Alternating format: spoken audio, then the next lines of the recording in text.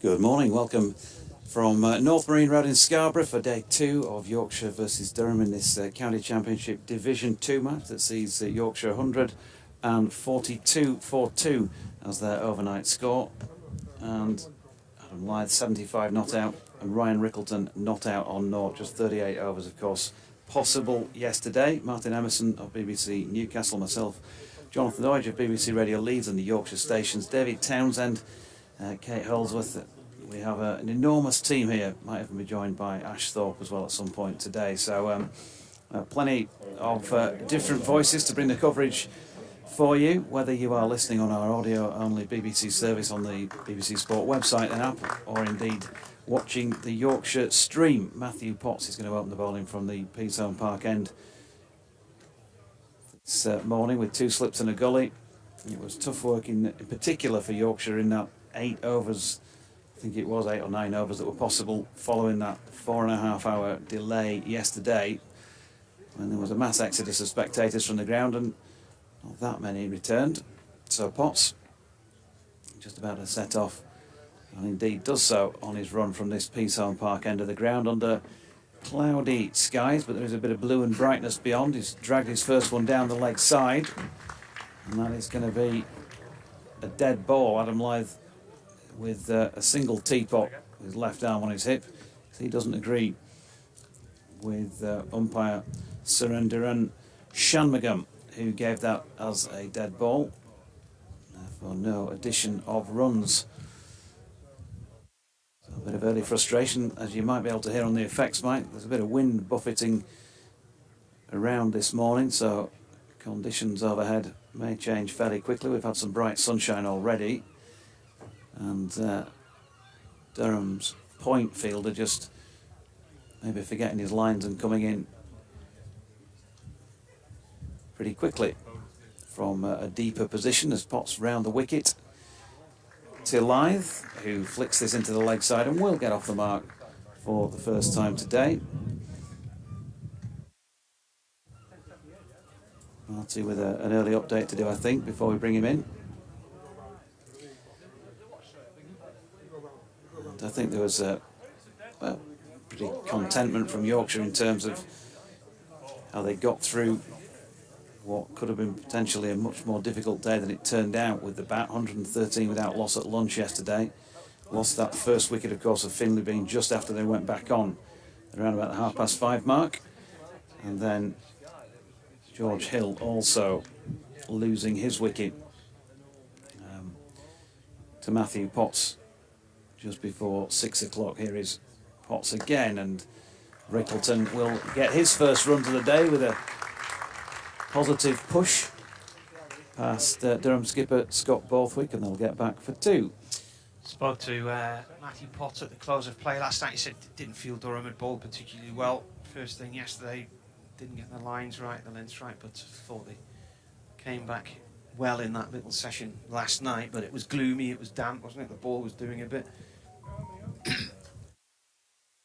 Yeah, and spoke to Ali Maiden, Yorkshire's batting coach, about the value of an opening partnership, which of course Yorkshire have struggled since the days of Lyth and Lees to really put a consistent one together, but it looks like it's starting to go that way with 3 really good partnerships during the last 3 matches as Potts bowls to Rickelton, who turns it into the leg side. He said, and maybe this was a courtesy to Durham, that he thought they'd bowled pretty well really, and it's not easy to find the right length here at Scarborough, but once you do, as Matthew Potts did in the closing stages, then you get into that groove and it does make it difficult for the batters.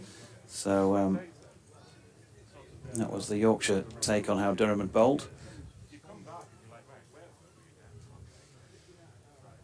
145 for 2, Potts round the wicket, and Rickelton turns that to leg. There probably was a one there, but Adam Lyth didn't fancy going. He brought his dad with him this morning and noticed Alistair sitting to the other side of the press box from where we are, right on the very back row, up in the crow's nest. Prime position to watch his son bat this morning and try and turn that overnight 75 into another Scarborough 100. A little way off that yet. Potts bowling to Rickelton here, left-handed of course, and plays a leave to the last ball of the over, which was just wide of off stump. So Rickelton 2, Lyth 76, 145 for 2 after 39 overs have now been complete in this Yorkshire first innings. And a reminder, Durham won the toss yesterday and put them in. Don't feel like we've got into any proper rhythm in this game, do we, from a commentary point of view, really? I don't only really had yesterday. Speak for yourself. I mean, I'm just off the left foot, back off the right, metronomic really. Yeah, Looks okay. I just feel we need a proper session to get into this, you know. Proper session. Yeah. Well, yeah, we all disappeared out of the curry house too early for that last night. Although nice curry. Some people seem to have had a good evening, don't they, Kate Holsworth? Really? So you can't remember anything about it then? Ben Rain bowling down the hill here to Lyth. This ball is a dot ball. I think it's fair to say at least you and I knew our way back to our digs last night. We've gone down that sort of territory, haven't we? The corridor of uncertainty, which is actually becomes longer as you weave from side to side instead of walking in a straight line. I thought you looked a little bit in need of water this morning when she turned up. Rain bowls, Lyth drives at this one. Rain tries to get down on top of it. It's run up the hill for 2. Up towards long on. Water, yeah, resuscitation, perhaps.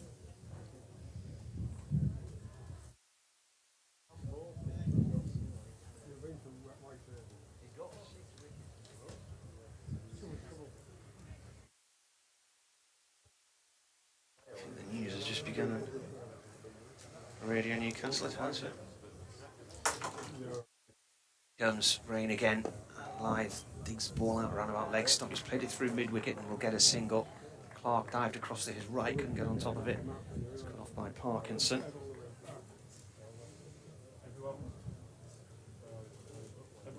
Wind feels a bit swirly this morning. Just turn me off a sec. A little bit on the swirly side. I think the Wi-Fi is a bit on the swirly side as well, because I can't seem to get a connection to that, so I ain't going to be giving you much in the way of an update from the early moments of other matches.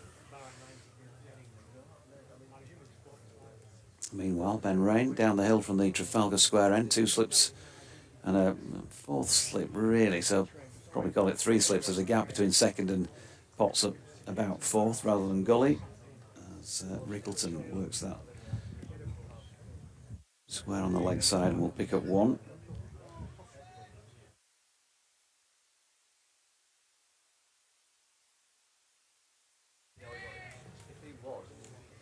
Fairly cool or mild when the sun is just been blocked by the clouds. And Rain, right arm over, bowling to Lyth, who drops that into the leg side. And again, there's no run. Fish and chip vans back in this morning.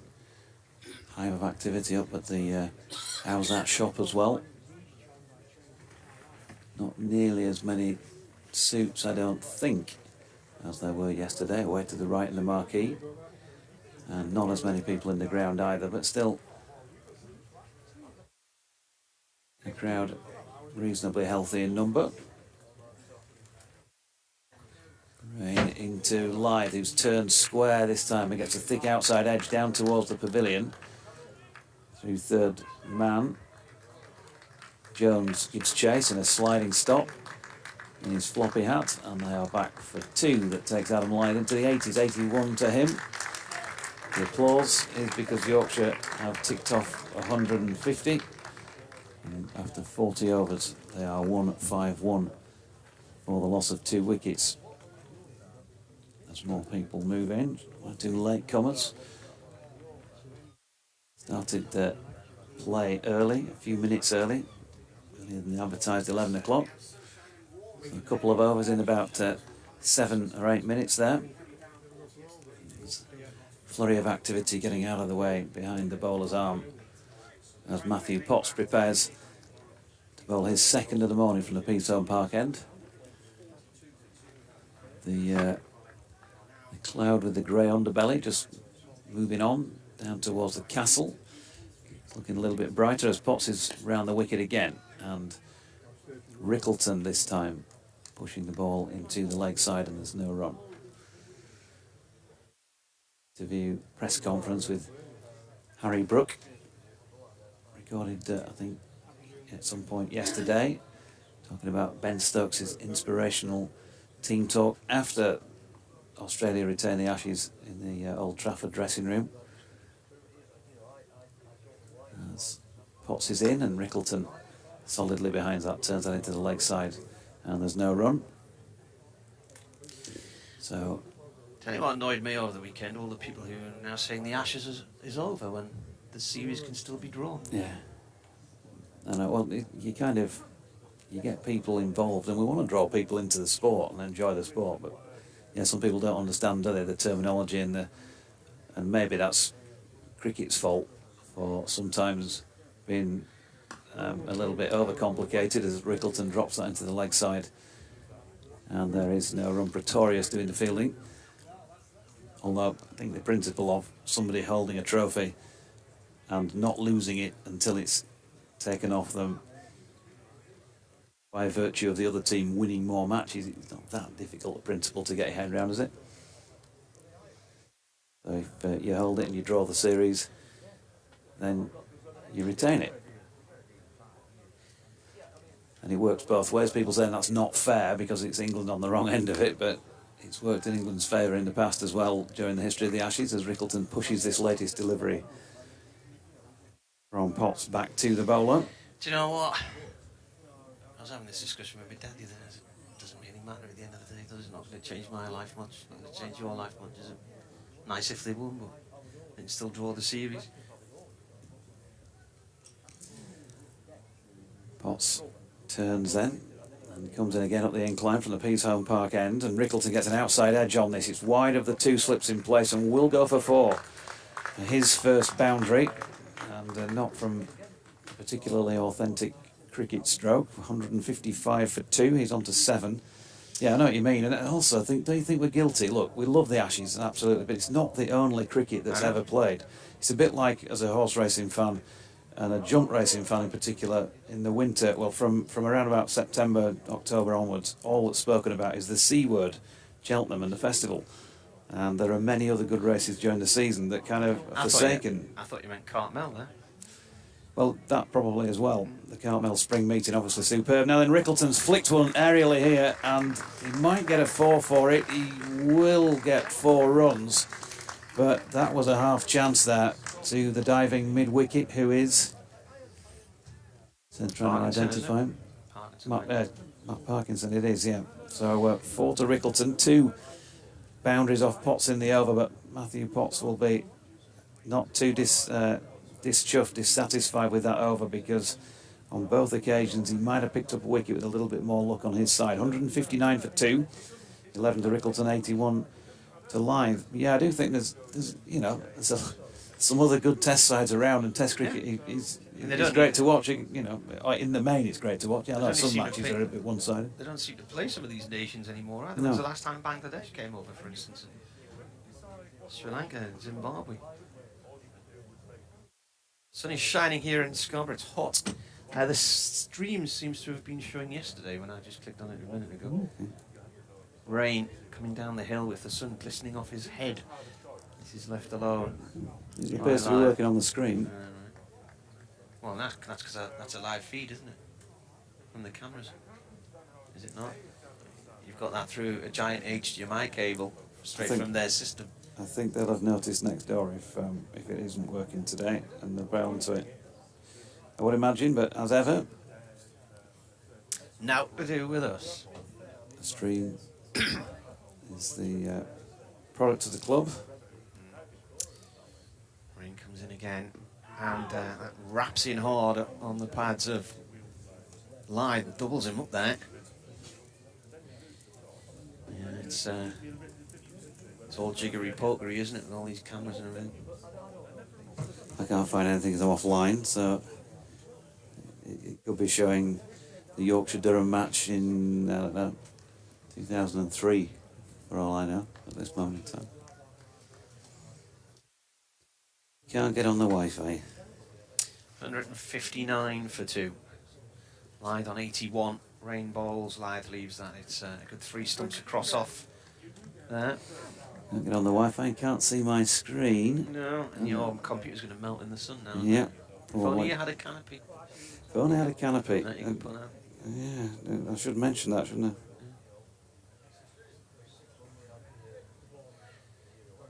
Nice to see so many supporters down from Chesley Street and Durham and Sunderland and Newcastle the last couple of days. The 2 familiar faces at the hotel this morning.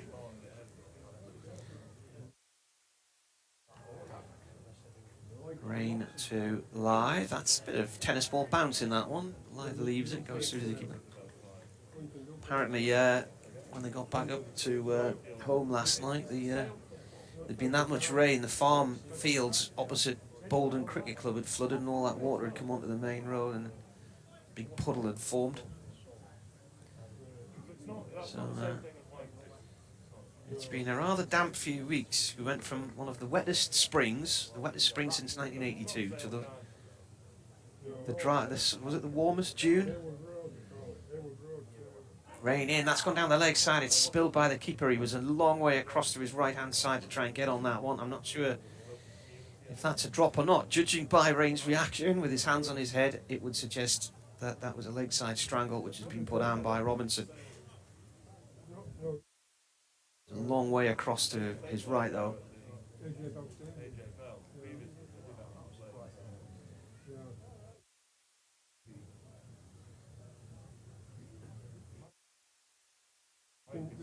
When did the 150 come about? 2 hours ago?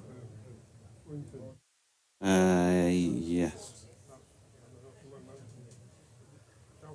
Rain in. Oh, that's got to be a no ball.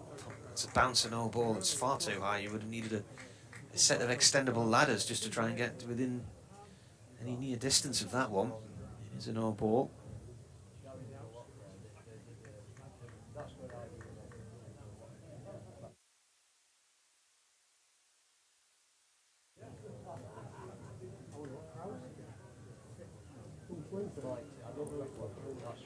A glorious morning at the moment.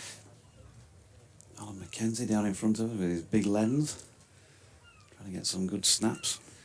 Rain balls driven by Lyth. Well, there you are, the ball after a no ball, and it's smacked for 4. And it shouldn't have actually been a delivery, he needed a ball.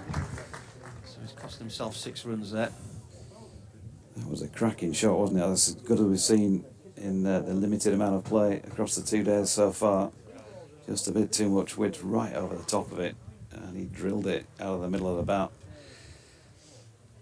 85 to Adam Lyth, 165 for 2 at the end of that one. Matthew Potts going to pick things up again at the P-Zone Park end. There's another influx of folk from left to right down below. One lady is particularly chilly by the looks of things. She's got a very long, woolly looking overcoat on. Burgundy colour. There's a whole lot of people just walk down behind the bowler's arm here. There's about 50 of them all standing. But now we're going to have to wait behind the sight screen. Potts comes in, and Rickelton diverts that backward of square leg, and they're going to come back for a second here. The throw is going to go to the non-striker's end, and Adam Lyth had to just get the hurry up on it. With Ben Rain who returned it, but they did manage to get 2. Yeah, that's a very strange release of the rope by our steward down to the left. Now somebody else has decided to shove his bag over his shoulder, and rather than have a view as he had just a minute ago from those seats, he's going to stand behind the sight screen and not see what's going on. Strange, as Potts slings one wildly down the leg side. Robinson can't get across to it, and there's no thought of a dead ball this time, as that is 4 byes, and therefore Yorkshire moving to 171 for 2. So 29 runs added in pretty quick time this morning. Bowling's not the best again this morning. No, that was pretty wayward. But he's still been the pick, hasn't he? Matthew Potts. Rickelton on 13 weights. Borthwick just has a word in the shell-like of the England bowler. Comes bounding in again. And this time just back of length. Rickelton having to play that from the crease. He drops it into the leg side. And there is no run. Kate, in an attempt to try and brighten herself up, has gone very fluorescent, sort of pinky colour. Might need some shades on with that. I just sang a song to her and she didn't know what the song was or who sang it. Can you guess which song it was that I sang to her? Really the pink? No. Comes Potts. Rickelton solidly behind another one into the leg side, where Pretorius feels no run. Sunglasses? No? Pretty in Pink, psychedelic first. Oh, Pretty in Pink, yeah. Could have gone for the last film I ever saw by Kissing the Pink. That was a good song. Orange, that's not orange.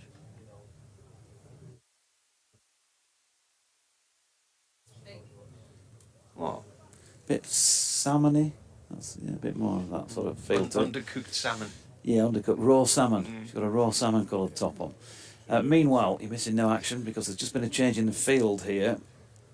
And Graham Clark, is it, I think? Yeah, he's been brought across to short mid-wicket in a catching position to Rickelton, who flicked one in that direction in Potts' previous over. And they've also sent Parkinson back to sweep on the mid-wicket boundary, a little bit squarer, as that latest delivery was just punched into the offside by Rickelton, but no run.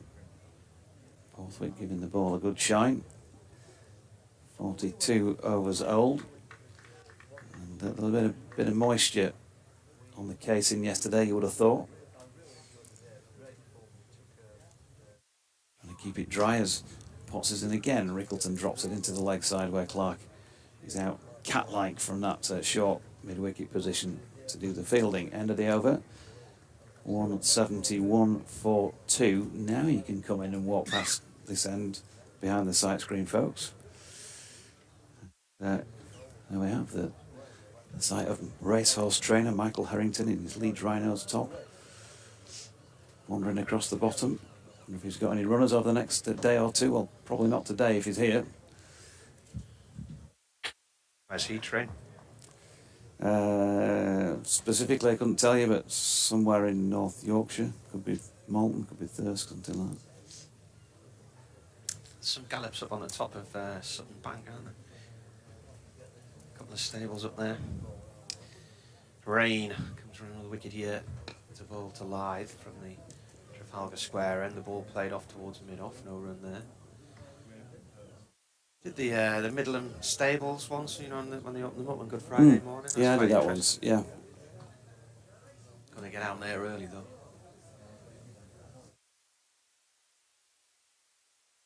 Most of them close by lunchtime, I think. Up on the windy moors. You go watch them on the gallops? I've seen them up there. Used to have some friends who had a little cottage and horse house up on the top there. It's gone past the stump through the keeper. I think the big climb out of Kettlewell is known in local circles as Park Rash. And then you go up the top of there and you come out on the horse house before you drop down towards Midland. Nice run, that, isn't it? Yeah. Lovely run. Well, I say run, drive. Yeah. Don't think it'd be particularly See where the nice Yorkshire run. came through there. Yeah. Probably in its last incarnation, I think. We haven't had it for a few years now. Rain round the wicket to Lyth. It's left alone. 171 for 2. Still plenty of spare seats on the eastern terrace there. Anyone's thinking of coming in. Side on view. The back row at the Trafalgar Square end is full. There's about 2 rows of seats there, or maybe 1.5 that are under the shelter. Popped over there yesterday to see my mate Chris and his wife Sarah, and they managed to get sort of half under the shelter. The answer to that. Here comes rain. Oh, nips back in sharply. Possibly going down the leg side. Oh, I think he's got it out of his pocket. Oh, sorry, I didn't have any PPI.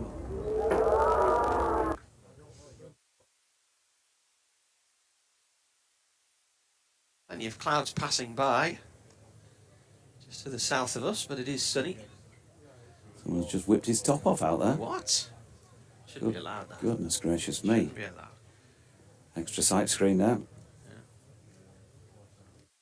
Rain to Lyth. Lyth forward to this one, meted on the bounce. Pushes it past Delader at... oh, he's fallen over. Not Delader at Lyth. He was turning to come back for a second and he's fallen over. The ball had just been played past point. He's up low. He seems to be okay. It's not Saud Shakil territory. He fell over at Durham and twisted his ankle. Had to hobble off.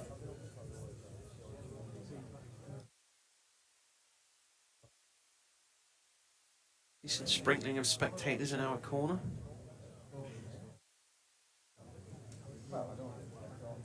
Yeah, so he's got the sun out down there beneath us, and his flask of coffee. Plenty of bucket hats on show. There's a guy came up to see us earlier with his new Yorkshire bucket hat on. Lots of white roses on the outside of it. The Durham one's got it's blue on one side with the Durham badge, and then you reverse it and it's got loads of the Durham D badges. So rain balls here to Rickelton, and that's defended. Rickelton fends that away one hand and pulls his bottom hand off the bat sharply there as if it stung the fingers. Good view up on one of the backs of one of the guest houses there. They've got a terrace. It's a nice view up there, isn't it? A few people sitting on their deck chairs just beyond the fish and chip van. It's fish and chip night tonight, isn't it? Is that right? Fish and chip night tonight, yeah. It was Ben Crossland who came to visit us earlier. He might be listening somewhere around the ground. He's a regular contributor to the broadcast, big Yorkshire supporter and musician. The guy in the bucket hat? Yeah, a musician as well, Ben. He gave me a CD of his band's sort of jazz take on the Kinks, and it was really good, I've got to say. Unfortunately, I changed my my car radio last year, and it was a CD, and it was stuck in the radio. I didn't realise that it was in the radio at the point it was turned, changed around, and so it's still stuck there.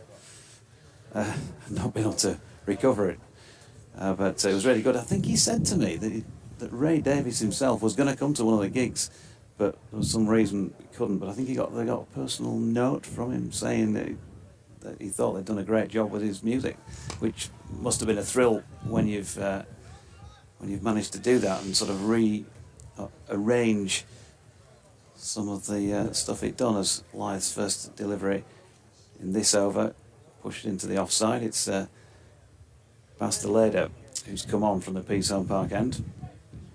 So what is he on Twitter then? Is it Ben from the Bar or?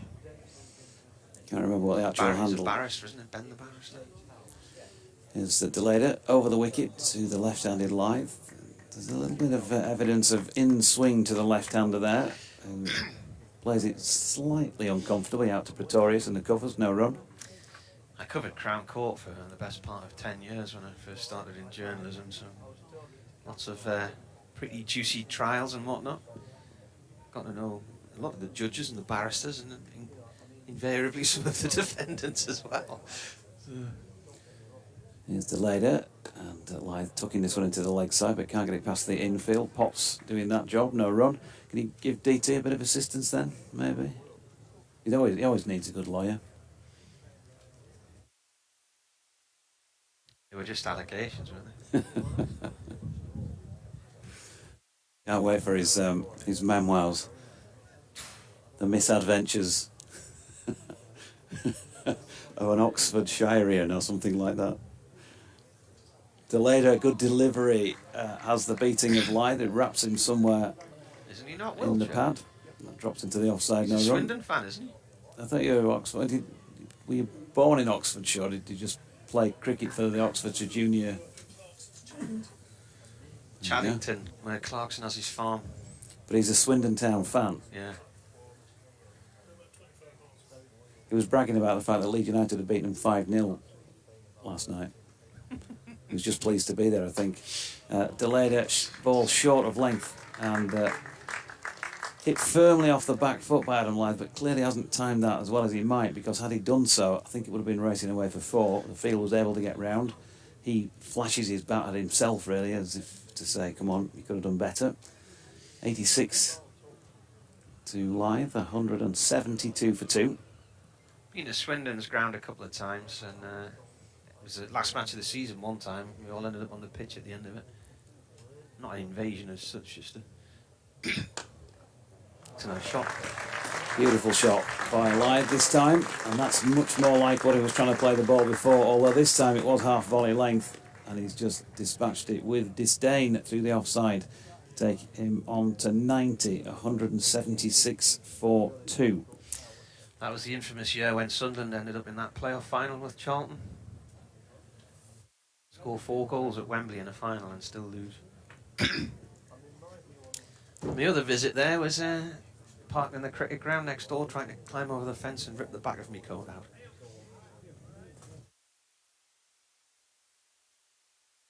Suppose I better stay on, just in case. Try and do 2 things at once. Do you mean Lyth approaching 100? Mm-hmm. Or is it Rickelton nearly on 15? Well, yeah. No, 14 actually. I'd like to celebrate the 14th. Yeah.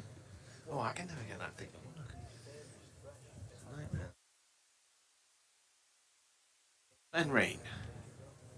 The ball to the South African Rickelton, who was having a chat with Macau Pretorius as the teams were warming up. They were throwing a rugby ball to each other. Rain balls here. And playing a miss. Bit of pace in that one, coming down the hill. Good delivery. Seen some Chesley Street cricket tops in the crowd today.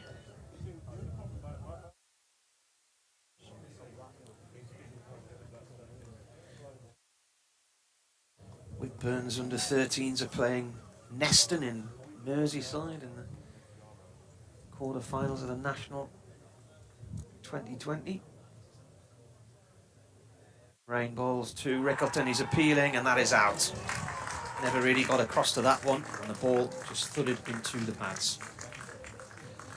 So he departs for 13. So didn't quite make the 14 celebrations. And You put the kibosh on him there, didn't you? Yeah, angled in. He's looking at it as if to say that's hit me outside the line, and it had to be fairly close to being outside the line, but well, those who can see the replay are obviously seeing a different angle. There's always a little query about height at Scarborough because of that extra bounce, but without the bars and the ball tracking and all the rest of it, not easy to be precise. But umpire Steve O'Shaughnessy thought it was out, and that's what counts. 176 for 3. Matthew Revis coming to the crease.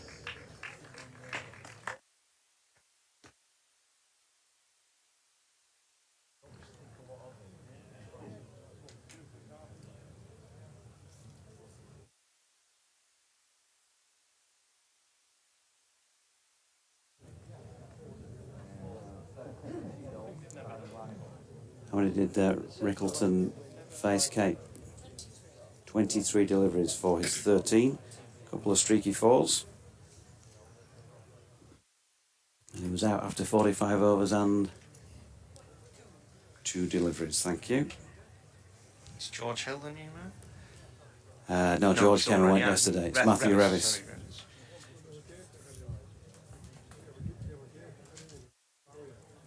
Yeah, promoted to number 5 in the absence of David Milan, with a bit of a reshuffle in the batting order.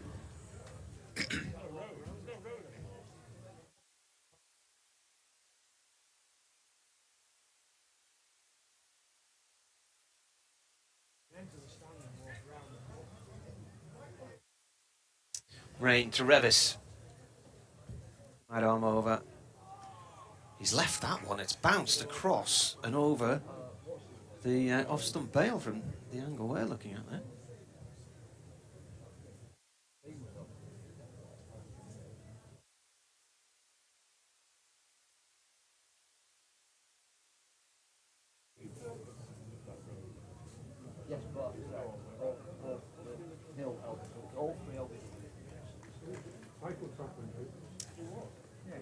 Got 35 on for the last wicket. Rain in to Revis again. This is defended. That's Rain's 45th wicket in the championship this year. Leading wicket taker in Division 2. He's just gone one ahead of Matthew Potts again. Revis this season has 266 runs, highest score of 104 not out. So his 150 became 100. Rain balls, and that's playing a miss. That bounces, a bit of tennis ball bounce again there and moves across towards the keeper. That was a maiden first-class 100 as well for Matthew Revis. Yeah. In the match against Gloucestershire. Yeah. So was that 2 or 3 weeks ago? Was it? Yeah, for the first of this sort of block of 4 games.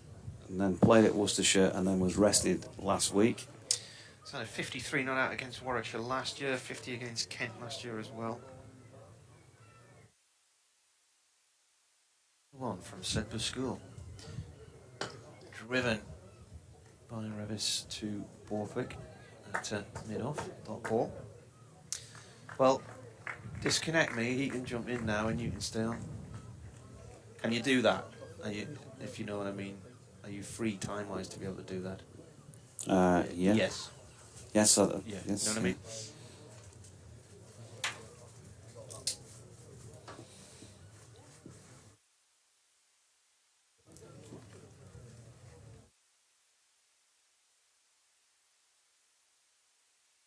So it's going to be delayed to continue from the Peace Home Park end of the ground. Wait for DT to make sure he's got his equipment in place. As in he comes from the up the incline, and it's wide of off stump. Just trying to tempt Adam Lyth into having a flash, but can't do so. Morning, DT. Morning, Jonathan, JD. Oh, lovely morning it is as well, isn't it?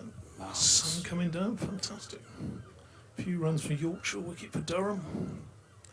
What more could you ask for? Maybe another bacon roll or something. fish and chips later on in honour of Callie, I think, probably asked for. Delayed. This one shaping in towards Lyth, who gets it out to point, and there is no run. Good piece of fielding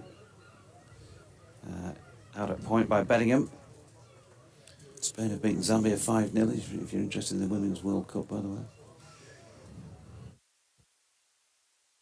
You mean you're not? I said nothing. No, it gets interesting towards the final stages, I think, isn't it? Obviously when England are playing. And then this latest delivery just turned back with a square leg to get Lyth onto 91 with that single. Glorious morning, we're getting burnt in the box again. You speak for yourself, huh?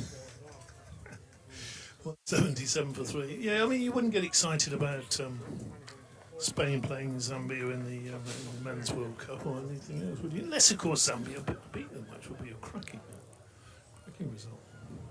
Yeah. Who's going to win? Spain and Japan apparently both qualified for the last 16 this morning. I don't know who's going to win it. I don't know enough about all the form of the teams going into this tournament. As Delader bowls there to Revis, who punches it back to the bowler, no run. I know Canada won the Olympics and they're playing today against Ireland. They do play football in Ireland. Do they? Incredible knowledge he's got.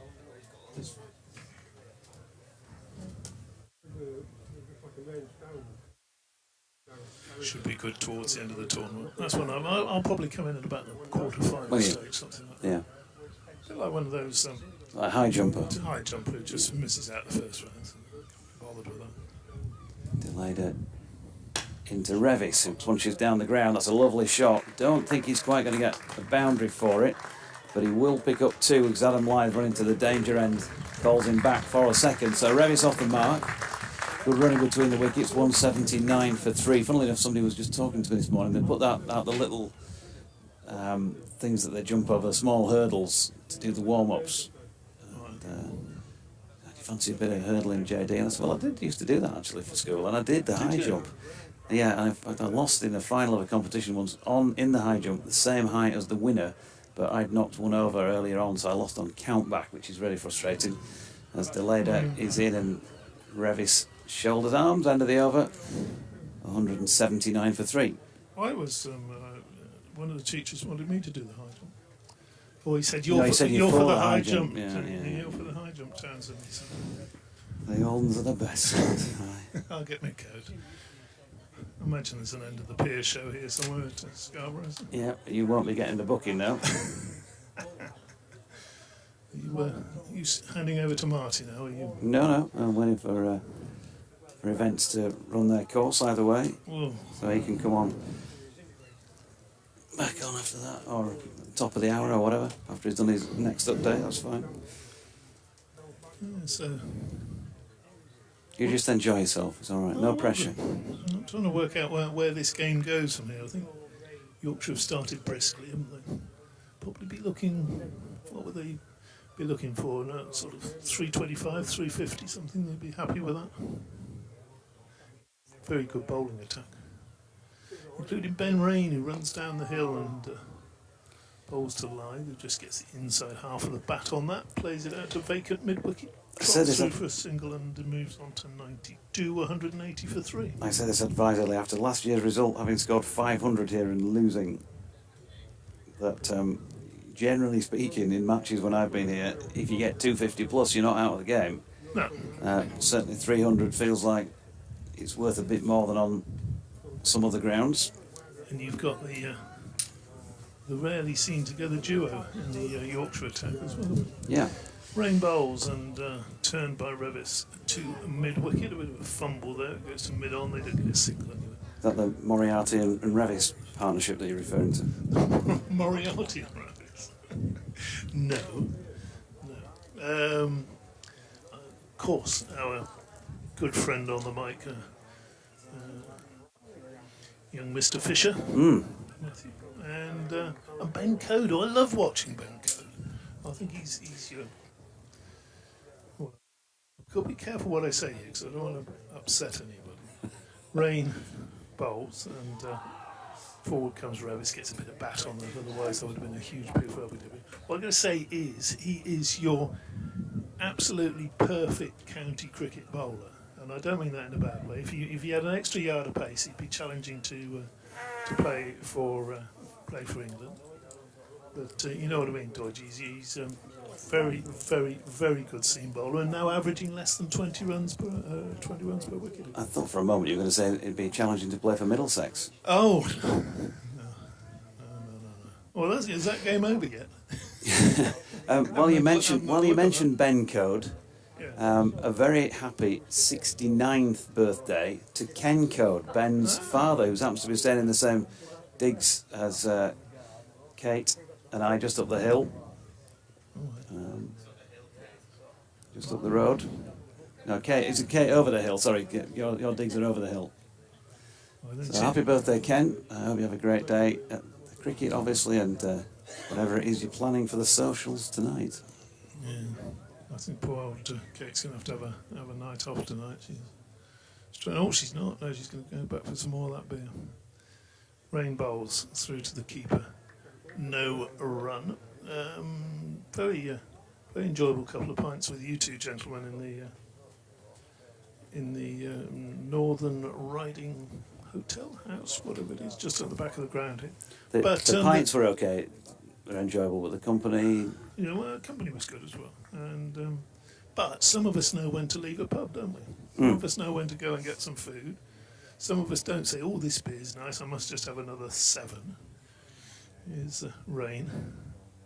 Bowls and pushed into the offside. Ooh, that's a cheeky single there. I'm not quite sure who called for that one, because it must have been Lyth, because it was just pushed to the left of mid-off, and Lyth was running down the hill. And he would have called Revis, and Revis all of a sudden really had to get a bit of a move on. Got through all right. Thanks to my good friend David Wilford, who has messaged in to say Michael Harrington is now based at Willerton, Gainsborough in Lincolnshire stables, so not in North Yorkshire these days. All right, that was referring to a horse racing trainer, was it?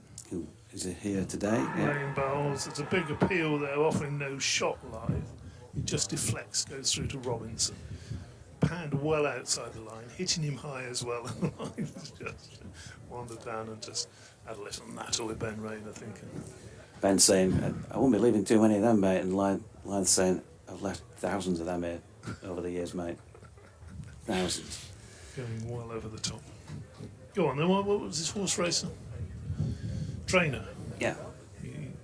He's on the ground, he's got a Yorkshire or an England, I think it was a Yorkshire shirt on when he went past earlier. We were going to go to Beverley or something, weren't we? But you're not able to do that now. No, I'm going to be paid to talk about Beverley in a studio in Leeds instead. A couple of weeks' time. How far would it be easy to get out there from Leeds or somewhere better, Leeds to Beverley? It'd be about 90 minutes by car from Leeds. Oh, it's a bit of a way then, isn't it? It's about the same trip, I think, from here down there as well. I like those little, those sort of unfashionable race courses, if you like. Here's Deleda from the P-Zone Park end to the right-handed Revis, who flicks it along the deck to mid-wicket. Lees fields no run. Yeah, they had a lightning strike there on the track the other week while there was a meeting about to take place. I think it was just before the first race, something like that. I think it was a very, very hefty strike sort of thing. Oh. There were reports of a gentleman who was sitting on one of his own, deck chair type seats, levitating for a few seconds before he hit the deck as a result of the shock. I better check he was all right afterwards. Revis pushed into the offside, no run. He was apparently unscathed, which was amazing, really. Team was called off? Or? No, it went ahead in the end, but they had to wait a certain amount of time, I think, before racing. They managed to get away without a horse being harmed, because you can imagine the panic among the equine individuals who were there. Delayed it, it's wide of off stump, and Revis shoulders arms to this one, no run. Yeah, they're not the smartest horses, are they? So, bit of a crash of lightning, they should know what that's all about. I expect the older horses there were just saying, well, it's a bit of lightning, a thunder and lightning, nothing to worry about, lads. The younger ones were a bit skittish, were they? Yeah, a couple of emails look like they've arrived. And this one is full length delivery pushed back down the pitch by Revis, no run. A couple of emails look as though they've arrived, but it's very difficult to see them in this bright sunlight in the box. Come on, Fred, get it sorted out. Didn't have emails in your days, didn't have any of that. Letters delivered to the box then and postcards. Deleda to Revis, who drives another full-length ball back to the bowler, no run. Nigel Gurick says, Jonathan, have you any idea why Yorkshire have picked so many bowlers for this match? We're into the all-rounders already. Would Wharton, Duke, Frayne or Luxton have scored more than Rickelton? No. All I know is that David Milan is resting. Matthew Revis, who of course scored 100 and therefore might qualify as a batter, you would think. He's back in the side as a batter at number 5 here and just driving this ball down the pitch and sending Adam Lyth back, because that's a good diving stop by one of the Durham fielders, Matt Parkinson. round from mid-on. BBC West Yorkshire Sport at gmail.com is the email address, or at Jonathan Deutsch.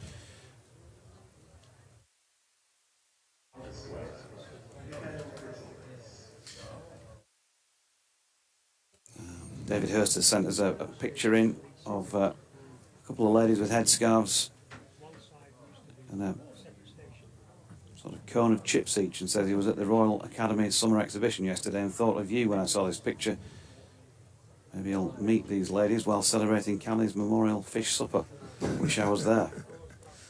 Yes, we didn't really get a chance to mention that much yesterday, did we? It's a little tradition that we've been Pretorius into the attack. Is he running down the hill bowls, and that's short and crashed away, but there's a man out on the deep point boundary, and there is just a single to line. Yes, you have the. It's a little. Can we call it a tradition? We've been doing it for 4 or 5 years, something like that. Second day of the Scarborough game, Callie Memorial Fish and Chip Night. So, any of you want to join in anywhere around the county, anywhere in the country? The idea is very, very simple. Pretorius bowls, and Revis covers up, defends, no run, 182 for 3. Just treat yourself to some fish and chips tonight, and raise a glass of something alcoholic or non-alcoholic, as your choice with your fish and chips. I generally like a Coke with fish and chips. Georgie, that would be my. I don't know why. It's always nice. Cold Coke goes with the fish and chips nicely, doesn't it?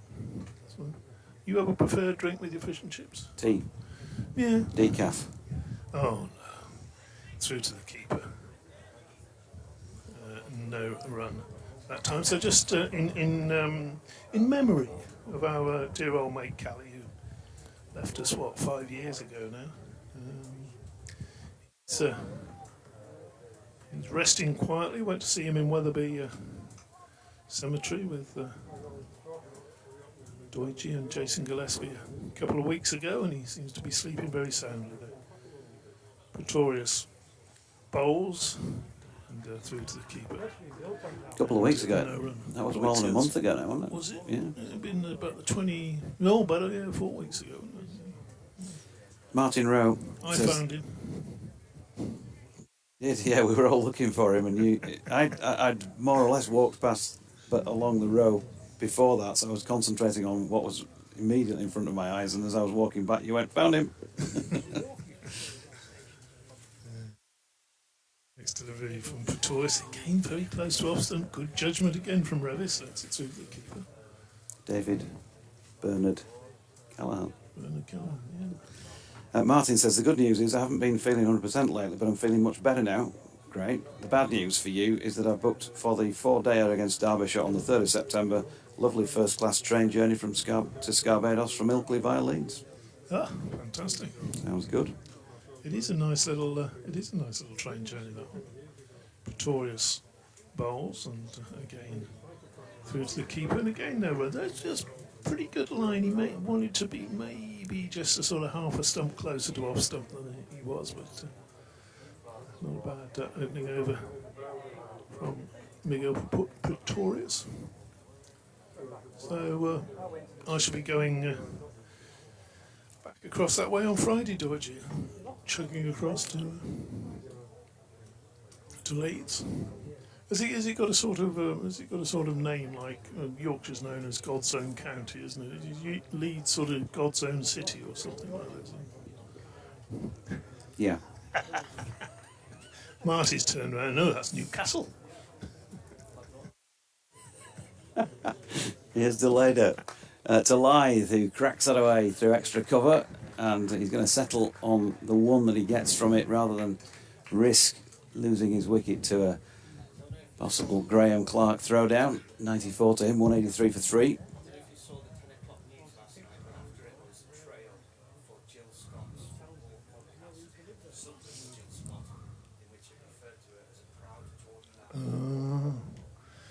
Yeah, Don't make that mistake. I don't know whether you picked that up on the mics. Jill Scott described on the BBC as man. Marty tweeted it as well, I think, earlier today. Proud Geordie lass, and of course she's from Sunderland, which makes her a Mackham, doesn't it, Marty?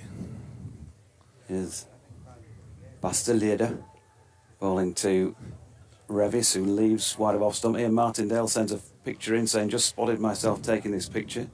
Interesting. Claire Sanderson, that's got to be cockles and mussels, fish and chips or fresh donuts. That's, I think, with regard to the Cali Memorial Night, fish and chip Memorial Night, do send us your photos. Do send us your pictures in as well on the old Twitter, or well, whatever it's called these days. These days, it's name's changing or something. Isn't it, Twitter. Later, wide of off stump, Revis leaves in a response to my Scarborough Mere photograph of yesterday when the ground was partially underwater. Rob North has chimed in with parsley, sage, rosemary and thyme. Mighty Mariners says, hope the rain stays away. I see Yorkshire have got a lot of games at Scarborough this year. Is it because of the 100 at Headingley? They've just got the same number of days, 10, as they normally have, Mighty Mariners. Maybe it feels like a lot because there are two more immediate on the back of this next week. The Lader is in and Revis dropping that into the offside, no run. Jack Dudman says, morning JD et al. Glad to see everyone made it back this morning. Commentary crew included. Forecast looks good, so fingers crossed for a high Yorkshire score. PS stream is working fine. Andy Walker says, you're right about Cheltenham chat, JD. What a drag during the winter, then it's over in less than a week. The Ashes is the pinnacle, but I always enjoy England playing tests against smaller nations. Surely that's what sport is all about, extending our horizons. Yeah. Delayed to Revis, again solidly behind this one. John Story asks 2 questions. I'm not sure if we can allow him 2, can we? Well, go on, we'll see how good the first we'll one let you on this occasion. Does Milan really need a rest? Not much cricket recently. Well, apparently so, is the answer. The only answer I can give you on that front. And 2, as nothing much happens in the day after 4-day matches, why not keep as a reserve day in case of rain? Yeah. If there were less cricket in the summer, that might be a possibility, as Delader is in and that's wide of off stump and Revis leaves. If there was maybe an August that involved some traditional cricket, something more than 8 days of cricket in August. Those 3 weeks might allow an extra day to be reserved on the back of and therefore used as a rest day if they didn't play and didn't need to use it.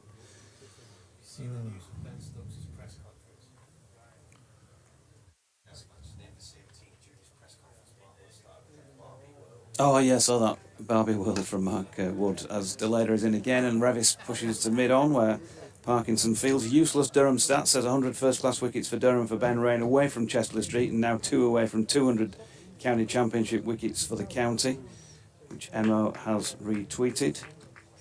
And I think we are up to date for the moment, but, well, I've hung on for 25 minutes here.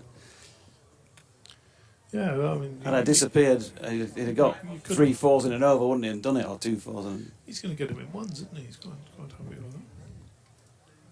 Just nudging it round, first ball of the over. We'll get him in ones. Something like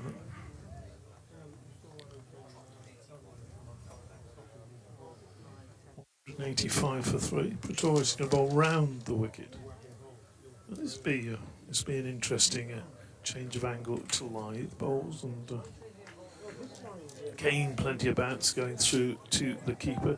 Must be difficult really for the umpires to give LBWs from that Trafalgar Square end because they do see that ball regularly bouncing over the top of the stumps. It's going to be certainly a good length to get the ball hitting the stumps, hitting the top of the stumps. Pulls again there, and again Lyth having nothing to do with that. Comes forward, arms up in the air. A couple of slips, gully man out on the point boundary, or just backward a point, I think. Extra cover and mid-off, and then I was going to say it's a traditional leg side field, but it's not. Got 2 men out, haven't we? Yeah. Mid-on and deep backward square, and presumably a fine leg, because we can't quite see him the other side of the press box. Pretorius bowls and thickish edge as Lyth looks to drive and ends up playing it off the inside half of the bat to mid-on. Noticeable this morning, Doidgy, that after that first 20 minutes or so, when Yorkshire scored quickly, the ball just started to move around a little bit more, didn't it? With, maybe the effects of the roll are just wearing off, and so 1 or 2 overs where he did a fair bit. Next delivery, yes, a swish outside the off stump, and I don't think Adam Lyth's going to be too pleased with himself about that, because the ball was wide.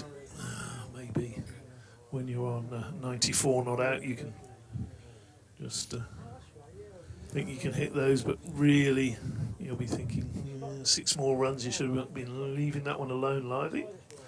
Quite glad I didn't smash it for 6, because the whole point of me staying on was to get him to his 100, and you're calling him. Next delivery is he starts to leave that one, and actually just finds the bat and plays it down into the gully.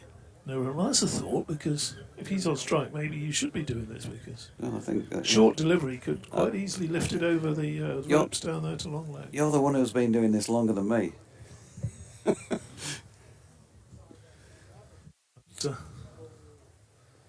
I'd not considered that. I didn't think he was going to hit a 6. It might not. Next delivery. He drives that one sweetly. Is it going to get all the way up to the tea room? So it's slowing down and just pops up over the rope. So now moves on to 98. And that, of course, means that Doidgy will have to commentate in a minute. But that's the end of the over. That was a lovely shot from Lyth. He moves to 98, 189 for 3. Was another signature drive through the covers. Don't have a pitch to him. He's got a bit of key. So Deleda from the Peasholm Park end.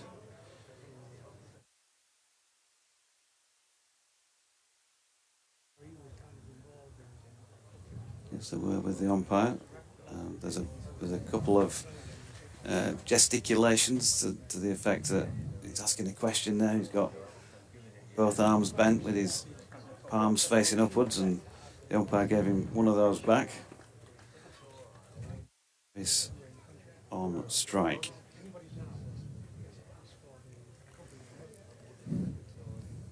Comes to Leda, right arm over. It's a leave by Revis. And there's no run.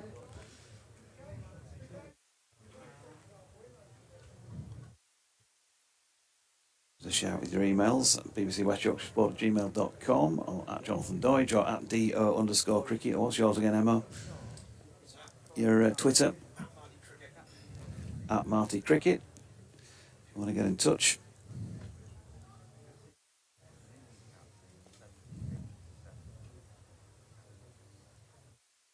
Comes Deleda, and that is wide of Revis's off stump, and he's not for playing at this one. Yorkshire said last night, or Ali Maiden said last night on behalf of Yorkshire, that they just wanted to bat the first hour and see where they got, and then take it from there. And of course, after all that rain yesterday, bound to be a little bit of moisture in the pitch.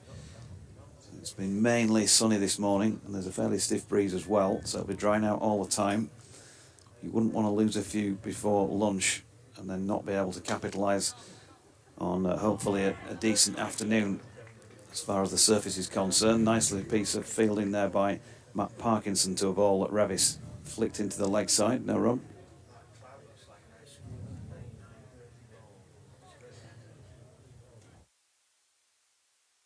So you're getting a bit excited about a big cloud that he thinks looks like a 99. Maybe he might go out and buy them for the rest of the corn box on the back of that. Later, and it's wide of off stump, and Revis leaves again. 2 to come in the over, signals one umpire to the other. Where's that? Where's the 99? Which one? He's losing its shape. Oh. Yeah, very much so.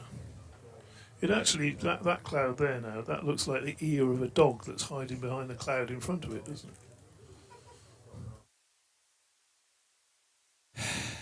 I need a break as Deleda is in and Revis runs that out to point, and there is no run. You can just see it there.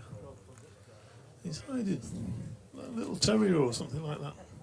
Race 3 from 33, so really is taking his time to have a good look here, which is fine. There's plenty of time left in the match.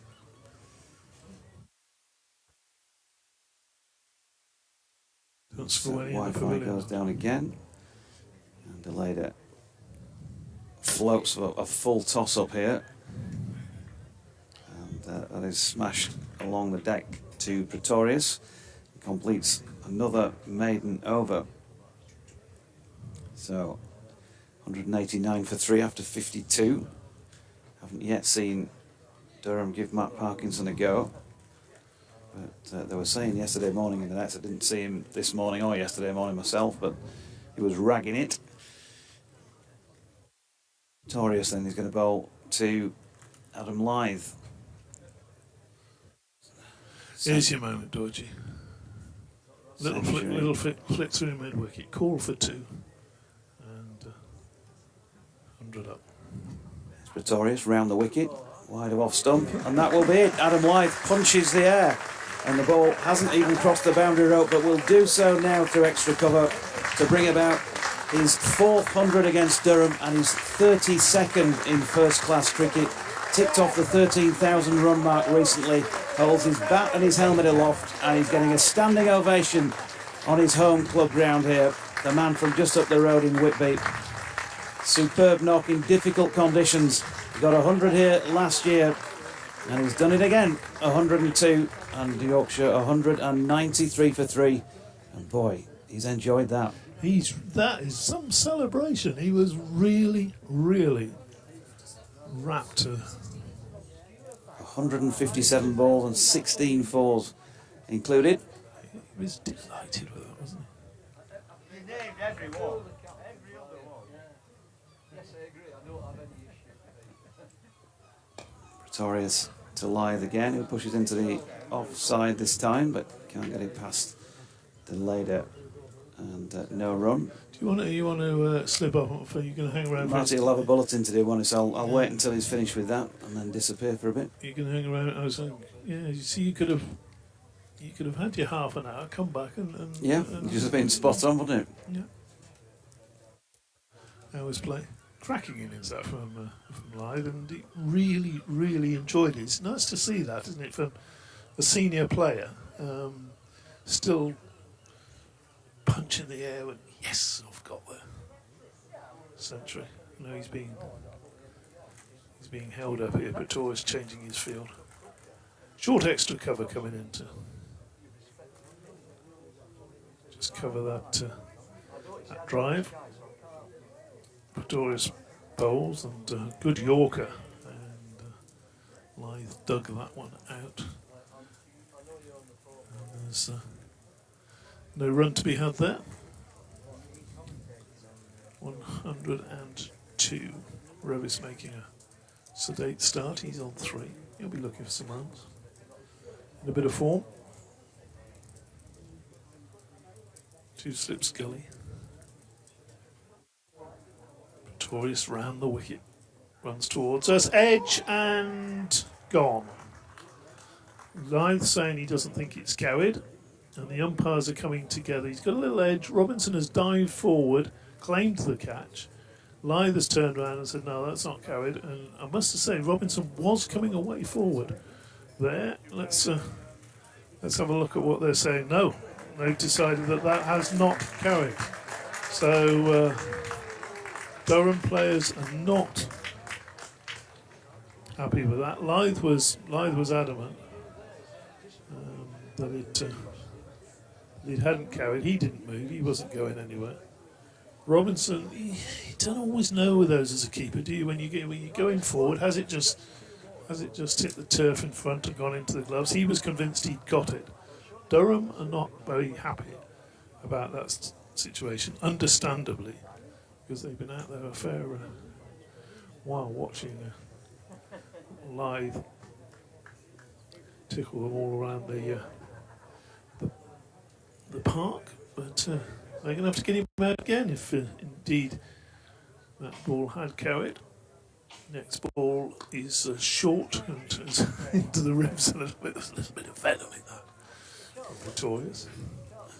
I always think that you always know, don't you? You feel the fingers jammed under the ball, or you feel a weight, part of the weight of the ball taken off if it bounces Sort of first coming slightly. up. Yeah, you think you always know. To me, it didn't immediately look right, did it? Next ball is it's a little bit more a bit more of a shoulder into both of those deliveries from Pretorius, and that's the end of the over. So umpires are out there to make the decisions, and they decided that hasn't carried.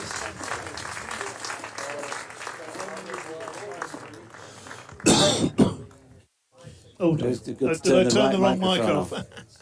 Apologies for that, listeners. I just tried to clear my throat, turn my mic off, but actually turned Deutsch's off instead. There we go. Unbelievable, Jeff. You'd like me to turn the correct one off this time. There we go.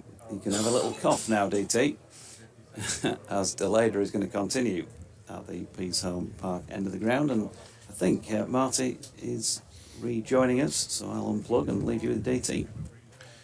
Thanks so much for that. So, Delada running away from us up the hill, 27 on his back. And he's driven nicely by rowers, but up to mid-off. We're going to need water in the box here. I just need to... Marty, can you pass me one of your waters down from that end somewhere? Yeah, thank you very much. I need to just... Well, the Durham players certainly thought they had live there. And from Pretorius' point of view, it was just a run-of-the-mill celebration. And given the benefit of the doubt, looking at it on the replay, it looked like it was carrying to the keeper. So this has gone through from Delada. So I don't know what he said to the umpires. Either it hasn't carried or he didn't hit it. But well, he hit it. There's no question about that. Because the umpires were, conferring as to whether it had carried or not. And the square leg umpire, it's down to him to make the decision. And it didn't look, to me, it didn't look 100%. One of those that would have gone either way. Delada bowls, pushes up towards mid-off, no run. he could have been out an 81 when Ben Rain thought he got him down the leg side, but it was a hard chance for Robinson diving a long way to his right. He got a hand on it, but it bounced out of his glove. So 400s against Durham, and 32 in his first-class career. Those other hundreds for Lyth. He's also got 450s against them as well. 143 in a draw in Leeds in 2014, 104 in Chesney Street in the same year. Delada bowls and a drop chance. He's flashed at that hard. And Beddingham, well, he should really be holding that. Jones, Marty. it's Jones, isn't it? Jones. Yeah, Beddingham very nearly got over and got the. Or did Jones chase the? Was Jones chase blows? Jones has got a wide brim hat on today. He normally wears a blue Durham cap. They've also almost got in each other's way, haven't they? Jones has gone to his right, shoulder height, got a hand on it, possibly put off just a little bit by Beddingham going across him. I'll have a look at that again in a minute. Next ball is through outside the off-stump keeper. So both these batsmen now could have gone in the last couple of overs. But Lyth also got 114 not out in Yorkshire's winning Leeds in September 2016, which until this year was the last time Durham had actually played Yorkshire in the county championship. That was the week of the infamous Wetherby pub quiz, DT, where as we arrived, Callie said, "Emma's, the librarians have got some ringers in from the Strollers Club." Delada bowls and another play in a miss outside the off stumps. Ball checking about a little bit at the moment. Good over that from Delada. Yes, we very talented quartet there, Marty. You, myself, Jason Gillespie, and the late great Dave Callaghan. And, did we come fifth out of sixth, or were we actually sort of sixth out of sixth? I think we were certainly bottom.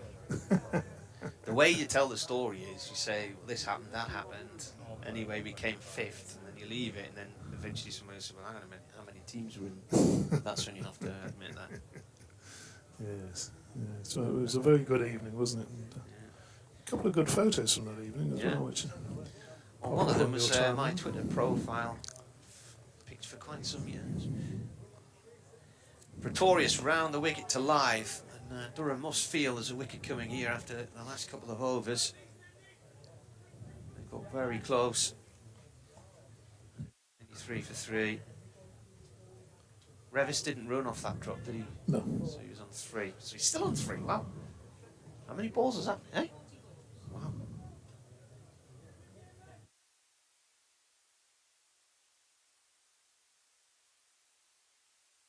Pretorius round the wicket to Lyth.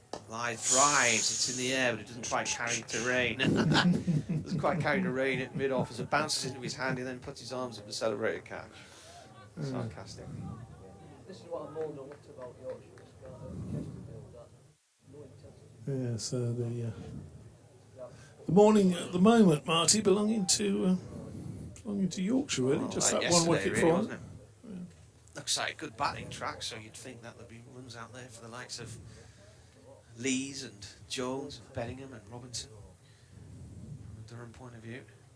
Pretorius in again, Lyth. Watches that one go down the leg side. There's a little yelp as the keeper takes it. But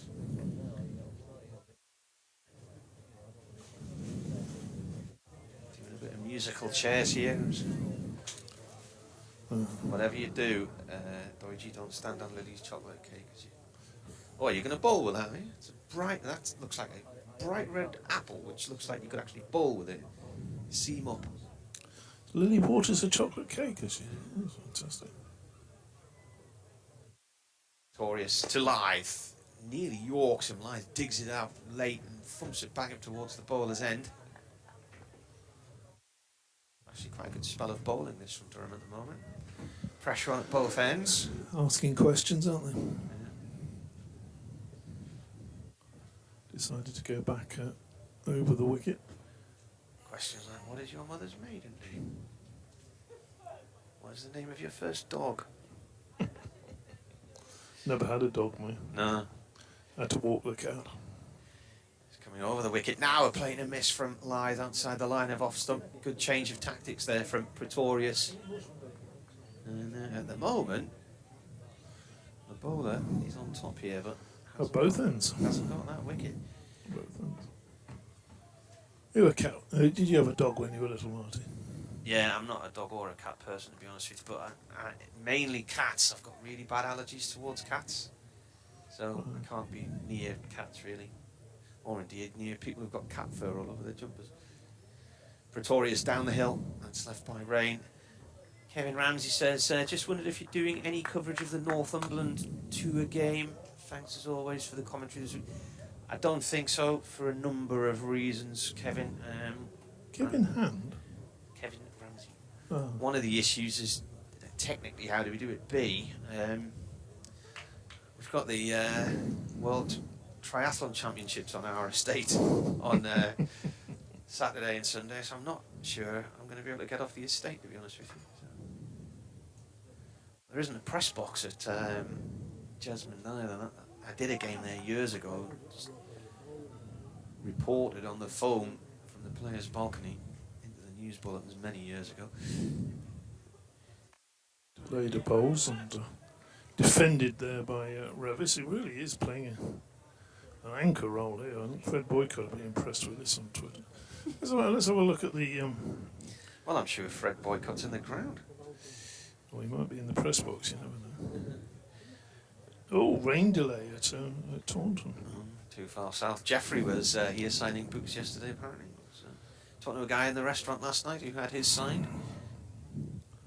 Still a very fit man, isn't he, Mr. Boycott? Next delivery played up to mid-on, no run. Let's have a look at these scores. Remarkably, they're still playing at Edgbaston. Warwickshire 60 and 92 for 3 now. They're trailing Middlesex by 47 runs. Talking of odd I bet decisions. Warwickshire win that. Did you see What that? are they, 96 for 3? Yeah. I bet they win that. They're still 47 behind. Yeah. So, What were they out for yesterday? 60? Did you see that remarkable dismissal of Roland Jones? No. Oh, yes. Pitched up and looks to play that through the onside. Plays Yeah. up to mid. mid-off. Anybody listening? Have a I look don't at- think he's out. No, I don't think He'd he was finished either. playing his shot. I think the ball had also cleared the ropes, hadn't it? Well, it would have certainly been well on his way to the ropes. Anyone who's got access to Twitter, have a look at Kevin Hand's. Kevin Hand's posted about it, and I think lower down the thread, there were actually replays of what happened. And it was just an extraordinary dismissal, which we'll try and describe after this ball from Baz Delayed, who bowls, and that's through the keeper, no run. Roland Jones has picked up a length ball and deposited it a long way over long on, and he the momentum of the bat has he's gone behind him, and then he's given it a little bit of a celebratory twiddle and dislodged a bail, and he's been given out here wicket. I mean, it's From the again, verb to twiddle. it was one of those that you look at and you think, no, that's not out. You know, you're getting a lot of silly dismissals these days. Short, and Revis swings that one away through mid-wicket, and he's going to pick up 2 runs, and you can hear the ironic cheers. You see his eyes lit up there, that ball. I'll tell you what, Short. he was nearly caught there by Parkinson, who was in it short mid-wicket. Just went to his left. Chased it back towards the boundary. There have been a lot of silly decisions recently, Martin, in my view. That was one of them. The Johnny Bairstow stumping, which should never have been a stumping. The Mitchell Stark catch on the boundary, which was He wandered out of his crease. And don't give me spirit of cricket, because that's a nonsense as well. Next ball is pitched up and driven up to mid-off. There was where were you on the Mitchell Stark catch then? Long leg when he I never saw that. He caught it about 2 feet off the ground, both hands, and he's let go of the ball with one hand, and with his other hand he's just gone to, just sort of put his hand on the ground, and they say he grounded the ball. It's absolute nonsense. Well, if it's in the one process of he's still in his catching moment. I tell you what happened to me a few years ago, right? I was playing a match for Whitburn at Sacriston, trying to finish the game off with a 6, and I got caught on the boundary. Right, and as far as I was concerned, I was out. The guy who caught me went running down the boundary, went to throw the ball in the air, threw it off his thigh, and it went out for 4. Well, in fact, it went out for 6. And the umpire said it was a 6 and we'd won. Yeah. But as far as I was concerned, that guy had caught me and he was just in the process of celebrating. So, he had the ball under control. Anyway, I was happy with the 6 runs and the win. Pretorius. Round the wicket from the Trafalgar Square end to Lyth, played up to mid-off. A lot of people interpreting the law book like a lawyer would do. I didn't see the live video of that incident, but I saw the photograph. He's got his hands face down and the ball's touching the grass. So to me, but he's caught it up here, and he's just gone slide it. He's just gone slide it, but he's caught it. The slide is the same. He's still in the momentum of catching the ball, isn't he? Yeah, you're going to be telling me Mancads are legal next time. Well, they are. They've been going on for years. I don't know why people get wound up about them. Don't leave your crease. Lyth pushes this down towards third man for 1. Every time it happens, there's absolute furore, spirited cricket. Stay in your crease. Why should a batsman be allowed to leave the crease and take advantage like that and then not be run out? Marty. No, it's been around for years and years and years and years, decades, longer than I've been around. Who can know cricket who only the laws of cricket knows? Yes. Was that Alan Partridge? I think it probably was the way it came out, but it was originally CLR James, wasn't it? So there you go. 196 for 3. Revis on strike to Pretorius, who's coming down the hill, right arm over. Revis defends, it runs off towards the covers, no run there.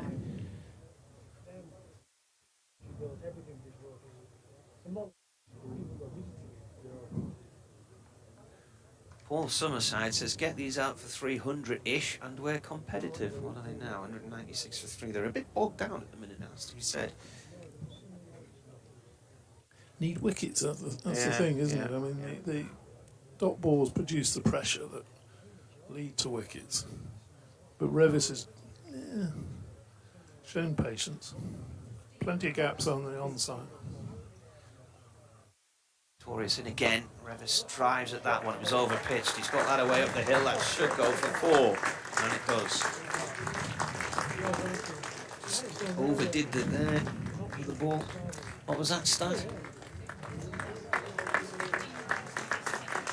Before the 15 runs in the last 10 overs. That brings the 200 up, 204.3 after 57.3 overs.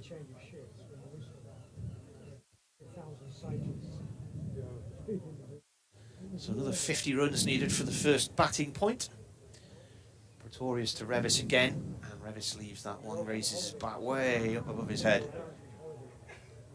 He's a tall lad, he's got to be a good 6'5" or more here, I would say. Well, I was reading the scores on that before we got derailed by. Essex have been bowled out for 169 at Southampton. So first innings lead of 49 over Hampshire. Saw a photograph from the ground yesterday on the County Cricket Matters page on Facebook. There didn't appear to be many there at all. Pretorius to Revis. Revis plays the ball to Borthwick mid-off, and that is the end of the over. 204.3. And at one end you've got Lyth on 103, at the other Revis on 9.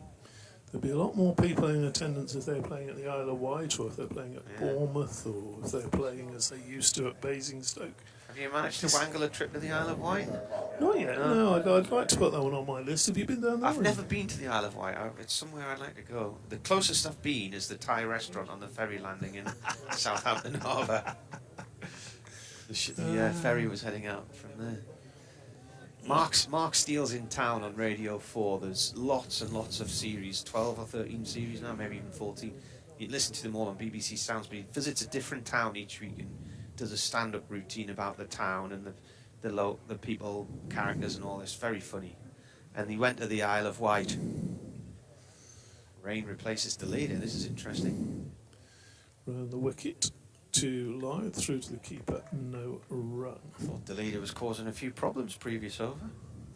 Well, he has. He's caused problems. Northants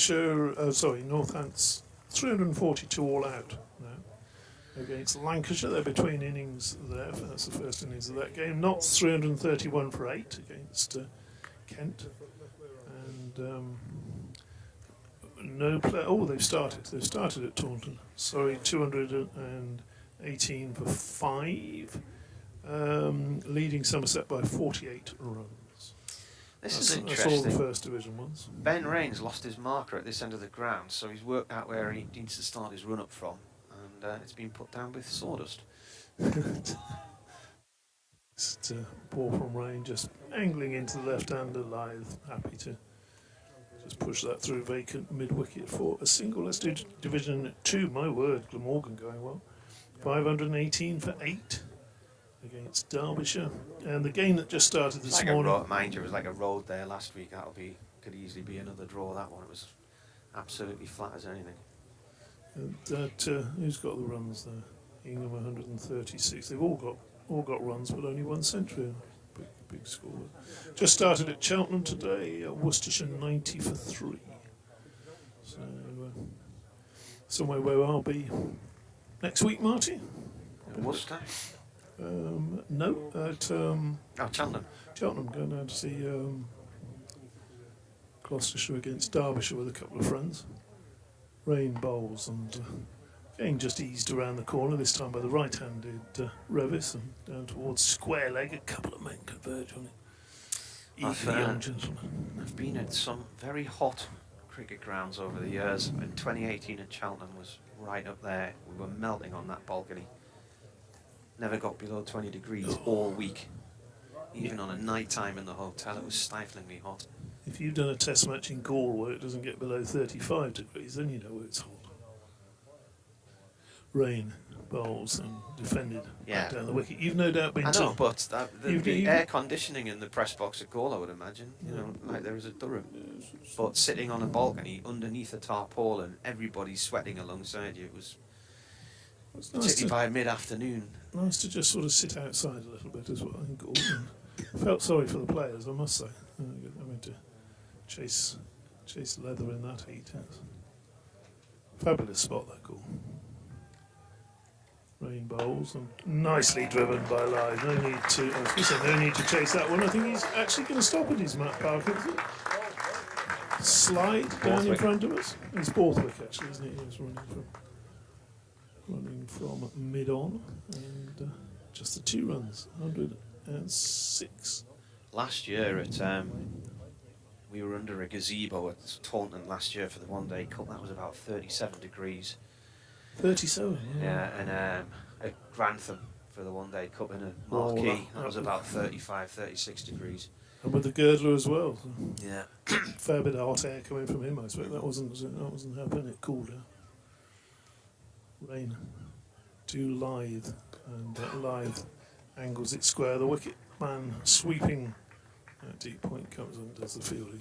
I felt sorry for One the more people at Grantham last year who were in a van with a clay pizza oven in the van. So it was 36, 37 degrees, and they were standing next to this huge clay oven melting in there. Pizzas were nice though. Fantastic. Yeah, I went there. I think the other game, I don't know how many games they played there, probably a couple, was it? I went there for the pop there to see the Middlesex game. Very enjoyable game of cricket, plenty of runs, 650 runs in the day, I think. The beer wasn't that good, though, I've got to say. Pretorius round the wicket to Lyth, and Lyth looks to pull at one there, and he's towed it straight into the ground, mistimed that one, and then hops around in anger at himself. I think he actually, to be fair to him, I think he realised he was in no position and just sort of patted it back in the end from a rather odd shot, rather than, risk getting out. It just, got in a mess there. Really wanted to probably be square cutting that or lifting it over the slips. Driven by Lyth, and it's gone uppishly towards Rain at mid-off, no run there.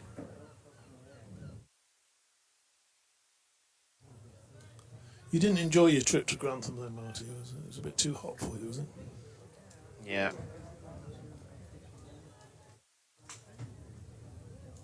Yes, I was going to say, I was going to get the other clue. I would have said you would have been. They're playing at some odd spot there this year as well, aren't they? In the One Day Cup. Well back, is it?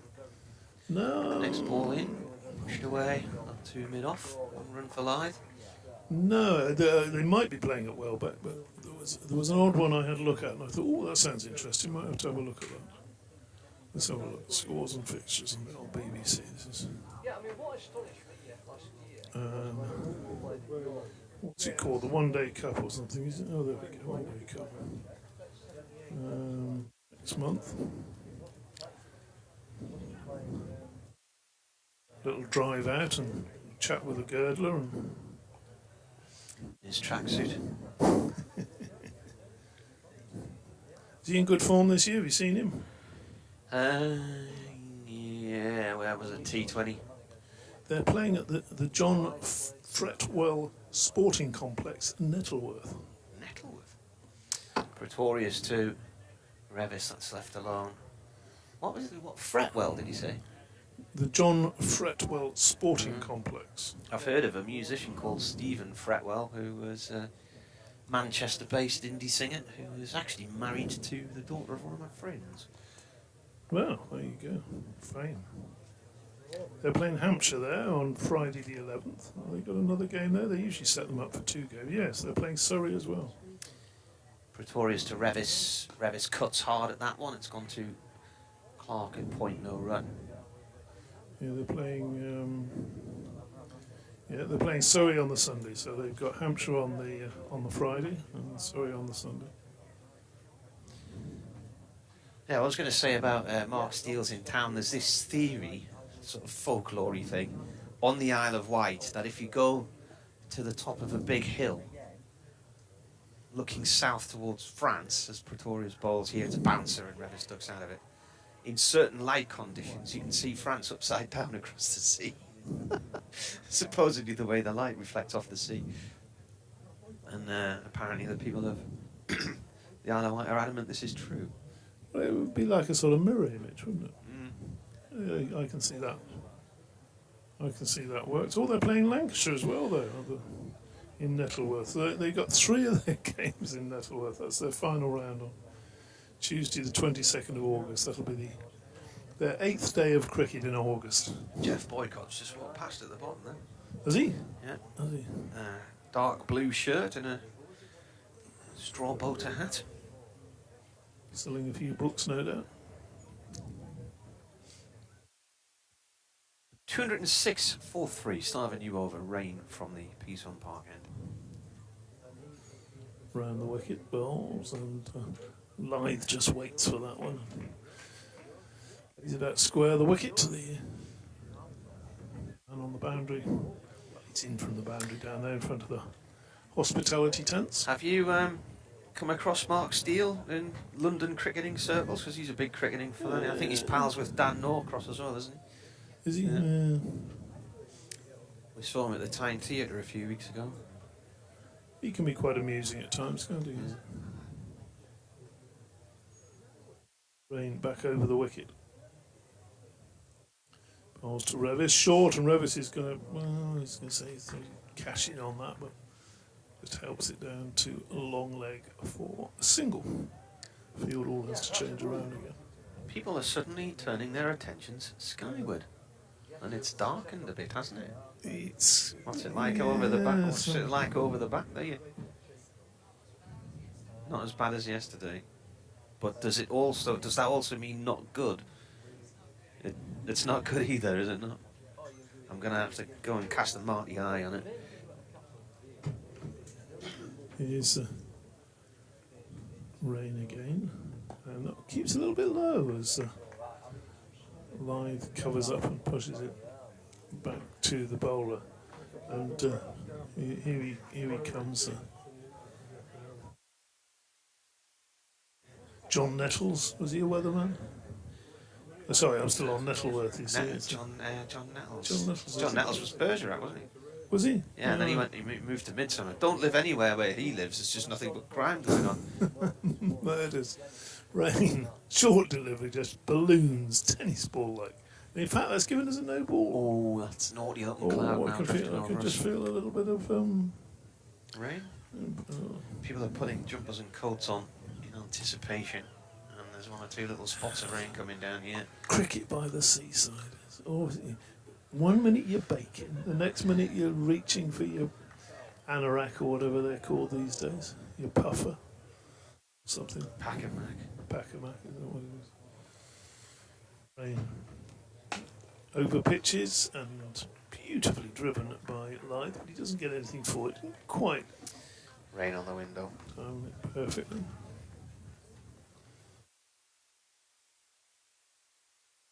Rain on the window, rain bowling. And, Drizzell, 12th man.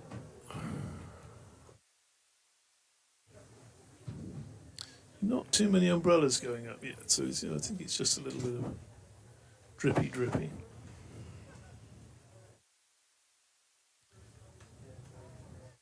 Bowls. And Lyth manages to stop that going into his stumps. Could have a look at that again on the replay. A nifty bit of quick footwork there, and short delivery coming into him. He played it down into his crease. He was going to go back onto the stumps, and he's volleyed it right into the top corner. Keeper off his line. Going nowhere near the stumps, wasn't he? Getting all excited. Let's have a look from this angle.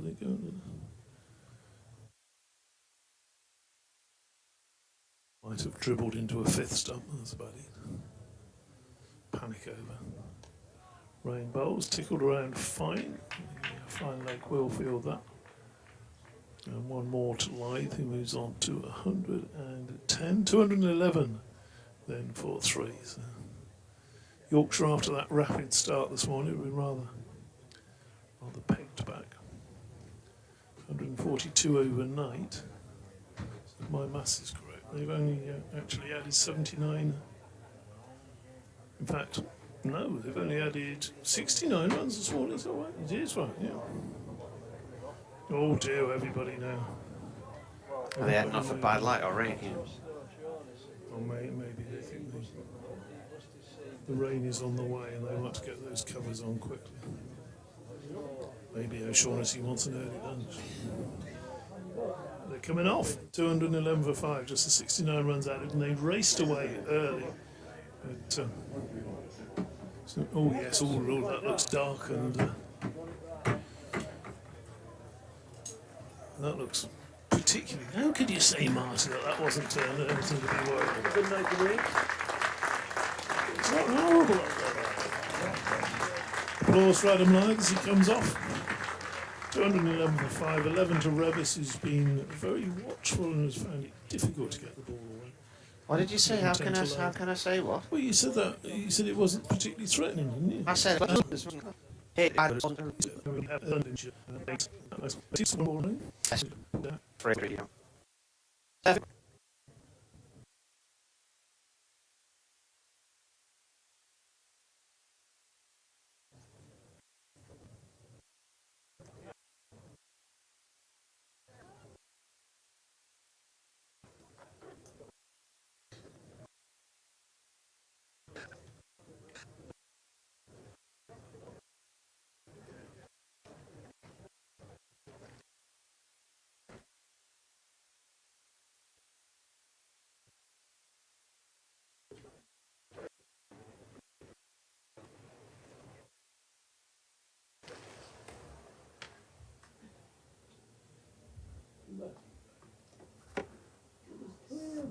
The forecast was like, I got up and I thought, great, no rain today. Going on. Well, if it's in here, turn it off.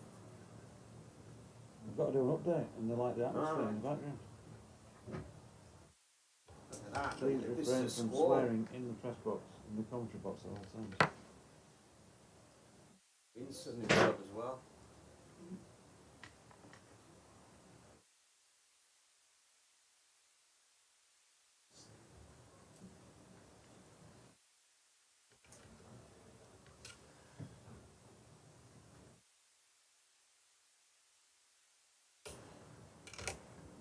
You seen the India Test Series? This one in Durham.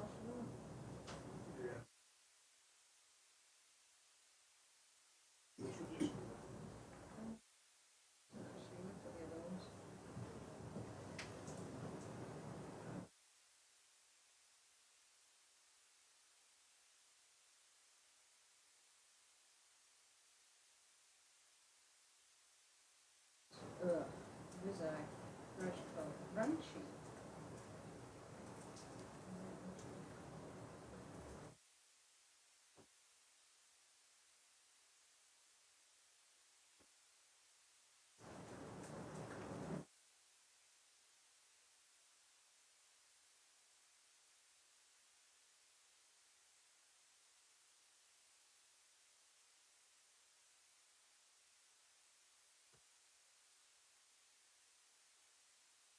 How much more of it is there to come?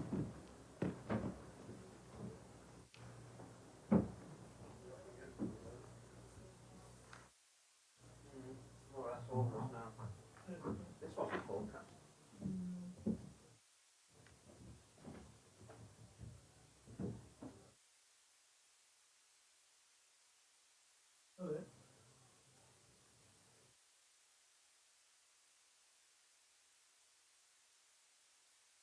That all you've got, Sky?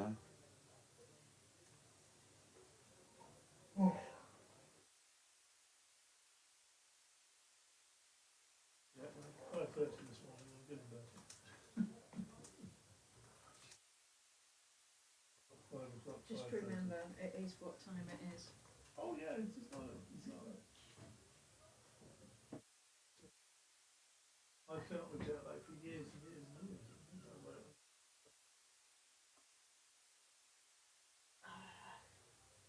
Because Holland's on the same time zone. Hello. Hi, Jane. Thanks. Yeah, just gone off. It's absolutely hammered it down for about 5 minutes. Okay. Yeah.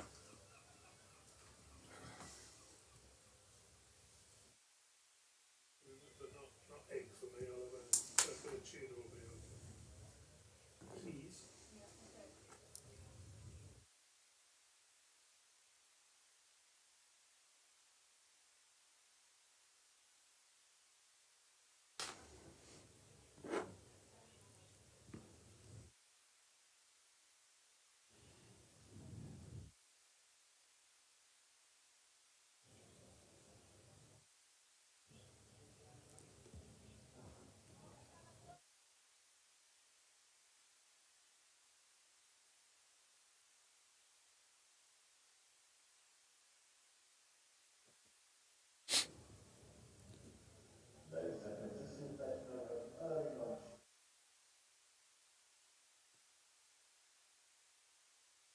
Getting the word, you're getting the word, rain. Yes, spot on, because once again Yorkshire's season, which continues to be blighted by the weather, has another enforced break in it due to some precipitation. 211 for 3 they were. About 10 minutes ago when it started to spit and everybody started to say, oh, it's spitting, get yourselves inside, save yourselves. And unfortunately, if they didn't, they'll be pretty wet now, Jericho, because it absolutely hammered it down for a good 5 minutes. And that's in addition to plenty that we had yesterday when we had some standing water around the place on the outfield. The ground staff did a brilliant job to get that sorted out. They're going to have more work to do now as well. The big story of the morning, apart from the weather, was, of course, inevitably on his home ground, Adam Lyth gets another century here. He's fourth against Durham. He's 32nd in first-class cricket. Remember, he ticked off the 13,000 run mark recently. He was dropped on 81 en route to this particular ton, but I've not seen him celebrate quite like he did today. In my time in the commentary chair, he pushed a 4 up through extra cover, one of his signature shots, and immediately on striking it, he took a couple of strides down and just punched the air and said, "Get in." And that's how he felt about scoring another ton on his home club ground, of course. So he's 110 not out. Matthew Revis is 11 not out. It's been tough work for Rev this morning. He's found it difficult. He himself was dropped at first slip by Michael Jones at one stage, but he's made it to the end of the 61st over. And at that point, the rains came. So just the 1 wicket loss this morning. Ryan Rickelton, LBW, to Ben Rain for 13. That was when 30 odd had been added to the overnight total of 142 for 2. And they've moved on pretty well during the time that they've been out there. 211 for 3. When you've been put in difficult conditions, I think is a very good return so far. We'll see how they go as and when they get back out there for any further play.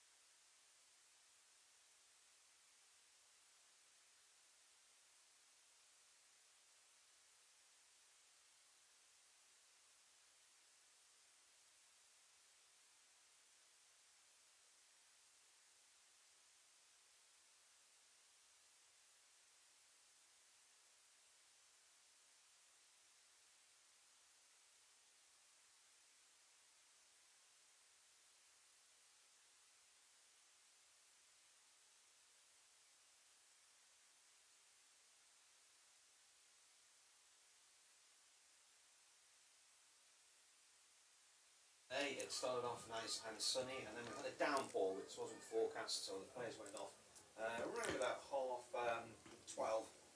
Yorkshire 211 4-3. Adam Lyth has 110. Just the one. Not taking an early lunch, are they? Ryan Rickelton LBW to Ben Rain when he was on 13.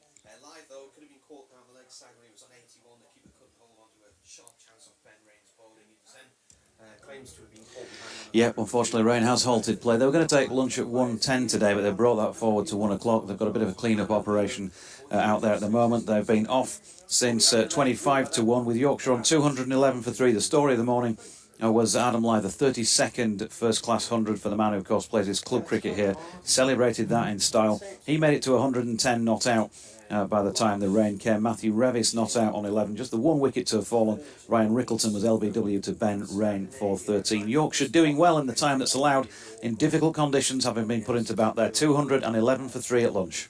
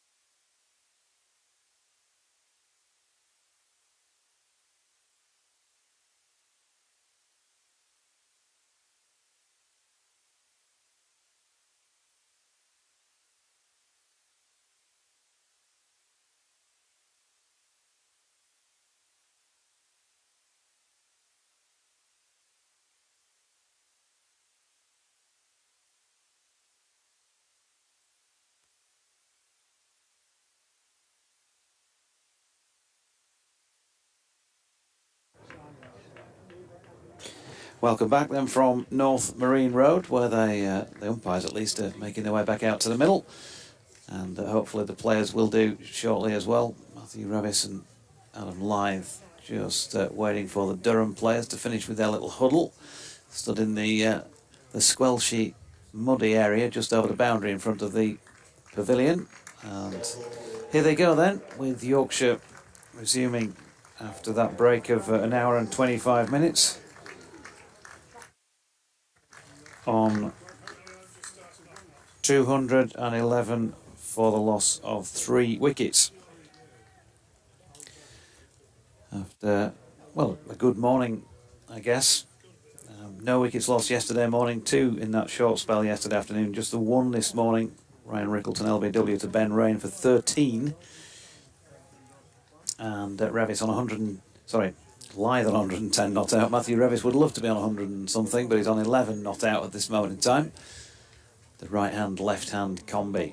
Hopefully that's it for the day rain wise, but who knows. I've had so many different people telling me the forecast and so many different forecasts that I've been told that we'll just have to wait and see what happens. DT is joining me for this first little post-lunch spell. Old chap, have you lunched well? Yeah, pretty good. We were treated, weren't we, to that delicious chocolate cake from Lily. Yeah. Marvellous, as always. She came up and had a chat with us. She's definitely up to her confectionery game, isn't she? It's from the days when she used to turn up with 7 or 8 misshapen hard biscuits. It's the thought and the effort that counts, David. Yeah, well, not a lot had gone into either. Yeah, but there you go. 211 for 3. You don't want to be sort of critical of people coming and giving us gifts, Marty. But we have a bit of fun with Lily, don't we? So. Looks like Lovely lass from Malton. Switch of ends, Matthew Potts, who bowled at the Peasholm Park end this morning. He bowled at the Trafalgar Square end yesterday when he was just a little bit short of length. See what he produces here then, coming down the incline to bowl to Lyth. First delivery is a good one, angled in towards the left-hander. Looks as though it holds its line. Through to Robinson, no run. Seen a close-up of the would-be catch, the claimed catch from earlier on today during lunch, and to my eyes it looked as though it bounced short. Yeah. Well, to your eyes, from the close-up, you mean, or Yeah. to your eyes, it just didn't look quite right, did it? Live, you see sometimes. Short ball pulled by Adam Lyth.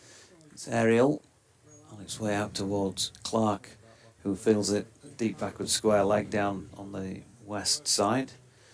And just the 1 run. Good few spectators in the newly refurbished West Stand, or the Ken Dodd Stand, as we like to describe it from time to time. Why, I still have no idea. But You do, I don't. I just call it the West Stand because it's called the West Stand. I think it was Dave Bracegirdle who started off with the Ken Dodd Stand. Pots over the wicket to the right-handed Ravis, who plays it top of the bounce out to point, where Clark again does the fielding. I thought it was because there was some sort of little theatre or something underneath. But no, there's nothing of the sort. Just toilets and which have been redone, and a faith room or something under there.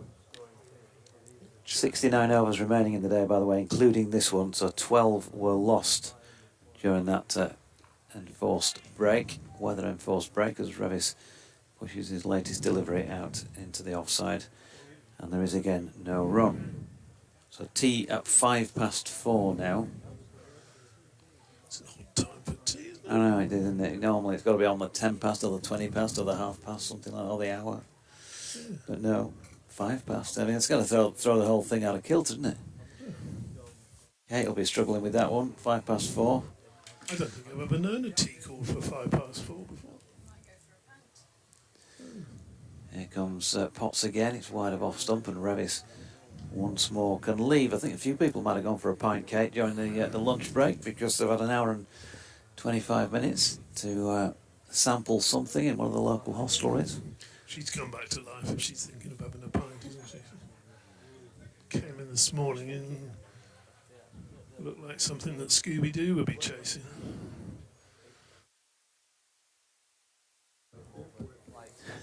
I'm sorry. Here comes Potts again, and Revis chops that into his own legs. Well, he always used to chase after ghosts, didn't he, Scooby-Doo, and the gang, the Scooby-Doo gang. Arr. 112 for 3. That was a sound effect, by the way. That wasn't the sound of David Townsend's bowels with a movement. No, it's a Scooby-Doo. Arr. Scooby-Doo. Yeah. Used to love that. Been around a few years, hasn't it? So that was the end of the first over following the restart. A reminder that we are talking cricket here at Scarborough Cricket Club this afternoon. Well, it was just that Kate Holdsworth turned up this morning looking like a ghost, that's all. But she's coming back to life now, Marty. She's had she's come back to life, Jonathan. She's had a good lunch. Start of a new over then from Rain. The ball driven back to him firmly by Lyth. 212 for 3, and there's a lot of ones up there. 111 and 11 to the respective batsmen. Where does this game go from here? Because we sort of, what, third of the way through it now, something like that, time-wise. Bowls, and that's short, and this time Lyth has gone. He's gone for the square cut. He's got a under edge, and it looks as though Rob Goodson has taken that one diving to his right, and a low tumbling catch, and Rain's got his wicket. So Adam Lyth, who, as we said, was not quite caught behind when he was on 102. 9 runs later, 111 has struck, and he's on his way back. Nelson, as he used to be there, of course, very energetic.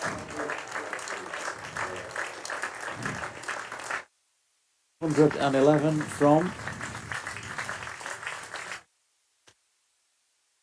I'm not sure. Normal service will be resumed as soon as possible, but Adam Lyth thoroughly deserved round of applause for another century. He's 32nd in first class cricket.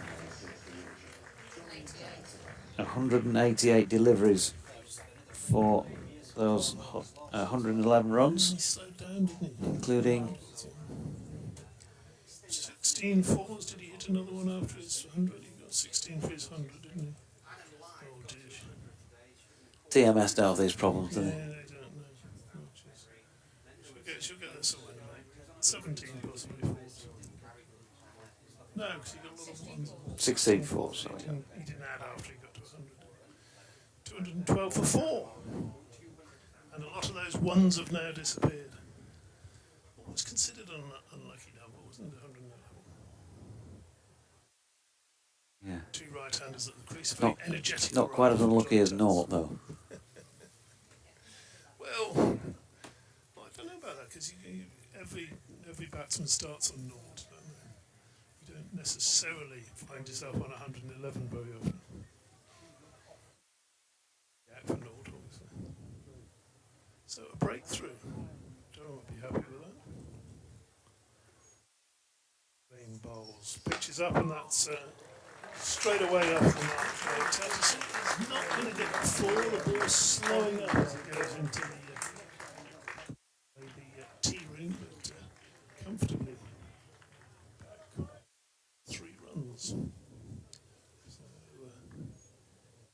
So, I know he's an all-action man anyway, isn't he, Johnny Tapp? But just wonder whether that approach to the crease when he came out, sort of doing his little sideways exercises and things, indicates that he thinks Yorkshire really need to be getting on with this a bit and making up for lost time.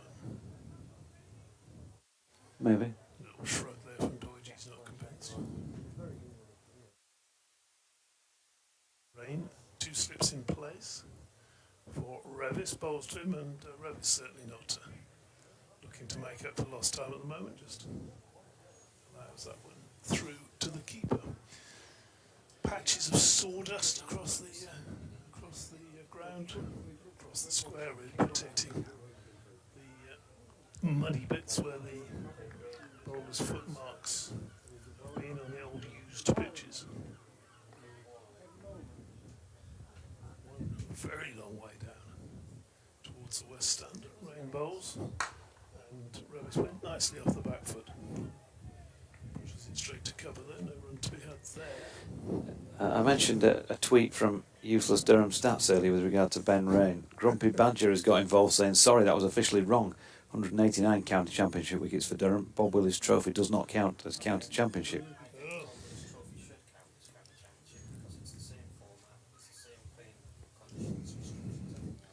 Did you hear a noise? We love a good online spat. Did you hear a noise in your head there for a minute, Georgie? Rain bowls. Driven and missed, and that was close to getting another little tickle through to the keeper. But Revis survives. He's got 11. Patchy old 11. 3 to Johnny Tuts. Mark says, Shane, the rain came before lunch, but probably not as bad as Tuesday. He's enjoying the comms. Thank you very much. It's 11 runs of 62 balls. Right? You'll have not seen him bat as slowly as that, I think. No. Doichi. But just stay out there. You know, it'll come. If you stay a little bit longer, then the runs will start to Yeah. flow. He has played a couple of very nice shots. Can only get him in the middle. Straight drive was gorgeous before lunch, wasn't it? Up to the Trafalgar Square end. Sending to David Collicutt, who's listening in Los Angeles. Hey. LA Dave. Rev Dormo says the way to enjoy David Callahan Memorial Fish and Chips is to have battered fish, cod or haddock, chips and mushy peas, bread and butter optional, with a pot of Yorkshire tea, a couple of beers, Timmy Taylor's Landlord, Theakston's or Black Sheep. After that, seals the deal, he says. Here's Potts down the incline to Johnny Tattersall, who drops that out into the offside, no run. Sounds as though there's some aircraft passing somewhere nearby. Yeah, if you are going to join us tonight, or not physically join us, but join us in the Cali Memorial Fish and Chips, do take a little picture of it and tweet it in. I think we've got nearly a dozen last year, don't we? Yeah, it'd be nice to beat the dozen, wouldn't it? Yeah. So do that. Tag us in at Jonathan Deutsch or at DO_cricket. Good short ball here from Potts because Johnny Tattersall does have to sway out of the way of it, but he played it well. Martin Bloomfield says he read with interest Harry Brooks' declaration to sign a long-term England contract if offered one. I applaud his apparent loyalty to the national cause, he says. Given the likelihood that Yorkshire are destined for further Division 2 status, I hope that England middle-order batting powerhouse display a similar loyalty to their county when future contracts are discussed. Fingers crossed. Yeah, interesting that, wasn't it? If offered a longer-term central contract, as Tattersall opens the face and runs it down through third man and will pick up his first boundary. Moves on to 7, the score to 219 for 4. I think you're being generous to him there, George. I think there was a thickish edge. They're just soft hands. I'm not quite sure you No. down there. Well, you're I'm going with my original assessment. Let's have a look, see the replay. Yep. Soft hands open the face. It's a shot he scores runs with. On the more than a one-off basis. He's pushing forward at this one into the offside, and You were generous, man. Parkinson decides to jump over the pitch. No run. Mark Worthington says, morning Jonathan, seems to me that Yorkshire has suffered more than the usual with the weather this season. Have you got any stats across all formats on the amount of play lost and crucially the number of games they could have possibly won if better weather? Not across all formats, no, but Harrison Allen, who's in the box next door, Cali 1, who is the Yorkshire data analyst, came up with some yesterday. Tattersall's got an edge on this one through the slip cordon for 4. I'll grant you that one, DT, before you tell us it was. I thought he guided that down over the face and steered it through. Look again. Oh, there you go. No, that wasn't edge, was it? So the stats up to the end of yesterday. so not including the rain break today, 1,296 overs out of 3,552 in the Division 2 Championship alone this season have been lost. That's 36% of overs. And I reckon the Sussex game away from home, the Sussex game last week, although that was further from an end, and the Worcestershire away game were 3 that they probably would have won had they had the full complement of overs across the 4 days, as the last ball of Potts' over is wide of off stump and left by Tattersall. Remembering just a couple of weeks ago at New Road, they lost a day and a half of play out of the 4 days and weren't so far from forcing a result. Against Sussex away, they needed 63, I think it was, on the final morning, with 7 wickets left, and didn't get a ball bowled on that final day. And then last week they were in a strong position, I think is probably the best thing you can say about it. But of course, hardly anything, well, nothing on the final day, and not enough on the days preceding it. I mean, he's going to continue. 44 on his back, runs away from us. Bowls, and Revis just almost had to wait for that and help it around the corner. He's looking for a full-blooded pull, but then thought better of it and just steered it around and to the backward square for a single. He moves on to 12. Johnny Tats is already on 11, having given his partner almost a session start, so an hour and a half start.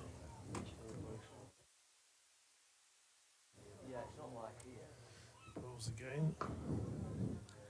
Depends into the offside. No run.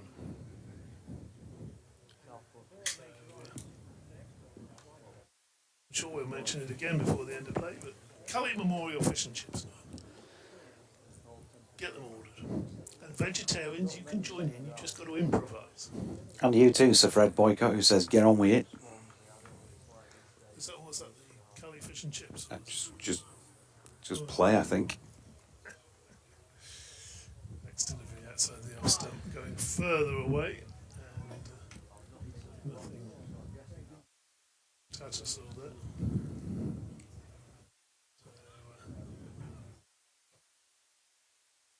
Either's come out to have a chat with somebody. I'm not quite sure who it was down there. And he's now standing in front of the pavilion, cross-legged, watching play. My pad's been accompanied by a bee, I think it is. Just here. Rain bowls through to the keeper, no run. He's going for a jog now, Adam Lyth. Might be popping off to see his dad, who's sitting the other side of the press box. Dad might have said to him, if you get 100, I'll give you £1 a run, something like that. You know, that sort of incentive that dads give to sons to do well. Yes. I get that incentive once myself. My dad was convinced I'd never get to 50. It's just your age. Still every bowls. And again, that took off from a length and fizzed past. Tattersall's dropped his hands, he's gone through to the keeper. He said, no, I can't remember what he says. I think it was back in the day, because I think it was pounds and not groats. I think it was £1 for getting 50, and then I talked him into 25p for a run, every run after 50. And tragically, Doidgy, I got to 50, got excited, and got out next ball. A lot of money that morning. Rain bowls again, and that's more runs for Tattersall. He's got that through the gap wide of Gully down to the tea room boundary, and now moves ahead of Revis. Big, thick edge, that, wasn't it? That was a proper cricket shot. Yeah, how many deliveries has Matthew Revis now faced, Kate? 63 deliveries, 1-4. He's certainly going through some struggles out there, I think, isn't he, today? It sort of feels like that. But the main thing is, if you're feeling like that, that if you stay out there in the middle, you may be able to play through it. You certainly give yourself a chance of doing that. he'll probably have a fair bit more confidence running through the veins than he did a few weeks ago, just knowing that he's capable. He's proved to himself and everybody that he's capable of scoring a first-class 100, as he did against Gloucestershire. He's just dealt with that short length delivery from Potts pretty well. He's just sent a man back here. Past the Lader has been sent back to the boundary or near enough. Just in front of square, there's also a long leg who's about 5 yards in from the boundary rope, just on the left-hand corner of the pavilion. Mid-on, mid-off cover, point, 2 slips and a gully. And another short ball from Potts, wide of off stump. He has a little fish at this one, Matthew Revis, bit of indecision. But fortunately for him, doesn't get a tickle on it. I'll tell you what, sitting over there in the pavilion somewhere, Matthew Fisher will be fancying this one. It looks like he's sort of picked fishes, doesn't it?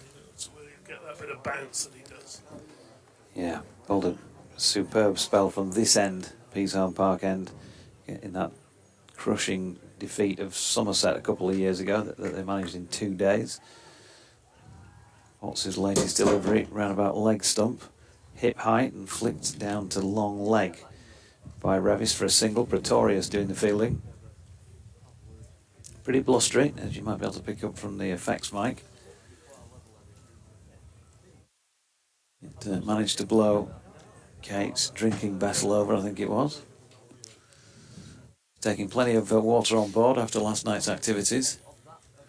Rehydration process continues. Ball short of length from Potts, and that's dropped into the leg side by Tattersall. Sensible play with the field all set back. Yeah, Another single. We haven't really seen Revis doing a lot of that, have we? Just sort of working the strike. When you are finding runs hard to come by, again, if you look at this field now, you've got mid-on, deep square leg and a long leg. Acres of room there just to drop the ball into it, anything on the stumps. He's facing an international bowler, of course, here in Potts, who put some effort into that one. There's a bit of a Monica Seles grunt as he lets go of the ball. It's wide of the off stump and Revis leaves. That takes us back in time. Well, I'm sorry, Monica, I didn't want to pick on you, but that was the first name that sprang to mind. There's lots of grunts. Jimmy Connors used to do it, didn't he? Going even further back. And these days, you need a massive list, wouldn't you, really, to tick them all off? Sharapova was another one. Yeah, she certainly was. The man on the deep backward square has been brought up to mid-wicket on the 1 as the last ball of the over. He's wide of off stump and Revis leaves. So difficult to know how he is feeling out there without asking him, but he just certainly runs have not been easy to come by, and they've been easier to come by for most of the other players who we've seen so far. But as I say, he's still in there pitching at a strike rate of 19.4 at the moment. 1 boundary from his 13 runs, and he's faced 68 deliveries. Are you surprised we haven't seen a bit of Matt Parkinson? Yeah, so just a little bit of him, just to see what happens. See whether there's anything there for it. Touches a long strike to Rain, covers up, pushes that one back to the bowler. No run. Just a little bit different, wouldn't it? He's like to see a leg spinner in action. Something usually happens, runs or wickets.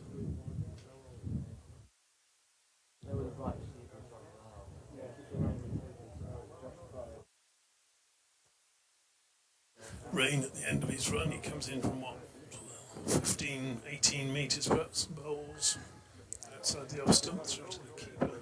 No run. You might need to just adjust your microphone maybe slightly down to start with and see if that makes any difference. 2 people suggesting that you're low I'm low. by comparison to me. Up or down or... My volume. Yeah. Okay.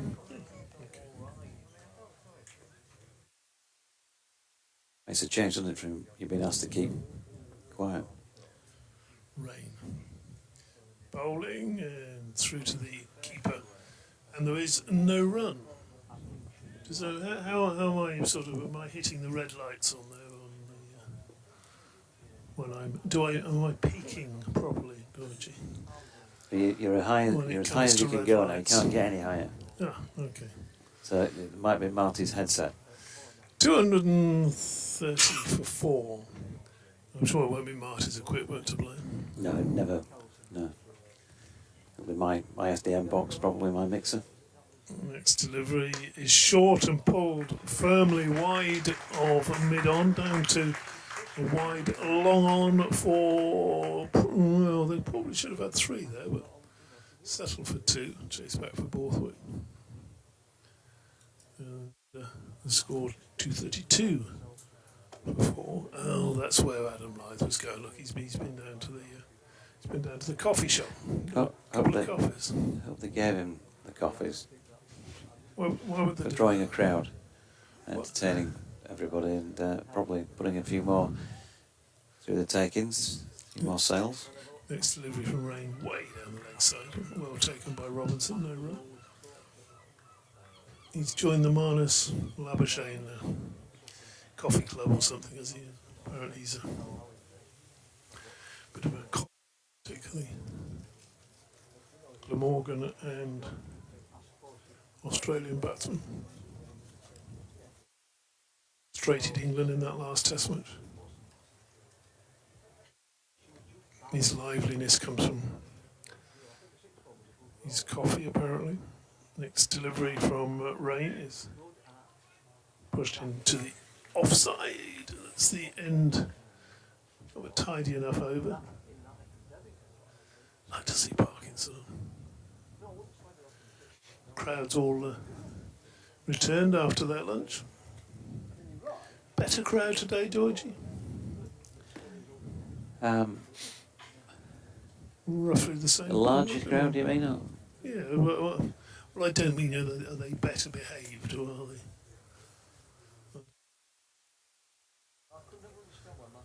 they? I thought earlier on that it might have looked a little bit greater in number. They're certainly not better dressed. I mean, look at that. I mean, oh, come on. Here's Potts to Revis, straight delivery, flicked nicely off the hip. It's not quite going to have the legs to make the boundary. Delayed, he's reeling that one in, but they get back for 2. Just throw right over the top of the stumps. BBC Radio Leeds update in about 6 or 7 minutes' time.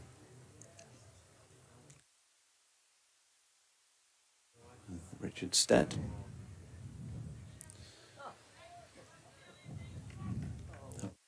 Keen photographer down to our left with several lenses. Trying to get a good shot maybe of Potts or Revis here. Who's pushing that into the offside. Matt Parkinson in to do the fielding, of course. You've already heard from Marty. Parkinson put Durham on loan for the rest of this season. Hasn't had a ball yet in this match, but who knows, may be able to do some damage. Certainly should see a bit of extra bounce out there compared to normal. Now then, Robinson has got a catch here because Revis, who's been under some pressure and struggling to find any fluency, has had a flash at a short ball. He kept trying that one, did Matthew Potts, and he suckered Matthew Revis into playing at it. And at the second grab, having ballooned it up in the air at the first attempt, Ollie Robinson reels it in. 234 for 5 Yorkshire. Revis gone for 15. Interesting one, because he initially went to his right, didn't he, to catch it, and you just thought it was a fairly straightforward catch, and he somehow managed to knock it back to his left. Revis has got away with that, but he dived forward, Robinson, and held on to the catch. And that is the end of Revis. Not an innings I don't think he'll look back on with any great joy, or any great pride at the end of the season. No.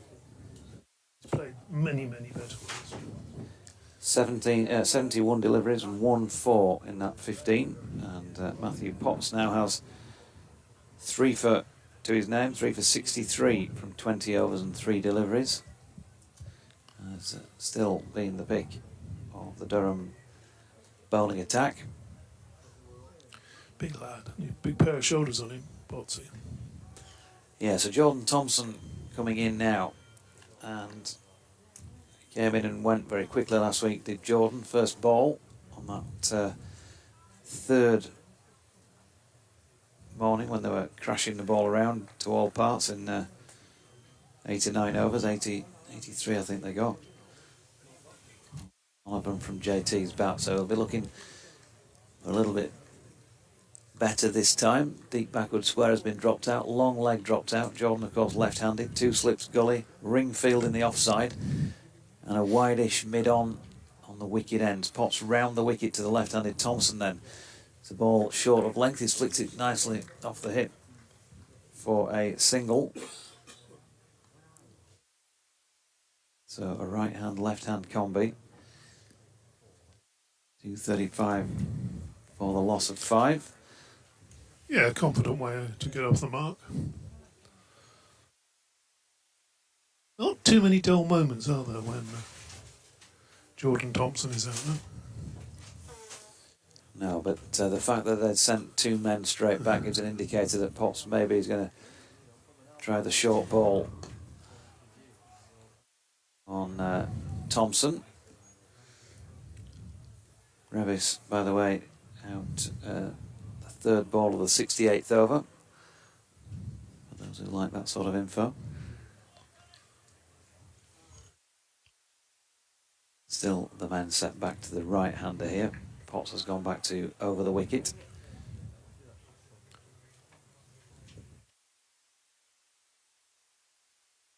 Down the hill comes Potts then.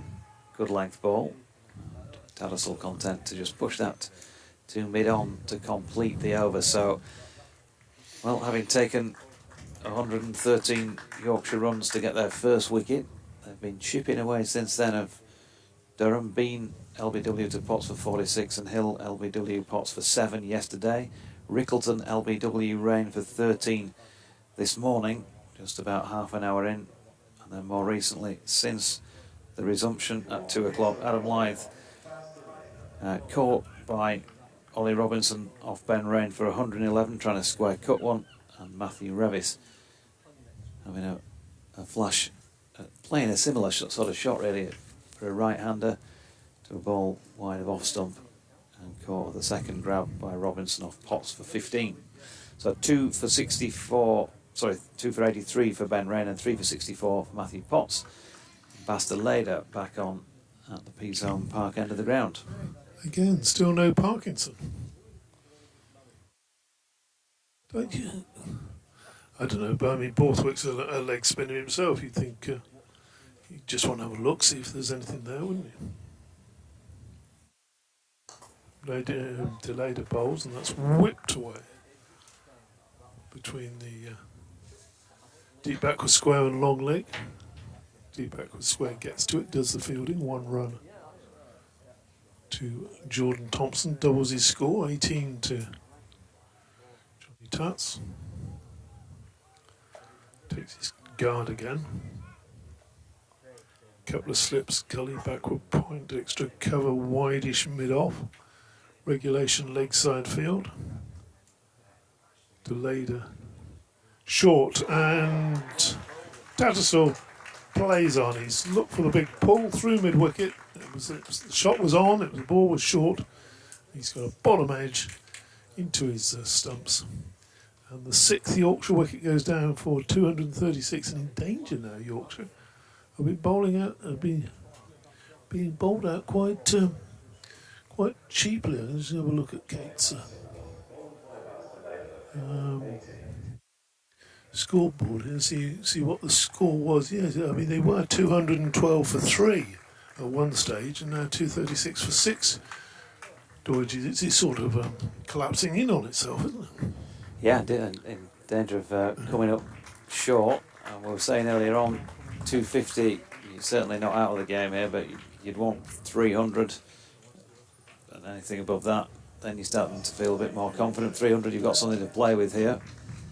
But don't forget the conditions are not, you know, it's not sort of shirt front and beautiful sunny skies and all the rest of it. It's been been bowler conditions really, so it's certainly not a poor score.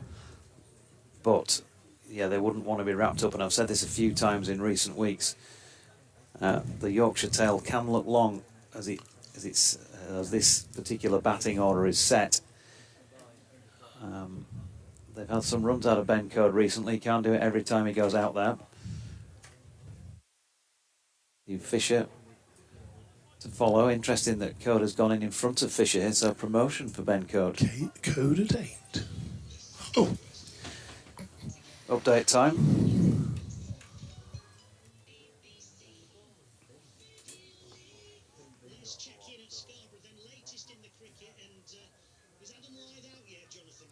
Yeah, he is. He was out a little while ago, 2:03 in fact, just after they resumed, and he's lost two more of his teammates, or Yorkshire have since then. So just on the slide at the moment, Richard, 236 for 6. Johnny Tattersall has just dragged one onto his stumps off the bowling of Basta Leda, who's just been brought back on at the Peasham Park end. Yorkshire captain going for 18 off 22 deliveries. Preceding him in the previous over, Matthew Revis, who looked uneasy, didn't find scoring out there particularly easy. 15 from 71 deliveries, including just the one boundary. Matthew Potts persisted in bowling quite a few short at him, wide of off stump, and he had a flash at one and was caught behind by Ollie Robinson. And yes, Adam Lyth, the first of the trio to go, as I say, just after they'd resumed following the extended lunch break because of rain. He was trying to square cut a delivery from Ben Rain and was caught behind by Robinson for 111 from 188 balls. His 32nd first class 100, his fourth against Durham, and a cracking knock, although it didn't go chanceless. He was dropped on one occasion at least and almost played on another on the way, but as they say, it's not how, it's how many ultimately, and another excellent effort on his home ground from Adam Lyth. They've reset play as they do when there's breaks for rain, so they lost 12 overs on account of the rain that we had earlier on in the day, Richard. 4:05 at the tea break now. I know you'll want to know that sort of thing. It'd probably be something like scones with jam and cream or something like that in the commentary box. And then close of play is scheduled to be 6:30, but we always put a ha-ha after that because they never ever finish on time.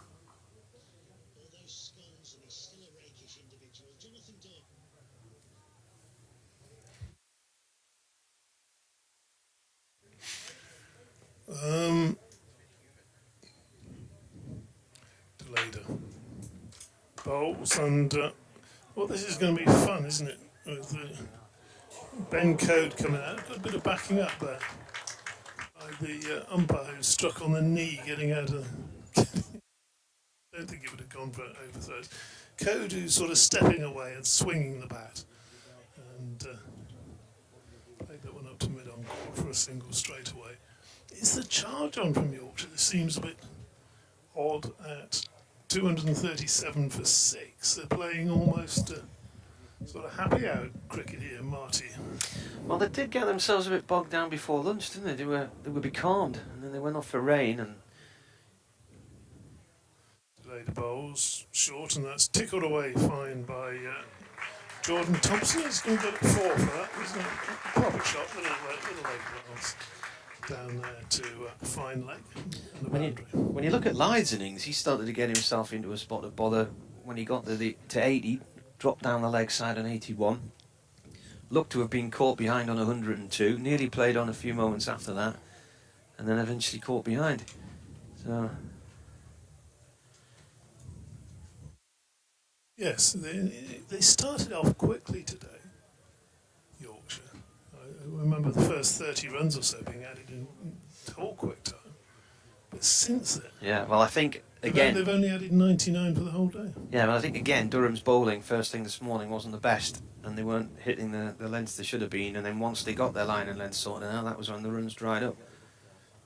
Looks as though we're going to be joined by your old mate Ash Thorpe in a minute. So. Yeah, he's not that old, you know. He's younger than you. Well, yeah, I mean, he's got less hair. You claim you're only 35. He's got less hair than me, hasn't he? I think bits of you might be only 35. It's been said. Yes. Potts then coming down the hill. And in to bowl and a play and a miss to a ball rising outside the line of off stump by Ben Code, the new man. Is that the first? Is that the first ball Code's faced there, Kate? Was it? No. How many? 4. Oh yeah, that is a giveaway. He has one on the...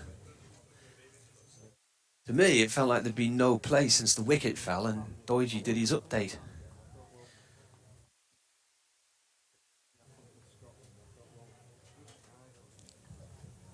So Cody's on 1.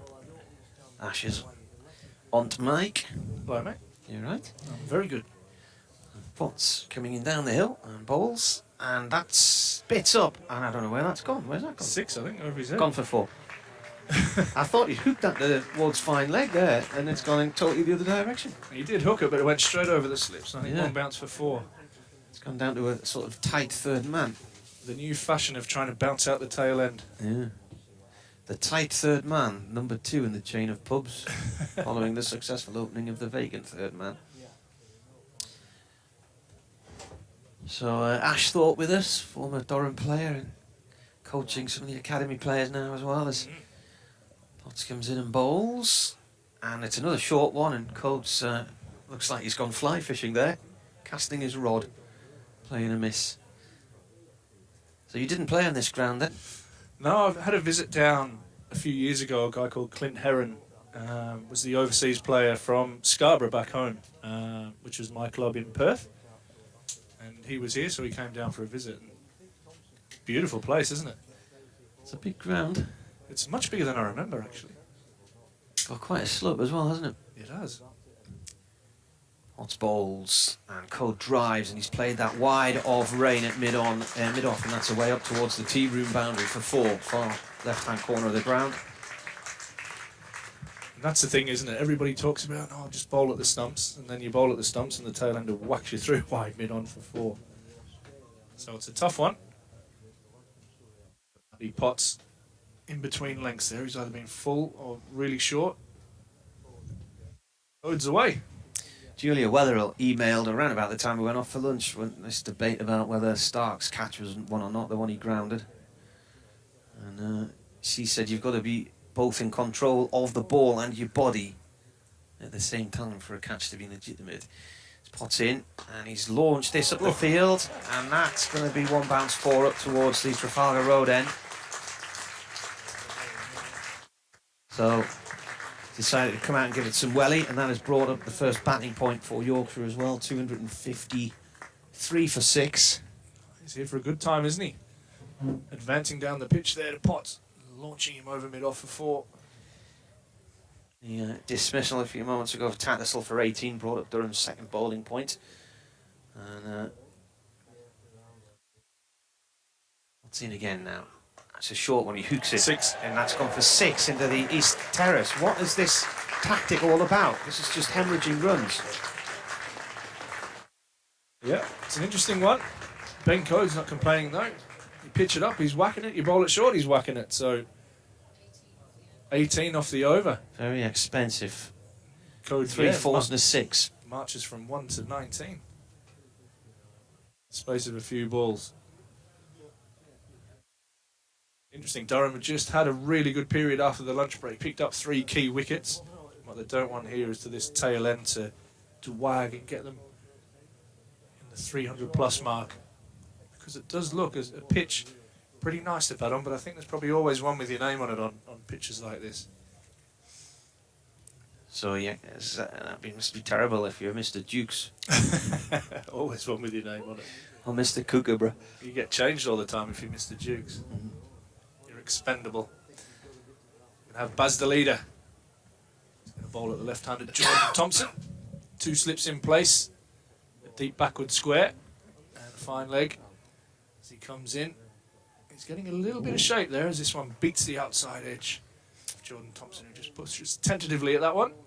Davy Fenwick says, this must be the worst July on record for rainfall. Knee hosepipe bans this year. I think any summer would do well to manage to beat 2012 because that was just an absolute slogfest, and 2007 wasn't far behind.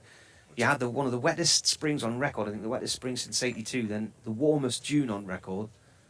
Probably this will be up there among the wettest Julys. After a very dry June. There's the leader again. Comes in the bowl. And this one does shape in, and Thompson pushes this one away on the leg side to Graham Clark for no run. I don't know if you remember, but the summer of lockdown, when the cricket season was just about to start again, and bits of industry were opening up once more, we had we had the driest spring on record, and then beautiful. Towards the end of July, Durham were playing Yorkshire in a 3-day friendly warm-up game down in Leeds, and I was driving down to join Jonathan to do commentary. As Deleda comes in, this one short outside off stump and punched nicely by Jordan Thompson. Out into the point region where Parkinson has a little tumble and does the fielding. And I got as far as Weatherby, and he rang me up and said, Don't bother. "Stop where you are. I don't think we're going to get any play today." It was hoying it down. So I sat in the car park at Weatherby Cricket Club, and then he rang up and said, "Go home." It was that good, that furlough period for a lot of people. I bought a hot tub and spent a month checking my emails from the hot tub. It's unbelievable. Little lazy spa, whatever they were called. As Deleda comes in. This is pitched up and clipped nicely by Jordan Thompson. Out to Ben Rain at deep square. Moves on to 7, and Yorkshire on to 260 for 6. It was gorgeous in our back garden. Oh, I bet it was. Got full use out of the conservatory that year. Absolutely. As the sun now comes down on us here at Scarborough. But once the cricket season actually began that Yeah, year, it it was was the Bob Willis Trophy, wasn't it? And I mean, I remember Leicester, the thunderstorms there, and it hoyed it down. Indeed. As Deleda comes into the right-hand coda, gives himself a little bit of width and chips it softly to backward point, or to point, and Ben Rain takes a comfortable catch. And that's the end of the code show. Had a bit of fun. 19 at a quick rate. Probably off about 10 balls, was it? Not been many. 10 balls. And Yorkshire now 260 for 7. And that's an important wicket for Durham as they keep taking wickets here. What they don't want to do is this tail for Yorkshire to wag. Code's fun comes to an end prematurely from a Yorkshire point of view, but an important wicket for Durham. 260 for 7. So what did they put on there? 424. Quickly. Code had a bit of fun there. A few 4s and a 6 over square leg after he was bounced by Potts. You can have Fisher out in the middle. I was saying to Marty off air when I came in, there's a beautiful little atmosphere. The ground's not full. I can imagine that the atmosphere is a little bit better, but you can see groups of clubs that are around the ground. My club from Chesley Street, there's a group of them down, and they're staying down for the whole match. And I know there's a group of Townville boys having a bit of fun up on the terrace, having a few beers in the sun now. A beautiful afternoon. Townville? Townville in Cas Vegas. Where's that? Castleford. Castleford. That's Stuart Dick, Rhubarb Triangle territory. It's a dangerous area. A beautiful place. Down. Well, the collapses on here, they were 212 for 3, now 260 for 7. I'm claiming them all. Yeah, you're nothing. Claiming them. It's been a busy post-lunch session, which is probably with a bit of rain around. The game needs to move forward, but from a Yorkshire point of view, they would have been hoping for runs. From a Durham point of view, they've picked up 4 key wickets after the break. The one of Lyth was crucial there straight after the break. Little bottom edge off Ben Rain, just carrying through to Robinson. But Deleda has picked up 2 wickets and Potts 2 wickets after the break. Oh, and a little bit of shape from Deleda. Sorry, it was Ben Rain who picked up Lyth, wasn't it, after the break?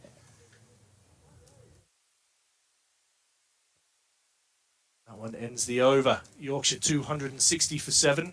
Jordan Thompson on 7, not out. A lot of responsibility on him now. And Matt Fisher, more than capable with the bat. He's yet to score 260 for 7. 4 wickets after the lunch break. In quick fashion, have moved this game forward. And Durham have done that in periods, normally with the bat, to be honest. They've moved the game forward with the bat at rapid rates. Katie Puckrick, what's been the spread of wickets since this collapse began? How many? We've had 4 wickets. 4 for 40 odd. 38, is it? 48 maybe.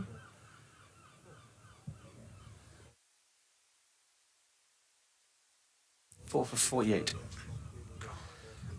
Pretorius has replaced Potts. It's an edge. It's gone to gully, but it doesn't land in the hands. It lands on the ground first. That was a stiff first ball from Pretorius there. I'm sure Thompson was expecting a little bit more heat on that one. So they've lost 4 for 38 in how long? 4 for 48. 48, sorry. Where were we? 62. 8.3 overs.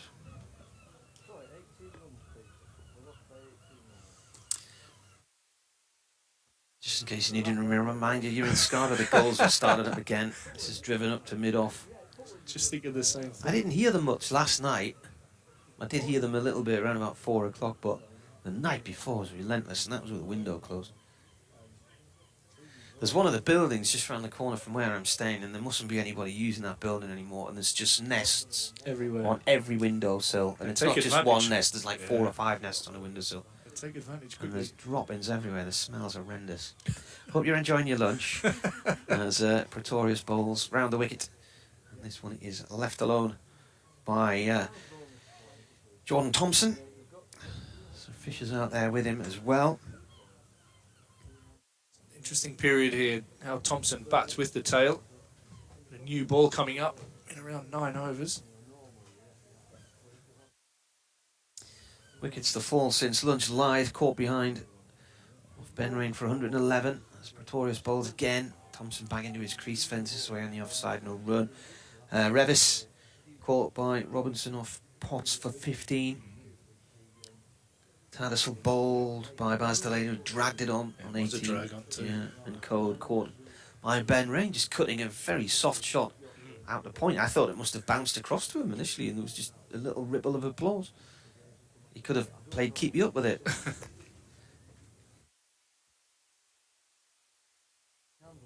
Beautifully bathed in sunshine now. Was Revis the edge quite high outside? It was, yeah. It had a little bit of swerve on it after, and Robinson maybe could have gone fingers up to catch it first time. Mikhail Pretorius bowls. It's driven Shot. back past him. Nice shot.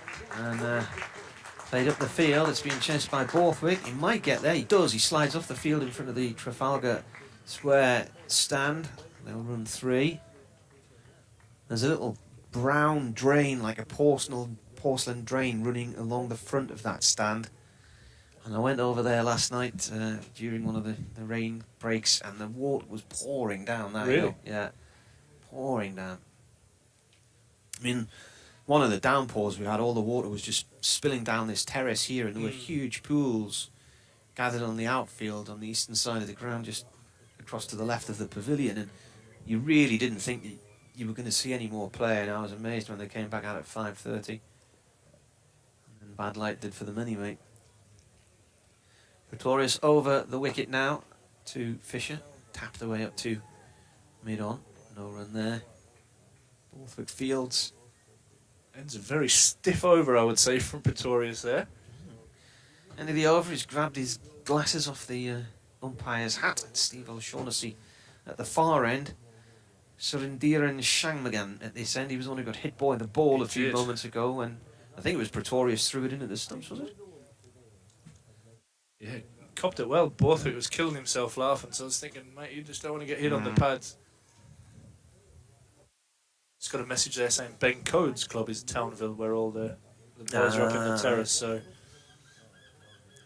a bit of fun in the sun, few beers. Over at Cass. Cuss. Once went there 20 odd years ago, to do some off-roading in a quarry. Okay. As Deleda comes into bowl and a swing and a miss from Thompson as this one's flashed outside the off stump. A friend of ours had a Jeep. You can't off-road there now because they built that huge motorway system next to Ferrybridge Services. I think that's where the quarry was. Okay. But after quite an afternoon of fun, splashing through puddles and stuff, we then went to a local pub.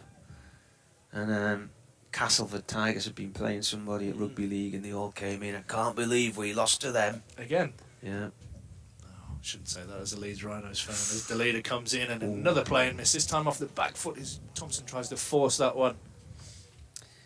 I don't know, I can't remember who they were playing, but the jungle. That's it. It's no longer a jungle. Nobody's scared to come here anymore. I think they've been trying to build a new ground for about 5 years now, the Tigers, but I'm sure the funding has come through. As the wind seems to have changed around a little bit. Coming into our box here as Deleda comes in. And this one is thrashed away through cover point off the back foot. Similar to the shot he played off the last ball, but this time beautiful contact from Jordan Thompson. This one races away to the boundary for 4.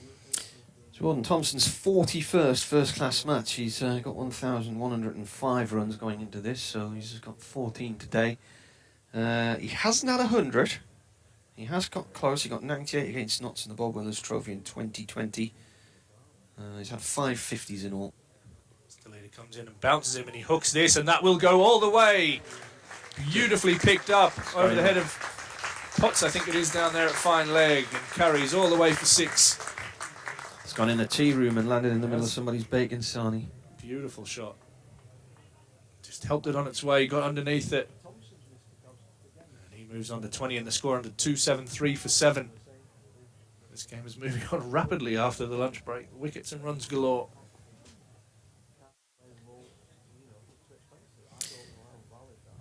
And here comes Deleda again. This one's again on the leg stump. Picked up to deep square where Clark does the fielding. And there'll be another single. Thompson moves on to 21. Fisher's got a half century. It's half century 53. England Lions against Sri Lanka in January. He got 47 not out at Scarborough against Somerset in 2021. Took 9 for 64 with a ball in that game here as well. Useful. Thompson on 21. Fisher yet to get off the mark. 274 for 7. As Deleda comes in. Gets some beautiful shape away from the right-hander. Ball still swinging around. Good conditions to bowl. Humid.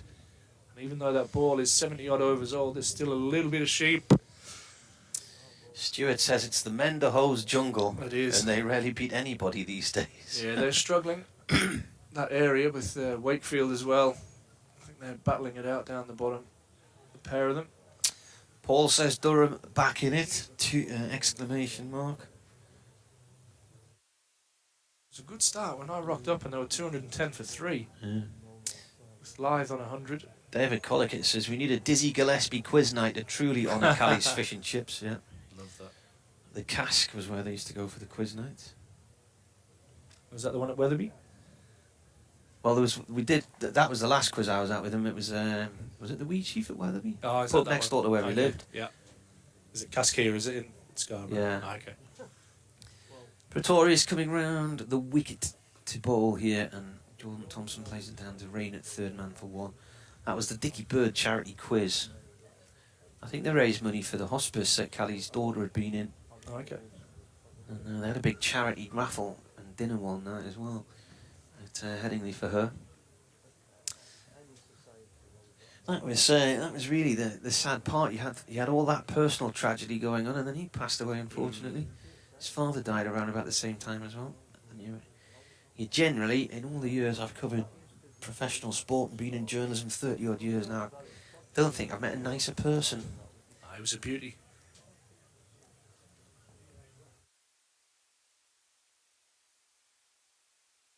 Pretorius, right arm over, bowling to Fisher. Pushed off to the gully nowhere on there. Fisher's played 1 test match, I think it was against the West Indies. Yeah. When was that? Was that last winter or the winter before? A couple of years, I think, maybe. That's when Lees was playing 22, as well, March wasn't 22, it? yeah. Yeah, Lees made his England debut, I think, in the same series. And England's record there is atrocious in the West Indies. I actually watched the highlights. There was some rain at a test match the other day. Pretorius bowls to Fisher. Fisher Nice. drives a half volley outside of off stump, out through the covers. It's not going to make it down to the marquee. It will be cut off by Borthwick.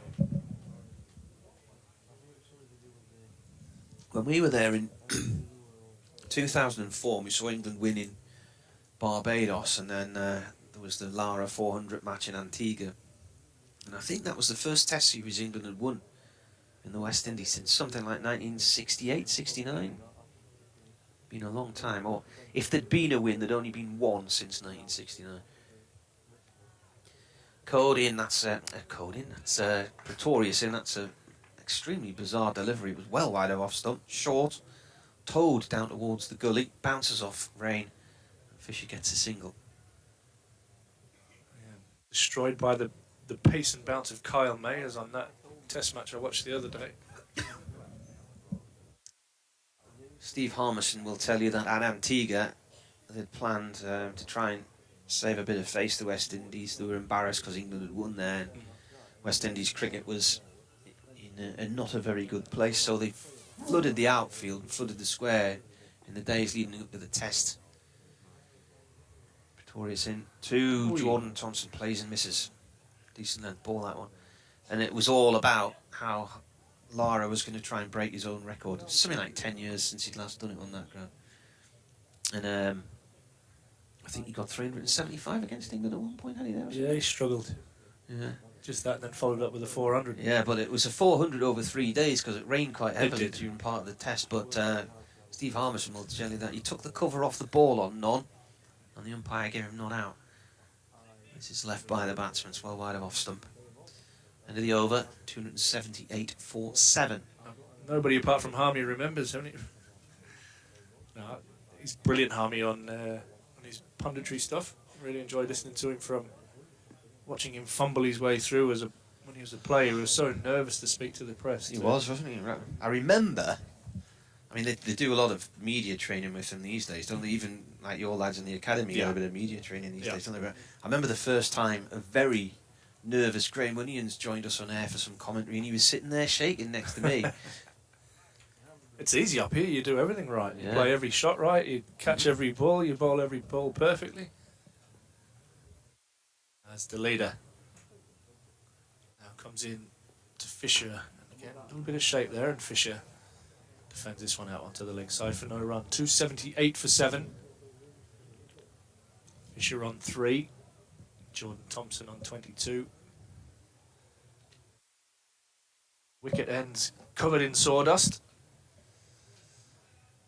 The magic sawdust that allows us all to play cricket. It was green at Derby last week. The green sawdust. Controversial. As Deleda comes in, this one's short and wide. And clothed out into the covers where Clark does the fielding. Imagine the poor soul who has to paint each bit of sawdust. What a job. I tell you what, the groundsmen hate sawdust because they have to pick it up after the play. They'd rather anything else but sawdust. Well, at this end, some of the bowlers' marks have gone, so they've placed sawdust marks there. You can just see where Deleda is now as he turns just next to his left foot here. Yeah. He's just running over a sawdust mark that they've made there. And he comes in. This one again, back of the length. Defended out to Potts in the offside for no run.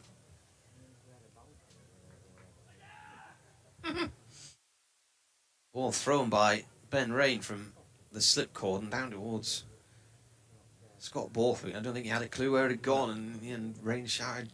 Big scream of Badger. Badger. I was trying to work out what he was screaming. Yeah, it was Badger. And then Scott Borthwick got the shot of his life, then jumped into life, looking to see where the ball was. As Deleda comes in, this one's fallen, swinging away. Again, Potts does the fielding, and no run. It's probably the quietest bit of play that we've had since the lunch break. It's quite humid, isn't it? It is. It's good conditions for swing bowling out there right now. It's going to hoy it down tonight, right across the country. A whole big band of rain's going to come in. That's straight from BBC, that? It's going to hoy it down? It's going to, well, from the BBC weather course that I did, I can also tell you that it'll be manky. So, as Deleda comes in again, nicely defended back down the pitch. Deleda tries a bit of football skills and fails terribly. I'm just worried though that Kate's going to get soaked walking around streets in Scarborough that she didn't even knew existed while wondering where her hotel is. Can happen. Yeah. She got herself lost last night, drinking on an empty head, then didn't know where she was. What gets me is she's an international time traveller as well. She's been all over the place. Time traveller. Yeah. This is just village stuff, you know. Got a quick update on the history before we came on air. She watches a fellow Dutchman come in. And this one's pushed out into the covers where they'll look for 2. And Fisher does well, pushes Jordan Thompson in, 2, running another one. So Fisher moves on to 5. They scored a 280 for 7 at the end of the 74th over. 6 overs to the new ball, and I think Durham will take that straight away once it becomes available. What's turned out to be a beautiful afternoon here in Scarborough. A bit of rain around earlier as I was driving down. The closer I got to Scarborough, the wetter the roads got, but it had all cleared by the time I got here, thankfully. Well, this is what it was like when Durham were here in 2013 for that big showdown match. And, it wasn't bad 2 years later either, but it's also what it was like in 2005 when I was here. That was quite a wet, cold week in August. I arrived from the Roca Riviera and it was raining, and I went to get my coat out of the car and couldn't get my arm on the sleeve and realised I brought my wife's coat instead. Can't happen. It's Pretoria Stotts and you over here bowling down the hill to Thompson. That's left alone, so I had to walk in the rain to a department store in the centre of town to buy a coat. Hopefully still wearing Jules's jacket. No, I couldn't get it past my forearm. I had muscly arms then. It must have been all the golf I was playing or something. 280 for 7. I've now got 2 sets of headphones on, so I'm going to do an update into Radio Newcastle in a few minutes, as this is left alone outside of off stump, probably 7 stumps across that one. Plus that, I think. It's very wide for Pretorius and shaving away towards the slips. Michael Jones is down on his shins and he's sort of leaning back to stretch his Quads. Yeah. If that was me, I definitely wouldn't be getting back up. My knees picking would himself pop. up. Yeah. These steps are giving my knees some hammer this week. Yeah. Very steep, isn't it? Yeah. Pretorius bowls. Wow. Thompson plays and misses at one just off the off stump.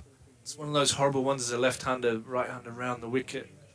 It just shapes away enough to make you look foolish. Because if you leave it, you're always petrified that it's going to cannon into the stumps. But there's actually been a bit of curry on that length on this pitch from both ends. Just back of a length seems to fly through to the keeper. In comes Pretorius.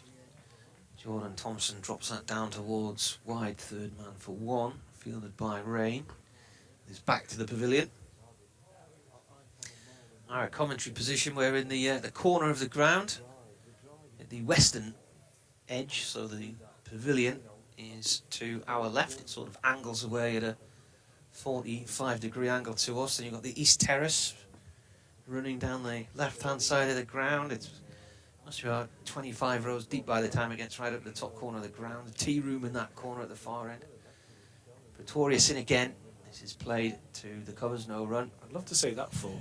Be a good atmosphere.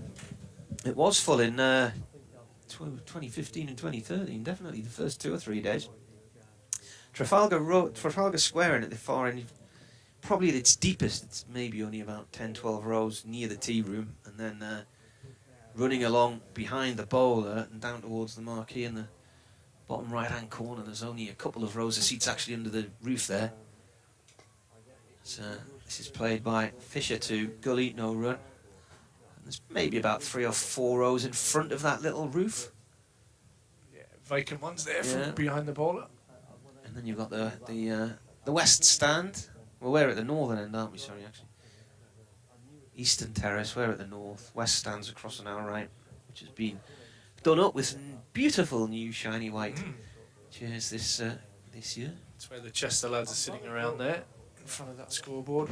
Is there a bar down that end I'm somewhere? assuming there Oh, will yes, be. there is. I can see the west stand bar, yes. They'll be hydrated, I would have thought. I think they've just run a hose pipe up from the bar. 281 for 7. There'll be an update for Radio Newcastle shortly. If Deutsch's got one for one of his Yorkshire stations, he's not here, so maybe he hasn't. Delayed to bowl from the Pease home park end. Comes in. Thompson turns this off towards deep square leg for 1. Fielded by Clark. What's the end called? The Pease Home Park? Yeah, Pease home. So peas as in mushy peas, home as in a home, and then park as in there's a lake park. there. Yeah. There's a pagoda there. It's a nice park, actually. Rolls off the tongue. Trafalgar Square's at the far end, but it doesn't quite look like the one in London. Lots of 5-storey B&Bs and bed sits there. Oh, dropped down nearly onto the off stump there by Fisher. It was a shortish ball. He got up on his toes and got on top of it, but nearly played it on.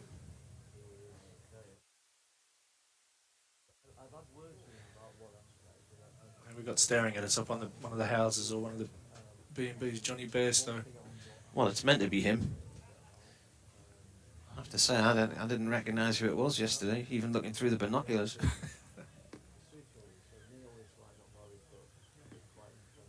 Deleda comes in and bowls, and that one moves on the batsman who plays a straight line, and the ball moves away and nearly takes the edge on its way through to the keeper. Here we go.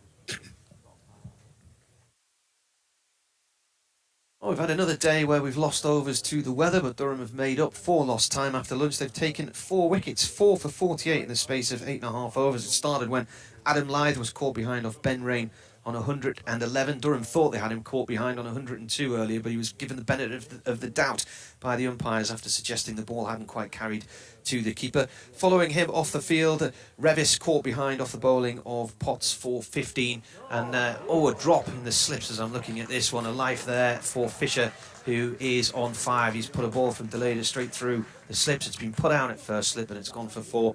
The other wickets have fallen: Tattersall for 18 and Code for 19. Yorkshire 286 for 7.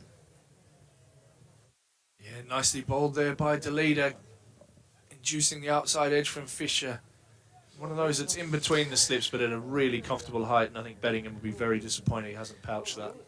I thought one of them got their hand to it, didn't they? Not? Yeah, well, not enough of it. But yeah, I think Beddingham's gone straight through his hands. It has. It's Beddingham's put it down. So Jones was diving behind him and it's come through Beddingham's hand and hit his left knee. Oh, wow. Where's that gone? Has that come to us? 4. Straight back over the bowler and down to long on for 4 from Fisher. That always happens as a bowler, doesn't it? The ball after you have a drop catch that goes for 4. Fisher's just had a little walk down the crease there and bopped him over mid-on. Beautiful shot. It's the scoreboard advancing now for Yorkshire. 290 for 7. Fisher onto 13. Just swung through the line of the ball there. It's a gorgeous shot. Any top order batsman would be happy with that. 290 for 7 then, so 10 away from the second batting point. Durham need 2 more wickets for their full arrangement of bowling points. Potts has been dropped from point to deep point by Scott Borthwick. Got a deep square leg and deep mid wicket as well. Yeah, that's an in-swinger. Quick single for Fisher. Oh, Pretorius comes in from mid-on, stoops down to pick the ball up and throw, and he's stood in a used wicket. He's gone into a foothole and he's gone over. Got some commentators just below us as well, which is nice. Yeah, naughty one that for Pretorius. I think he'll be okay. Just that it's really soft just off the edge of the square where the water will just run off, especially at this end. Is Susan the physio coming out or not? George Drizzle's coming out with a helmet, so I might see some spin. There's a bit of a Parkinson. hole there now, isn't he? Where Yeah, I might have to get the ground staff out there to, Get the blammer on it. yeah, as one of them does wander out there just to inspect it to see what actually he can do. Well, the last thing needs more sawdust. Yeah, wax some more sawdust and it'll be So fine. mushy. It'll be fine. Yeah. You're going to see Parkinson. Has he bowled yet in the innings? No, No, so he's going to come on just before the new ball is due. he's actually, I was told the other day, Durham were in talks with Lancashire to keep him here, keep him at Durham for the rest of the season, and they were checking to see if he would be able to play in the one-day cup, and apparently he's going to go and play for Kent in the one-day cup, because he's actually going to join them permanently next season. Well, that makes sense, to be fair. And I think Durham still think he will be here for the remainder of the championship in September, and then he'll head to Kent, and his brother, his twin brother, will come from Leicestershire to Durham along with Colin Ackerman. Cross on the M1. Yep, more sawdust is the answer. Mate of mine at Washington used to say it was the magic dust. If If you want to play cricket, just throw a bit of sawdust on the floor and the umpires will buy it. But Parkinson is going to come on. They're happy to buy used sawdust. There's a niche market. I tell you, bit of genius stuff. So people who've heard me before will hear me bleat on about Kipaks a little bit, as in the bat makers and the willow manufacturers, and they are now using their offcuts as Parkinson twirls the ball in his hand and comes in and tosses that out very slowly, and it drifts down the leg side, and Fisher plays and misses, and Robinson tidies up. But yeah, they bought a wood chipper, and all their offcuts they're making into log burner briquettes. Right. There you go. No wastage. They'll have to be knocked in first. Probably. As Parkinson comes into bowl, and Fisher this time defends out to mid-wicket, where Jones does the fielding for no run. So yeah, and one of our co-commentators, his brother, is going to be in charge of all of that. Who's that? That kind of stuff. Doidge's brother. Is he? Yeah, he's joining the team in September, I believe. They get everywhere, these Deutsches. As Parkinson comes in and Fisher pushes this one out into the offside. I heard his job title was something around willow procurement or something like that. I just switched off at that stage.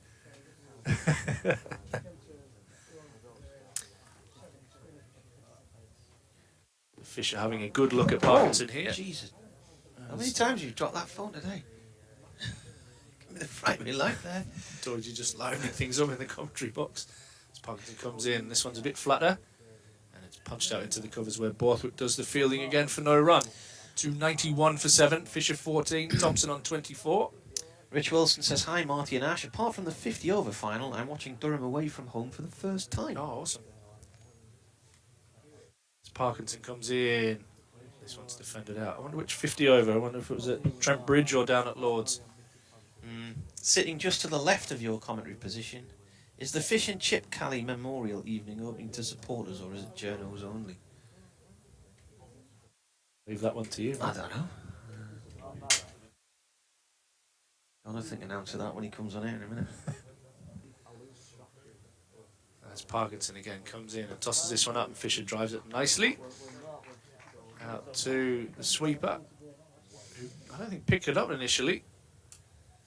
It's Clark out there, and that's just the single. So Fisher moves on to 15, 292 for 7, just a couple of overs away from the new ball. Switch of ends for Pretorius. After his little slip at the end of the last over.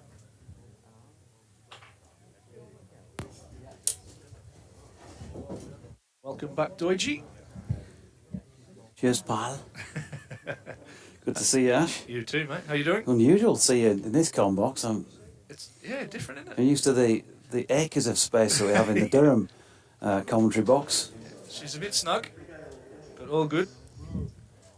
Lovely view. It is, and it's a great place to watch cricket. Oh, it's beautiful. Great place to watch cricket. Happy to be here.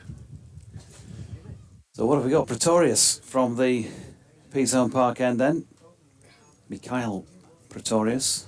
I'm informed by my colleague of the pronunciation rather than Miguel as it's written. And in he comes then, right arm over the wicket. Bowling here to Fisher, who does live up to his name on that occasion with a little waft outside off stump, but misses out. I don't think they've bowled that well to the last couple, having got those 3 quick wickets, Ash.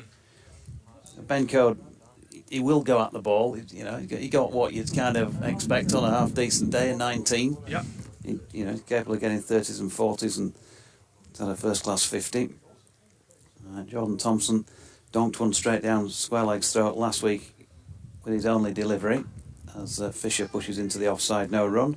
But we know he can do it. I think that's the frustrating thing with Jordan, is that he's capable, and he's probably not been producing what he can in the last couple of years. He's averaging 20.91. I think he's probably got more in him than that. And hopefully we'll go on to do that. But the short ball he received from Bastilleda, not the best. Dealt with it nicely. He did.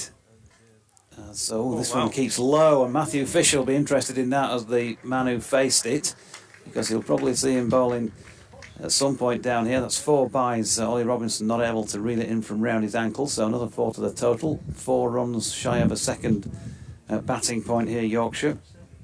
Egg the keeper, that one, didn't it? Yeah. Didn't bounce a lot. Done well to get anything between Ollie's legs there. He's only little, Yep. but he's he failed to get his hands on that one. And so Jordan Thompson, going back to him, the times he's kind of had an issue in recent seasons has been that chest high short ball, something like that, just not quite sure which way to go about playing it. And usually it's from somebody, it tends to be a bit quicker than Bastoleda, as that is pushed into the offside this time by Matthew Fisher, and there's no run. So if he gets one from a sort of nippy medium pacer like Bas, then he's able to deal with those much more readily, as you saw with that 6. If Matthew Potts had been banging it in there, it might have been a little bit more interesting, but he was coming to the end of his spell, wasn't he, I guess? Yeah, it was the perfect one, wasn't it? On your right shoulder as a left-hander and just help it on its way. Fisher waits, Pretorius in, nicely played off the pads to mid-wicket, and they're going to take the single. It was well stopped, but not cleanly, and that's enabled them to get through for the one. I think it's Mark Parkinson in there. It looks more like he's had to get one of our other favourite sports, Ash. He's been playing a bit of rugby league. Absolutely. Covered in muck. Leeds United white there as he passed that one along the floor with the right instep to mid-on to Matty Potts. So go on, you can update me on the family news. You said something about Matthew, our kid, and a new job. Well, we did talk about that, didn't we, Michael. the other week when we were up at your place. Pretorius in and Thompson off his legs to mid-wicket. No run to complete the over at 297 for 7. So Matthew's going to be doing what? So Michael, sorry, is he's now member liaison and running the club retail shop at Durham. So heavily entrenched in there and enjoying his time. But mine. Oh, your brother. Yeah. Apologies. So yeah, procurement of willow and something. Okay. Something. So yeah, they've got all these new machines. I was down the other day. And they've got all these offcuts ready. They've bought a wood chipper and they're buying a compressor to build them, to convert them into briquettes for log burners, and then they're going to flog them. So there you go. And that's And he starts when with you? He's in September, I think, isn't he? So I hear. So Parkinson to bowl. Leg spin from Trafalgar End, and this one is Fisher just clips it out into the leg side for no run. It's been interesting to see if they try and take him on here in this last over before the new ball, or whether they just wait and have a look what the new ball has to offer. But the old ball's still swinging a little bit and doing it enough to keep everybody interested. As Parkinson really tosses this one up, and Fisher drives nicely to mid-off, and we'll pick up a single. 298 for 7. Fisher moves on to 17, and Jordan Thompson to 24. Yeah, handy little 38 runs the pair of them put on here. I was just looking at that. It's a nuisance from a Durham point of view, but this is what Yorkshire needed. Lost too many wickets after the lunch break. Durham would have had thoughts of trying to wrap this up under 300, but these two have batted very well together. Left-handed Thompson now on strike to the leg spinner Parkinson, who tosses this one up. Thompson just pushes this one down the pitch and says, not that one. But there's a big gap over the old cow corner. Parkinson's now going to try round the wicket to Thompson. There's a long on in place and a deep forward square. The suits could be in a bit of strife here down by the marquee if he gets going, Ash. He hits a clean ball, doesn't he? Mm. I wouldn't be surprised if he takes this on. That huge gap. Not a massive boundary. As Parkinson comes in and Thompson resists and tucks it away into the leg side for a single and moves himself on to 25. Yorkshire 299 for 7 and just a point away. Sorry, a run away from another point.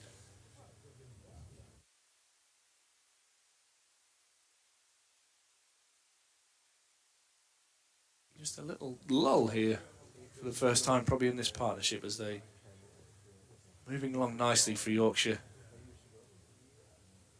As Parkinson wiggles all the arms and legs and comes in, and that brings up, as you can tell by the round of applause, to 300. All away from the new ball. Yeah, and 300 useful on here. I wouldn't say Yeah, I think massive, so. but useful. Yeah, I think it's been, from what I've seen, there's been pretty useful bowling conditions. The ball has swung and nipped around a little bit of variable bounce. So despite the collapse, Yorkshire will be probably quite happy sitting on 300. The game's moved forward pretty quickly. a bit of rain around as well as Parkinson comes into bowl. A little bit wider on the crease. Thompson pushes his back to him, and that ends the over. Yorkshire 300 for 7. Fisher on 18 and Thompson on 25. Yeah, get in touch on BBC West Yorkshire Sport at gmail.com. I did have some Twitter notifications, but they appear to have disappeared. Mark will have been deleting them all, keeping the glory for himself. The old ball has just been flung straight off the field, so it looks like Durham will be taking the new ball.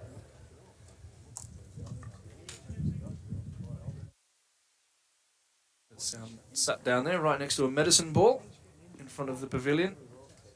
Ben Rain is going to take the new ball. See if he can clean up the tail then.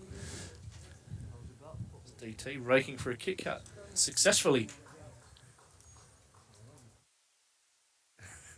Huge smile on his face. So here's Rain then from the Peasholm Park end. Right arm over the wicket, wide of off stump, cracked away by Matthew Fisher. Nothing wrong with that shot through the covers. Flat bat really. And 4 runs. This pair both now into the 20s. Fisher 22. Number 9, of course, today. They sent Ben Coden at number 8. And I think probably deserved after what they both produced of recent times. Made a lovely sound, didn't it, that new ball off the bat? So 304 for 7. And he straightens things up here, Ben Rain, and Fisher watches it nicely and drops it into the leg side. No run. DT is gorging on a Kit Kat now. Although a bit like old chocolate, I think the fingers appear to be a little thinner than they used to be. The price has probably gone up and the size of the bar has probably reduced. Standard these days, isn't it? I'm sure we'll get a representative of, is it Joseph Roundtree still I think they do, yeah. on to counter that. Short ball and cracked away off the back foot this time by Fisher. It's not quite going to have the legs, I don't think, to make it to the boundary. No, it reeled in about a yard short, but he's picked up 2 more. So, as can often happen, it's a little kick on from the new ball, a harder ball. Good crowding, appreciated that. York Company as well, isn't it? Roundtree, based in York. Yeah. Used to be the old Kit Kat Crescent, didn't it, for York, the football ground? Yeah. Got the president just down at the foot of the stand there in a blue and white interesting That is interesting. jacket. Jane Powell. There's Rain. Good Out. delivery. That's out. As called by Ash Thorpe and corroborated by umpire Surrender Shanmugam. Matthew Fisher gone. Rain gets one straight. Fisher misses. Fisher out. 306 for 8 and Fish gone for 24. Useful contribution, that, and an excellent partnership from them too. But the new ball does the trick. What was the partnership, sorry? Oh, sorry. It was 40 odd, wasn't it? Probably closer to 50. But Matt It was Fisher, 46, yeah. 46. Excellent partnership when they just had a little wobble, didn't they, Yorkshire? There was no doubt in that one, hitting right on the shin in front of middle. And the new ball does the trick. And Mark Steckety comes to the crease. The Australian seamer.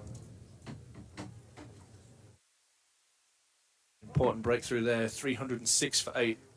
And it's a good stay. Fisher just looked like he started to enjoy the new ball coming onto the bat. And then missed a full one from Rain. Looked like it was hitting all 3. So the new ball works at the 4th attempt, 80.4 overs in. The second new ball, I should say. Just going to have a little switch over there. DT is suitably refreshed after his Kit Kat. And he's going to join you. Thanks, Ash. So, another LBW. Finger's been raised on quite a few occasions so far in this match. The first 3 wickets. The 4th LBW then from 8 dismissals so far. And as Ash called, Steckety just goes in now to join Jordan Thompson.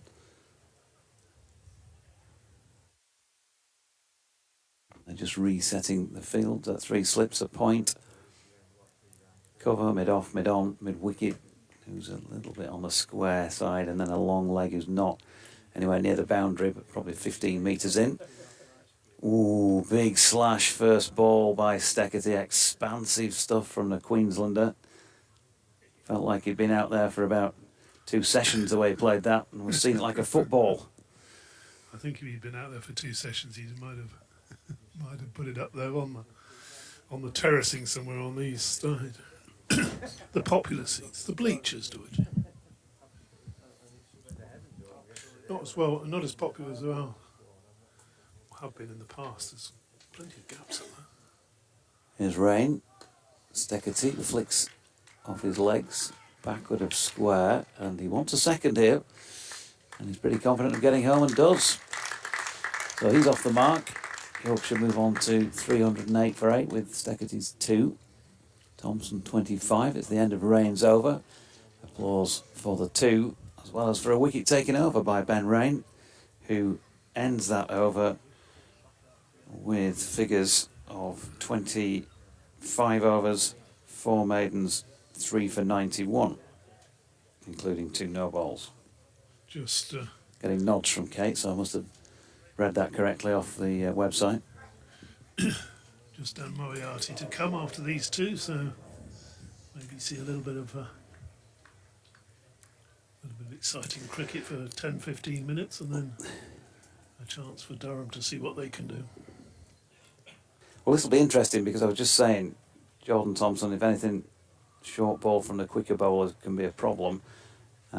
Matthew Potts would be able to get it through quicker than, for example, Bastilledo, who tried to bounce JT earlier. So it's the second over with the new ball. So Potts taking it, and that ball going through the keeper.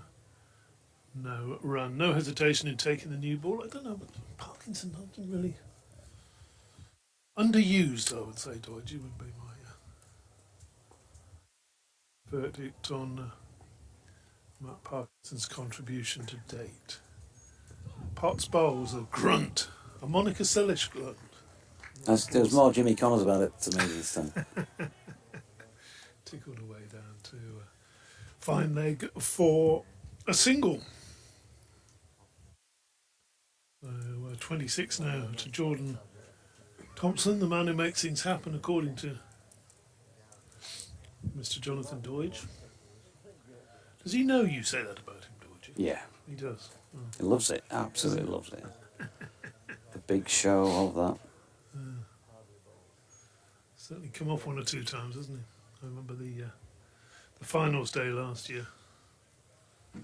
Big knock down there at Edgbaston when they needed it, in vain in the end, but certainly gave Yorkshire something to bowl at that day. 309 for 8. Potts bowls, and that's turned away by Steckerly down to long leg for a single. Mark Steckerly. Got to get used to that name. It's one of those that you can. Bit of rhythm to it. 310 for 8. Looking lovely this afternoon. Sun out. Hopefully, no more rain. Potts round the wicket. Bowls to Thompson and more. My word. He's trying to hit that one over the top of the houses at the far end of the ground. I would have to disagree. I think he was trying to knock it over the top of the houses, on the opposite side of the houses, on the other end of the, the side of the ground. It's absolutely enormous, that would be halfway back to my digs if you'd got hold of that, Dodgy. My word. I knew you'd probably asked to hitch a lift on it so that you could save yourself a few quid. He got Jordan Thompson out, by the way, in the reverse fixture up at Chestler Street in one of the innings up there. Jordan LBW to Potts for 7. Well, he's not going to be LBW this time because he's just been turned around with that one. A bit of a leading edge down into the gully. Was looking to play it initially just to nick a single, I think, just to push it into the onside. Got Shan Masood in both innings there. Don Bess in both innings as well. Also picked up the wicket of George Hill and the infamous Saud Shakil. Adam Lyth as well. Parts bowls, and that's worked away down to, well, I say deep backward square fields it, but he's had to run around to deepish mid-wicket to do the fielding. And Thompson retains the strike.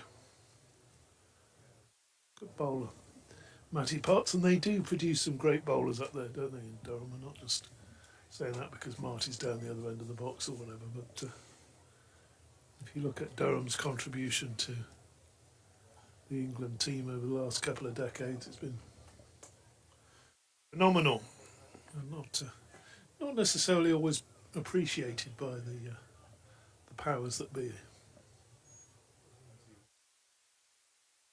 Graham Onions is one that was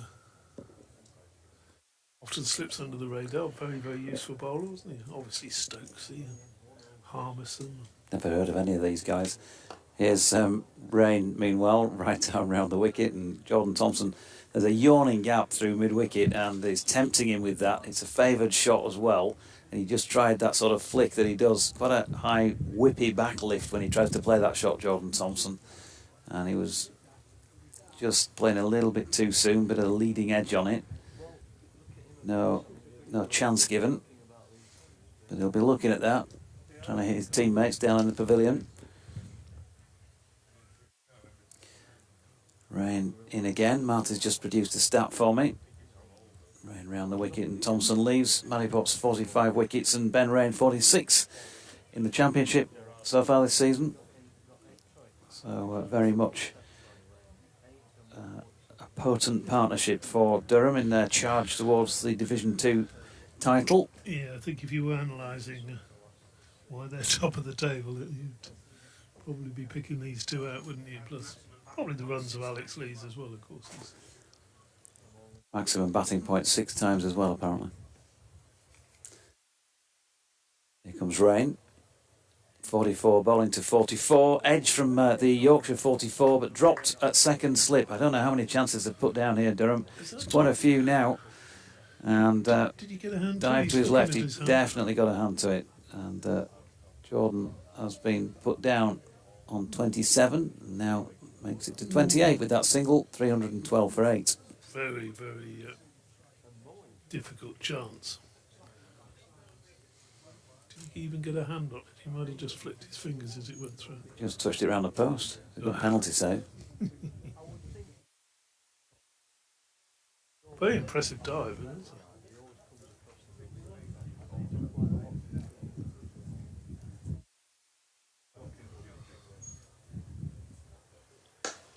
Oh. And that has gone straight down the throat of Pretorius at mid-on. And it is the end of Mark Steckerty. He's not lasted so long and made just the 2. And Yorkshire on the brink of being bowled out here without getting to a third batting point. Goes to 312 for the loss of 9 wickets. Just a 10-minute stay at the crease for the Aussie. Yeah, bright and cheerful, wasn't it?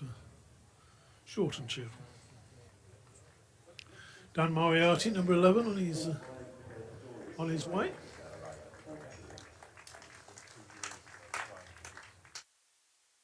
So doing the little sideways skips, get his feet moving as he practicing a couple of shots.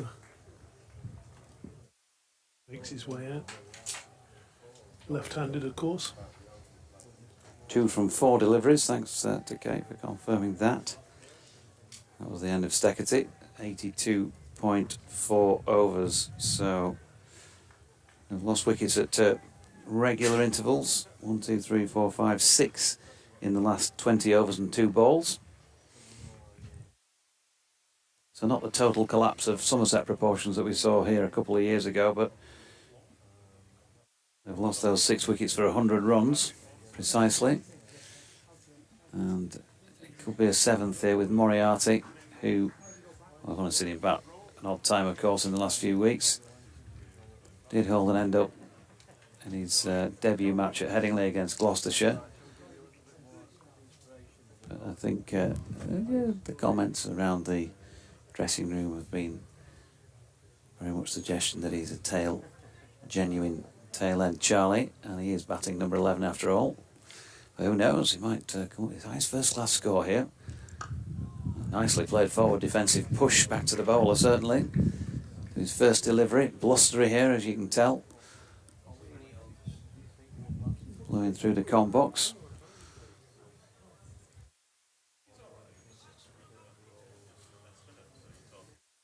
Sun shining brightly. DT not too chuffed with the people in the... I just said that a minute ago. Bleachers. Yeah, as rain is in, and that is dropped into the leg side by Moriarty, and there's no run. He wants to get off the mark with Jordan Thompson saying, wait a minute, Sunshine, it's the final ball of the over, you just got your bat on it, let's just stay put, thanks. Yes, that was very necessary, wasn't it? They were almost offering the single there. The other, shall I do a few more scores around the doors? Luigi. See what's going on elsewhere. I do start off with in this division where Derbyshire are applying to Glamorgan's 521 for 8. They're 84 for no wicket. Doesn't sound as though the bowlers are sort of be turning up there every morning with a smile on their face, does it? Gloucestershire against Worcestershire at Cheltenham. Worcestershire 246 for 7. So it's all fairly even Stevens there. Warwickshire now 100. We're moving to Division 1. Well, as Potts bowls and Thompson has a swish at that. All the fielders now out on the boundary, except for 2 slips. So he can have a single anywhere. If he wants to edge one, then there were slips waiting. Quickly through these First Division scores. Hampshire 90 for 5, leading Essex by 41 runs. At Southampton, that's not going to go to a 4th day, you wouldn't think, unless there was some weather. Lancashire 119 for 1, replying to Northants 342 all out at Old Trafford. Next delivery is just angled away. Oh, he plays it to third man, doesn't take a single now. That's, well, okay. Notts 350 all out, Kent 85 for 1. And reigning at Taunton, where Surrey have been bowled out for 368. First innings leader, very nearly 200, 198 there. And that game full of wickets yesterday at Edgbaston, only 2 have fallen today. It's delivery bowls, and that's a straight one. And Thompson just plays back to bowler Potts. Warwickshire 60 all out and 189 for 4. Middlesex 199 all out. So Warwickshire they're leading by 50 runs, and Marty's tipped Warwickshire to win that one. He could well be right. Stop clock and everything. Potts, and that's down the leg side now. That's the 4th ball of the over, and the field is now coming in. 312 for 9.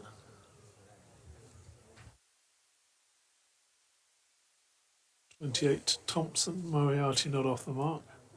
Now I suppose this is what Jordan Thompson is thinking. The field comes in, I launch it over the top. And if Matthew Potts bowls it in his half, he might just do that. Potts might just slip a couple down the leg side though, which rather defeat the object, wouldn't it? Here he is, round the wicket, Trafalgar Square end bowls, and that's whipped away. He tried to put it down leg side, and it's whipped away very fine for 4 runs by Thompson. Lots of wristy action in that one, and fine deflection. 4 runs from the moment it left the bat, so 316 for 9. And what does he do here? Does he look for one dodgy, or does he? How many's left in the over? 1 ball. 1 ball. Yeah, I'd say probably yes to that. I think he launches one over extra cover to the far corner with not quite enough to get to the boundary, and they run 3. Tom O'Bingo here. Here comes Box Bowls to him again, and he edges it past second slip, or the only slip really, but it's a very wide slip. And it runs away down to third man, and he's got another boundary. So that worked. He waited for the field to come in, and then got two deflected boundaries really off the last two balls of the over. 320 for 9. He just looks a different player when the ball is in his half. If it's banged in short, different again. But if you throw it up there, he's got, from the way he plays white ball cricket, he's got plenty of improvisations. There was maybe a bit of luck on his side there, but he will score runs if you throw it up there. He'll take it. Doesn't matter who that is. He'll take him on. Could be a little bit of fun if Moriarty can get off strike and Jordan can get back on strike with just this one wicket left. Jordan's on 36. And it's going to be Ben Rain then. Round the wicket to Moriarty, who has a big booming flash, as if he was somebody like a Graham Pollock or a David Gower there, wide of off stump. Some of those great left-handers, but misses out, and unfortunately looks nothing quite like it with what happened at the end. A little bit Caribbean there, a little bit of flourish, wasn't there? Odds on him surviving the over? I think you'd probably... Even money? Probably... That... That's generous. Here's Rain again. Ooh. Played the line. Moriarty. Yeah. A little bit of fishing and didn't quite get the bait on this occasion, but there or thereabouts. Speaking of a little bit of fishing, a herring gull and a little eye around the area, getting a good view of play on the top of Ben Rain's head there. And comes Rain now and bowls to Moriarty. Look at that. Perfect. Beautiful. Textbook. Pushed out into the covers, and there's no run. Alex Lees there doing the fielding. Well, it's good that we've got a significant amount more cricket already than we had yesterday, and plenty more to come, because I reckon there's 45 overs to go after this one before today's through. So a healthy couple of hours and more. Moriarty pushes out into the covers, and there's no run, and we'll see It's best Yorkshire part of 3 have a bowl. hours, isn't it? Best part of 3 hours. We're not going to be... Kate, we're not going to be in the North Riding pub that early tonight. Oh, she's already shuddering at the thought of it. Far too many sherbets last night. I think the shakes have just about stopped. 3 slips waiting for an opportunity. They've had a few of those and not taken anything like all of them, which would be something that Durham will look at here. As Rain is in, and Moriarty will get into the back half of the over, and he's now pushed 1. And Thompson has taken the strike, and we'll try and manipulate things from here. So Moriarty off the mark. Ted Rogers on the scoreboard. One for our, Not literally. One for our older listeners. Ted Rogers.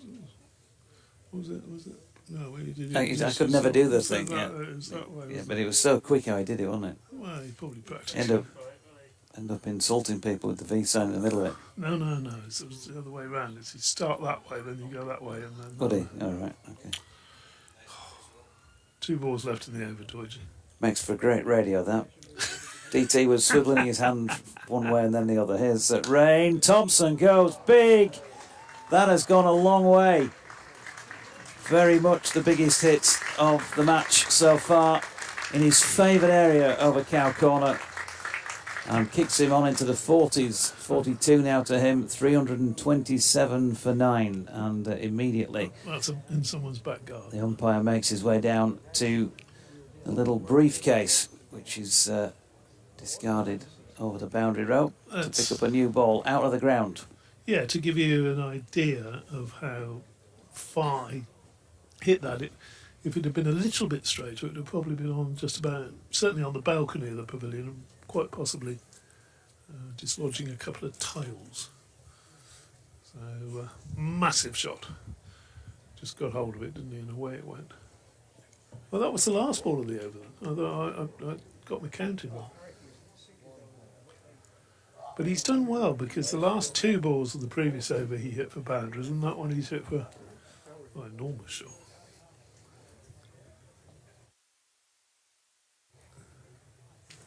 .42.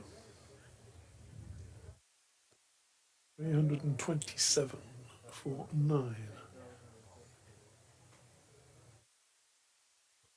Marty and he's very, what should we say? What do we say about his shorts? He's just disappeared. Beige with a little bit of a flowery decor. Potts bowls to Moriarty. Plays that immaculate forward defensive shot again, but Without the ball. no relation to the ball on this occasion.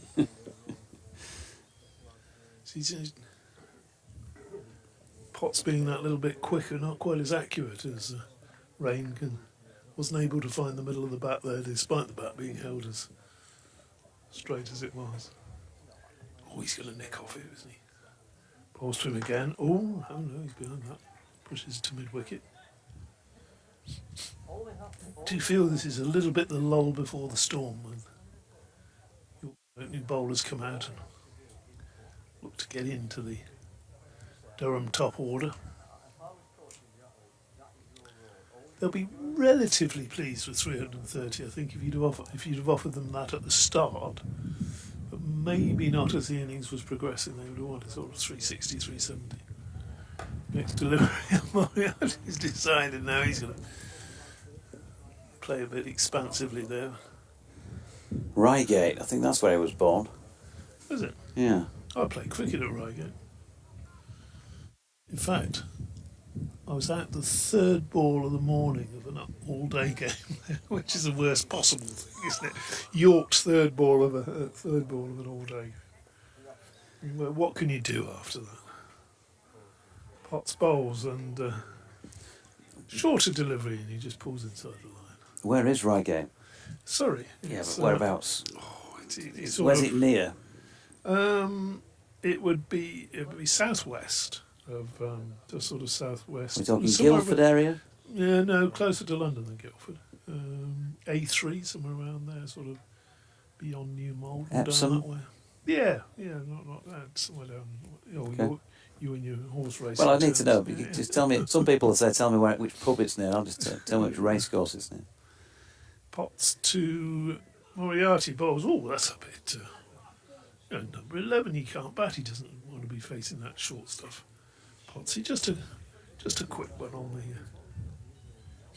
on the stumps, as the old umpires used to say in the old days. Just bowl a fast straight one, son. Stop messing about, Marvellous. I mean, You'd have knocked a few tail enders over like that, Fred. Although you didn't bowl many straight balls, did you? Just did a bit of something. Next deliver, that's more like it, and that's played down towards third man, but Thompson's not going to have a run. The end of the over. 327 for 9 rather. That young upstart Richard Hutton always used to tease you about the fact you never bowled a straight ball, Fred, didn't he? Rotated his middle stump. First attempt, marvellous. Unless, of course, it was Trevor Bailey. It was a marvellous play, wonderful all round. Marvellous. Stay there for a long time, the Barnacle. So Ben Rain to continue at the Pease Home Park end. He worked with me, Did he? Ben Rain? Oh, Trevor Bailey. Trevor Bailey, yeah.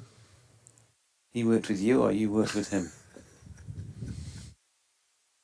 Well, everyone's set back on the leg side here. Jordan Thompson on strike and Rain bowling around about off stump. And that's treated with respect by Jordan, dropping it into the offside, no run. That was one of Brian Clough's favourite lines, wasn't it? He's met me,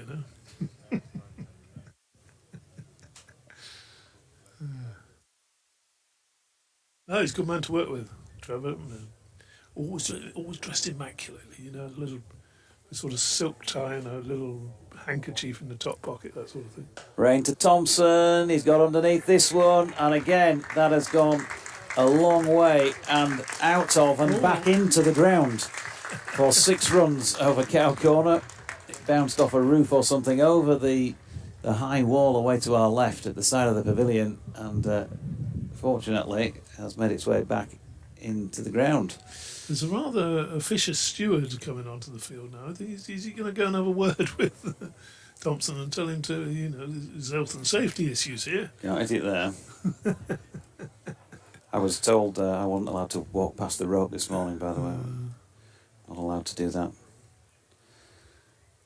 Comes Rain. Thompson needs 2 for that half century, but he's not going to take the opportunity of taking on the field. Probably would have been sticking on 1.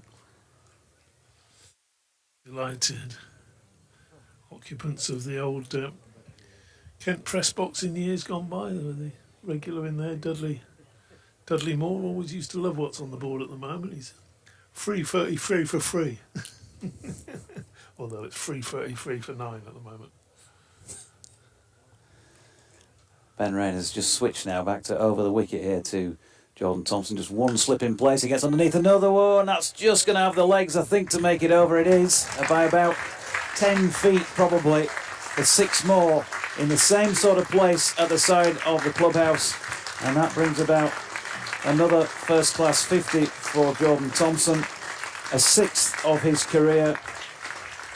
And it's been entertaining. He's taken them on today. And he is pleasing on the eye when he does. And I'm sure he's working towards some more consistency. 38 balls, 48 balls, and 4 fours, and how many 6s? And 4 6s. There you go, so 50 in at just over 100. 54, 339 for 9. Well, they are in sight of a 3rd batting point. Can they get there? That's the next target, but a big Yahoo wide of off stump this time, with all the field having closed in on JT, with the exception of mid-wicket and long leg, who's still out. And Rain has switched back to round the wicket for that delivery. It's 41st first-class match. His 60th first-class knock, this is. More than 1,100 runs to his name, and still that 98 at Trent Bridge that day, his highest first-class score. Rain is in, and he has another haymaker at this one wide of off stump and misses out on bended knee. Please let me hit it. 339 for 8, the end of the over, 86 gone. Said it before, I'll say it again. That 98 at Trent Bridge, those few seasons ago now, when he got out, and I said to him afterwards, are you going to kind of brood over that? You don't know when you're ever going to get a chance again to get a first-class ton. And he said, there'll be other opportunities. And I said to him recently, in a recent interview, I said, do you regret that day now? And he said, well, okay. What was he on, did you say? Because he's not really got close again. 98. Oh. He hit it really well at Trent Bridge that day, and he just played 1 shot too many and got out. Well, It's good enough for Jordan, it's good enough for Dan Moriarty. He's tried the same shot. But missed it. yeah, well, Jordan missed it. Well, he as did well, miss so- a couple, didn't he? Last 2 balls of the last over. Potts. How did he get out when he got his 98? I think he was caught in the same region as he'd been hitting the ball, but just got underneath one from memory. I'll check it out. You've got to think with that sometimes, haven't you? That he's Potts to Moriarty. It's a short delivery, and he didn't fancy that one much. Pushes it down in the offside, and there's no way. You get a 98, just nudge a single, nudge another one, and you're there, aren't you? And you've got that first class entry. The second time, then you get to 98. Yeah, then you can have a swish, but you need that first entry. Talking as somebody who never scored one dodgy, the closest I got was 94, and I was still trying to win the game, because that's what I'm like, and should have just pushed 6 singles and gone and whatever. But there you go. Moriarty's got to run, and he's got a big cheer. He's pushed that one wide of mid-on. Sometimes you tend to think of the team more than yourself, though, don't you? It works. 340 now for 9. Field spreads. Not much point with Jordan Thompson in this mood, really, because he's either going to get hold of it or he's going to miss it and be bowled or get a nick behind, or he's going to get hold of it and it's going to disappear down into the town centre somewhere. Bend of the knees as Potts comes in, bowls to him. Oh! Short delivery, he's not having any of that, just ducked under it dismissively. That was his 18th first class knock. He got 98. Caught Mulaney bowled Chris Nash. Possibly not the best bowler he's got out to. In 94, I was once stranded on 91 at the start of the last over of an innings. And the new man in, who came in because the wicket fell on the last ball of the penultimate over, swished and missed at all 6 in the last over. Oh, he's gone again, and He's out. it's out. Taken it out. Long leg, short delivery, got under it, tried to lift it for another 6, and caught there in the deep. And that's the trying to see who's actually caught that dodgy down there at fine leg, because our view's sort of restricted by the press box, isn't it? Yeah, I think it could have been Pretorius. Yeah, it was Pretorius. There we go. Pretorius ends that little bit of fun. So Thompson goes for 54. Moriarty got a couple.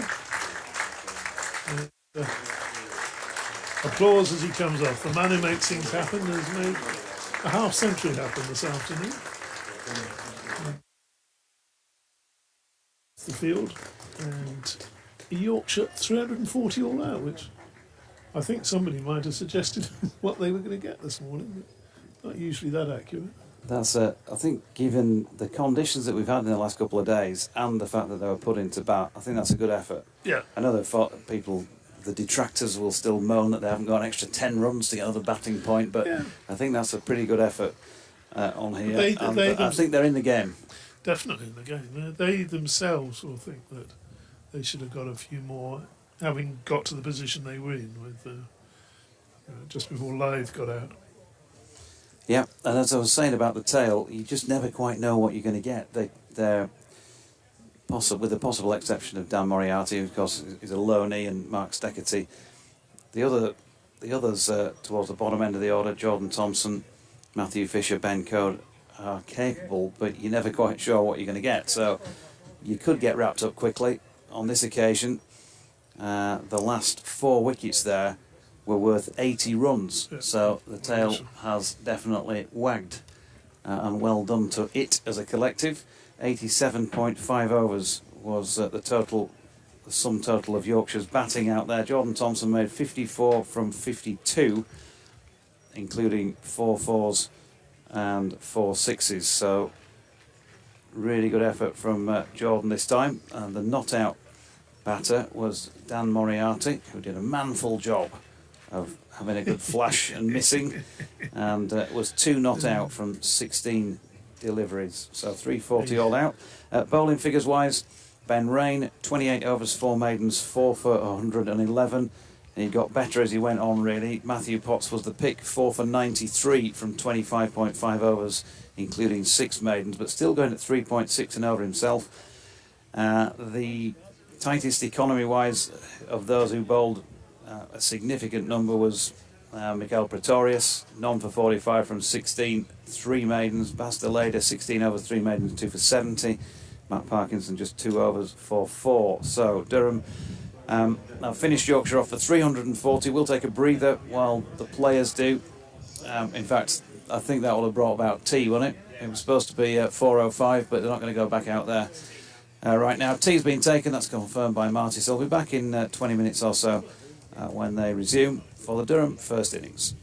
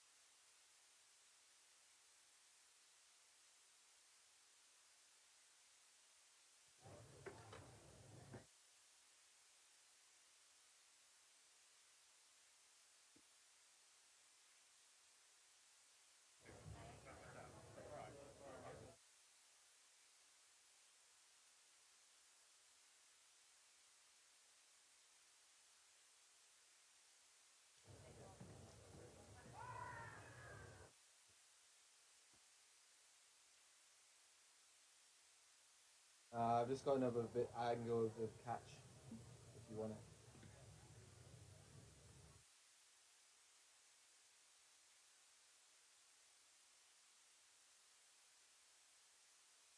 That's from the umpire, and I've zoomed it in on the keeper, but there's nothing really.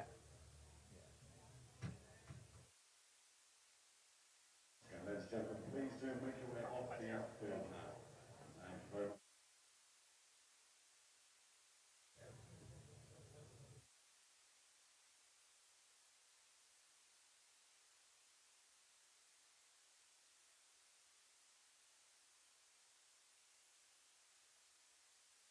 I've asked if they can track it past the batter, but apparently they can't.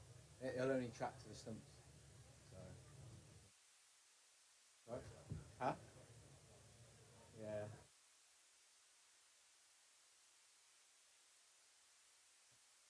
I think so. Yeah, I mean, from where we were, yeah, the only reason you look at it is that from where we were, we could have got 400, but also they bowled. They dropped a few catches, like we got lucky a little bit. And yeah. Yeah.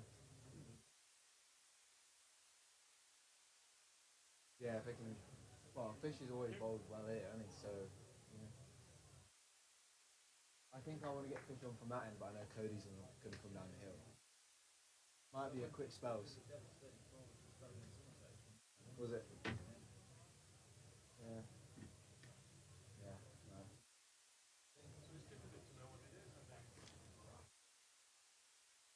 Children walk to school. There's a lot being dropped off. I mean, we are fewer children play out. I mean, it's a combination of lots of little things that all added together. Fewer children play out. Now, on the computer, messaging each other online. Then you get into adulthood, there are fewer jobs. Even require standing up.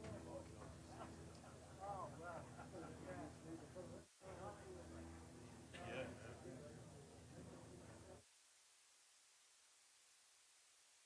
Lots of labour saving price.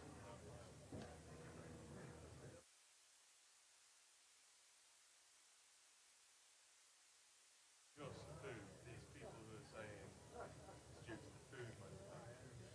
Yeah, that's part of it. Ready meals rather than made from scratch. Part of it. Blame the whole thing. Because I think people ate a lot of very poor stuff in the 70s. Lots of deep fried stuff, lots of pastry.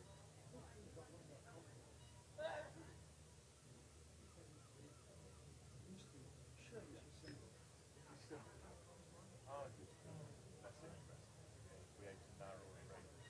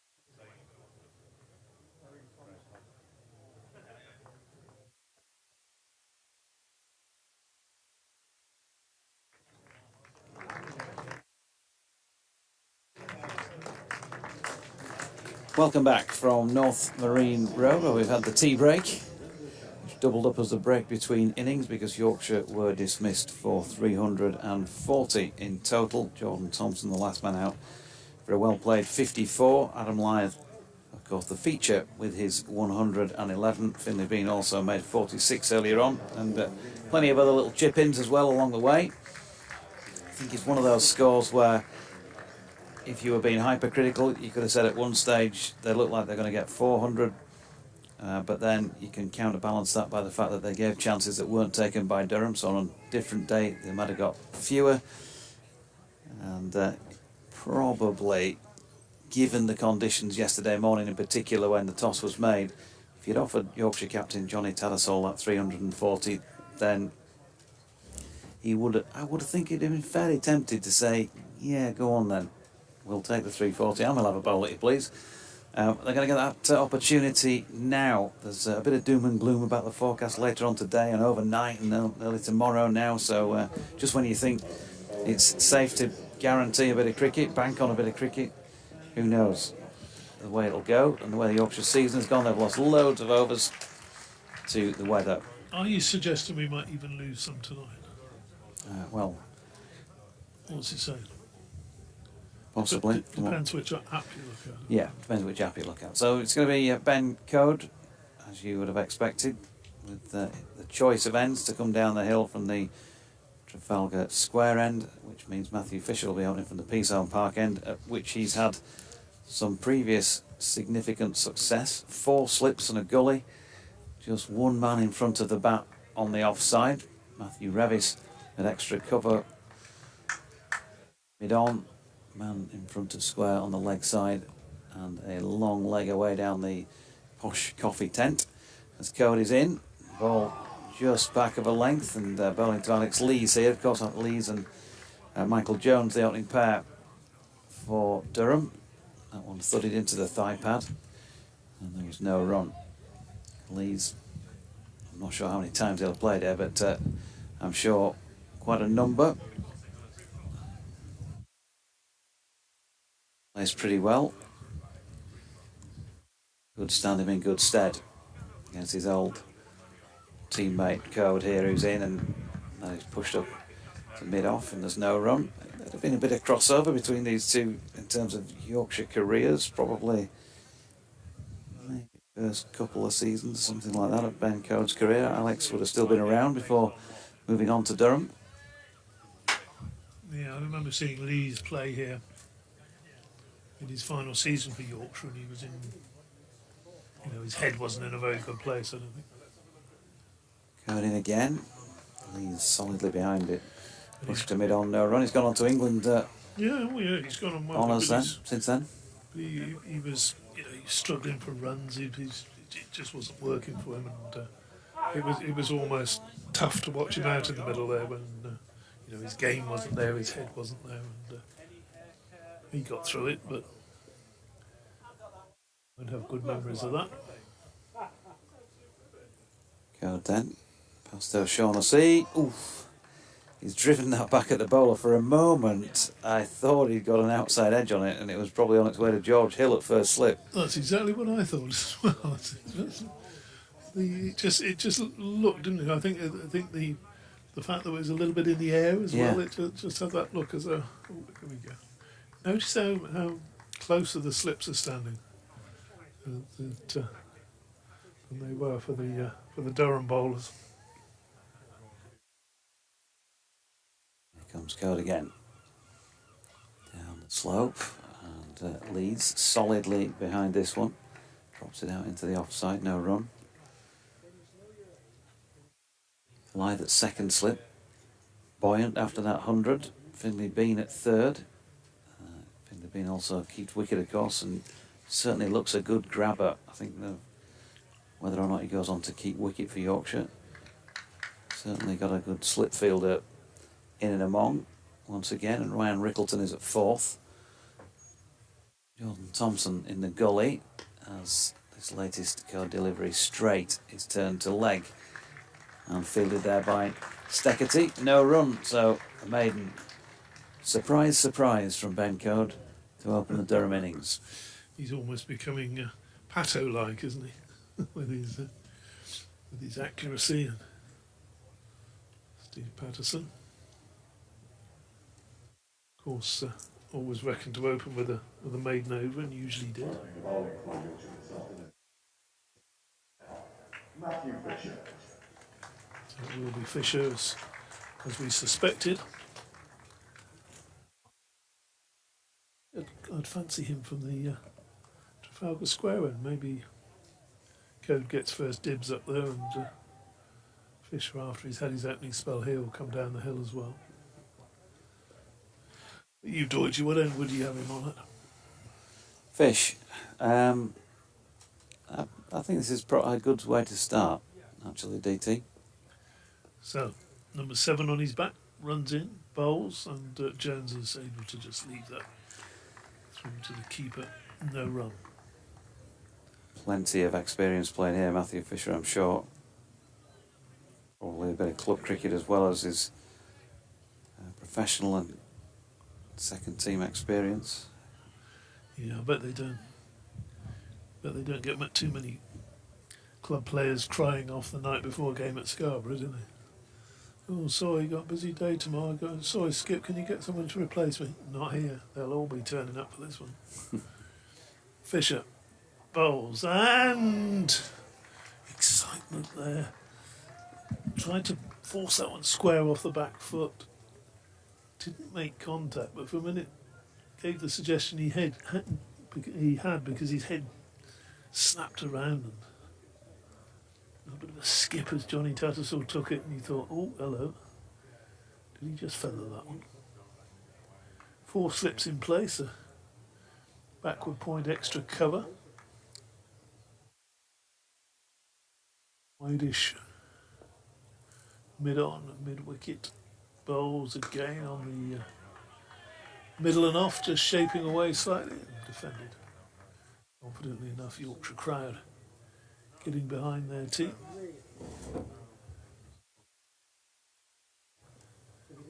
Definitely down on crowds that we've seen here in recent years.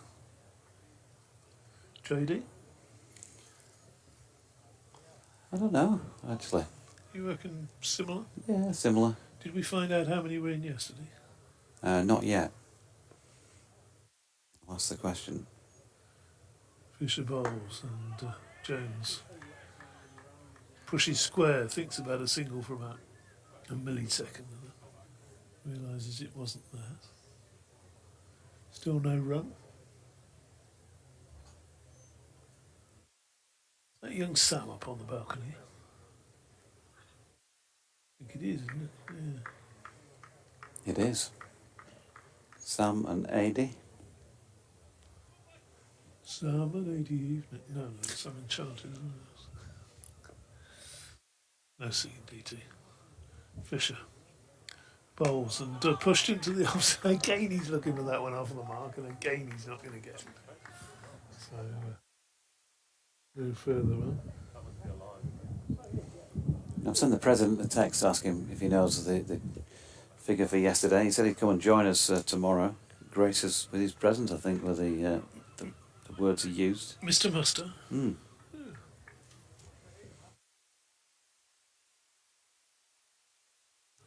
Always good for a tail. Fisher turns at the end of his run. Nice balanced approach, bowls, and again getting that shape away, but again met comfortably by the middle of the bat. Probably just a little bit too full, maybe a yard too full in that over. Fisher, but it's a maiden. He walks up. Often he's loosened up, so better to come from him. Yeah, you want to be full. Yeah, too full, obviously, you might make it just that little bit easier, but you'd rather see a little bit too much on the full than the short side here. Yeah.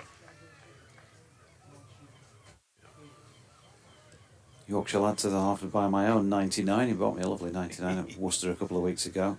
The lady walking along there, look, with a chocolate. Yeah, nice. Chocolate one and a presumably a peppermint one. Code in, and that's pushed beautifully by Alex Lees. And there is an example of just over pitching by Ben Code. Just wants to drag that length back slightly, and he'll then start to have Lees reaching possibly for it just that little bit more. But he was right over the top of that. Lovely timing and 4 runs. Yorkshire lad says, by your own 99 JD. I'd hoped to have made the trip to Scarborough, but I've been struck down by a nasty dose of COVID. Say hello to all those from Great Ousburn who've made the trip, plus the infamous Beverley boys. Cody's in and Lees pushes out into the offside. No run. Mick Steele says it was a trifle harsh, referring to Shaquille, South Shaquille as infamous. Every overseas player who's failed to live up to expectations wouldn't deserve such a description, even Shannon Gabriel. Yeah, on the word infamous and South Shaquille was nothing to do with his performances in terms of in the runs column. There were other connotations. And that Durham match as Cody's in, and that's flicked off the legs by Alex Lees. Moriarty with a sliding stop, and they'll get back for 2. Martin Bloomfield says Moriarty. Forget Graham Pollock and David Gower. More like David Milan for me.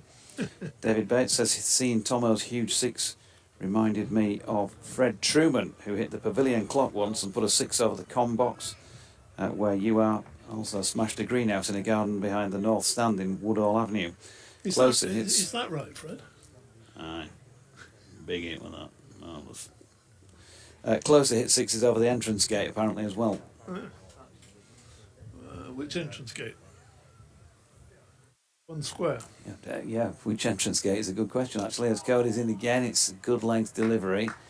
Lees has got it away into the covers where there is plenty of room. I don't think he struck it 100% right, but it was good enough to get him 2.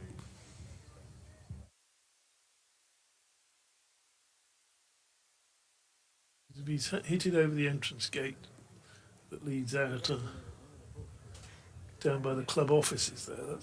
That's a decent blow as well, isn't it? Martin Rowe asks what name I gave Jordan Thompson. Well, DT will fill you in on the details, of course. Now then, this is round the wicket from Ben Code, and that's just 2 wide and half volley length.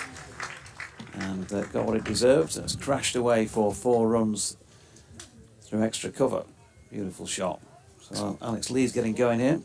Expensive over. The man who makes things happen, Jordan Thompson. Made several 6s happen today. Brian Kirby says my chip is not open tonight. I'll think of Cali when I'm having my regular Friday night portion. Yeah, that counts. Oh.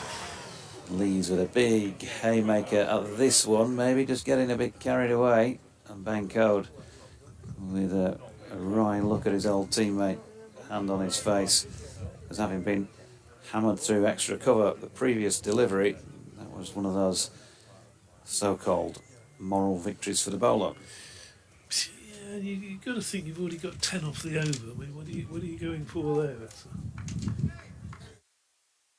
great deal of percentage in there.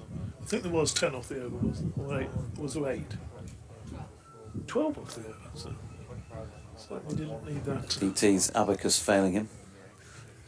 Oh yeah, the one with Moriarty sliding all over the place.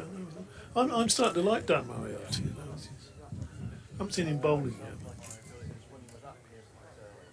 Fisher bowls, and Jones again has that shot where he pushes it out into the offside, takes a couple of little shuffles down the pitch and then moves back in. My observation, and it's only been around for a few weeks, is that he's got a bit of personality, I think. He's a character.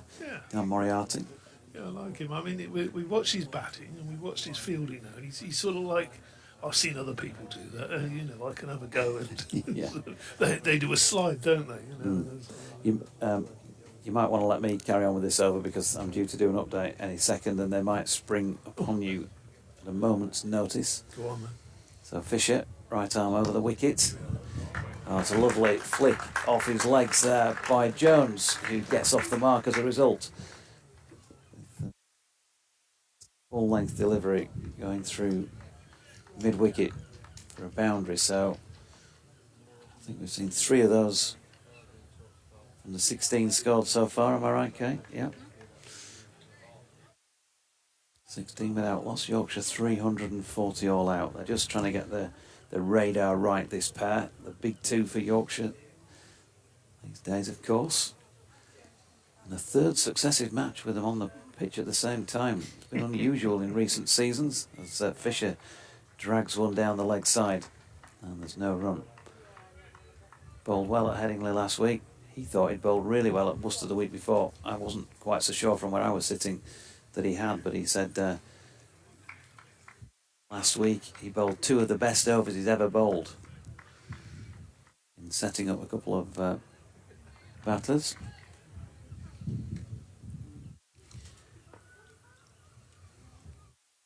Fisher then turns and comes in again. There's a bit of shape about it into the right-hander, but it was maybe just a little bit leg-sideish as it started. And he's got it away, Jones down to Code at long leg for 1 run. It's probably no surprise that both sides have fielded their long legs quite a few yards in from the boundary. Outfield a little bit on the slow side. Pitch is fairly central, probably a little bit, when you're standing out there in the middle, feels just a little bit closer to the North Marine Road side of the ground, but there won't be much in it. It's Fisher. Oh, now then, Lees looks to play this through the offside, and it ends up at Revis's feet mid-wicket, which tells you something about the shot. No run. You're talking about the rain, Doidgy. There's only 2 games being played at the moment. Really? I'm sure you can guess one of them. Notts is the other one.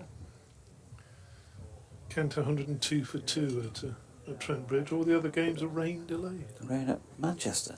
Really? Strangely enough, yeah. I was being baited by Bumble yesterday when it wasn't raining there, and it was here. Ball short of length, cracked away through extra cover by Leeds. He's going to pick up 4 down towards the Posh Coffee. And here we go with an update. 21 without loss.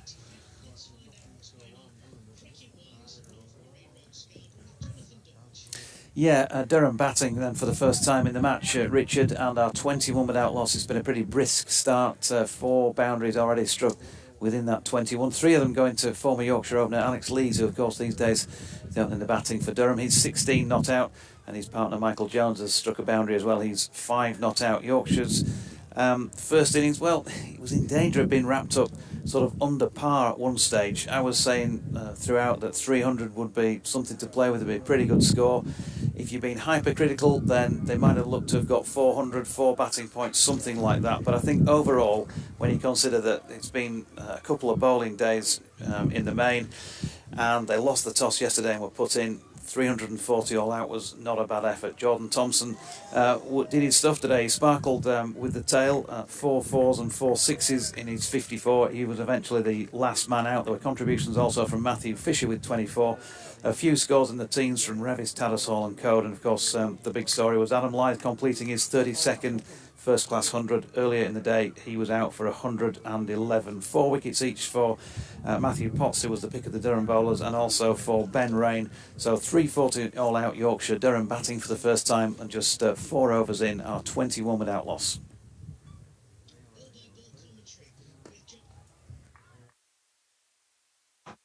He likes to tell you what's going on, that presenter, doesn't he? Although Doidgy now, he's going to make way and let Marty come in, certainly. As we hear the feed, giving away the secrets of radio. You hear the feed in your earphones, and then it says Doidgy, and then Doidgy leaps into it and all the rest of it. Code runs down the hill, bowls, and that strikes Jones on the pad. There's a big shout for LBW, but Going down the leg side, I reckon. it was going a long way down the leg side. The camera's not... It's at a slight angle, isn't it? It's not quite behind. It's... in fact, they're showing you there's no... The camera on the feed there is behind the action rather than from the other end in front. But look from here like it was angling across. Yeah. It's got a little bit cooler out there now. It's got a little bit overcast. I'm just wondering if the tide's back in. Code bowls, and that's down the leg side, taken by Tattersall, moving to his left. Haven't you got an app to tell you that, Martin? Just look at the tide times, but it was in this morning when I was walking to the ground, about 9:20. So high tide yesterday was 9:30, I think. So. Well, doesn't it take about 6 hours to get out or something? Well, 6 hours to come in and then go out again. No, 6 hours to go out and then another 6 hours to come back in, doesn't it? Or does it do the whole thing in 6 hours? Code bowls, and good judgment there by Jones. That goes to the keeper. No run. My comment about the tide is about the breeze, Jonathan, today, rather than the wicket condition. It's just suddenly got a bit drafty out there. I don't think there's any bad weather on the way. Had a look over the back wall, it seemed to be okay, but I noticed that Kate's gone for her pink top again, which is quite thick and thermally. Code to Jones, and There's another shout there for that's hurt LBW, him there. but not from the bowler, and it was a little bit high. I think Kate needs to have thicker clothing on in Amsterdam in the winter when that icy blast comes in off the Urals. Off the Urals. I know it causes problems in Berlin. It never gets cold in Amsterdam. I've been there when the canals were frozen solid. Minus 18, yeah.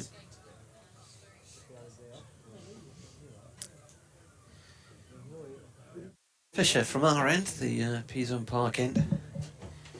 Coming into ball, right arm over, and they're appealing for everything here at the minute, aren't they? Just sorting out the levels on these microphones. There we go. You have to turn me up because people have been complaining they can't hear me. People are complaining they can hear you. Did you say?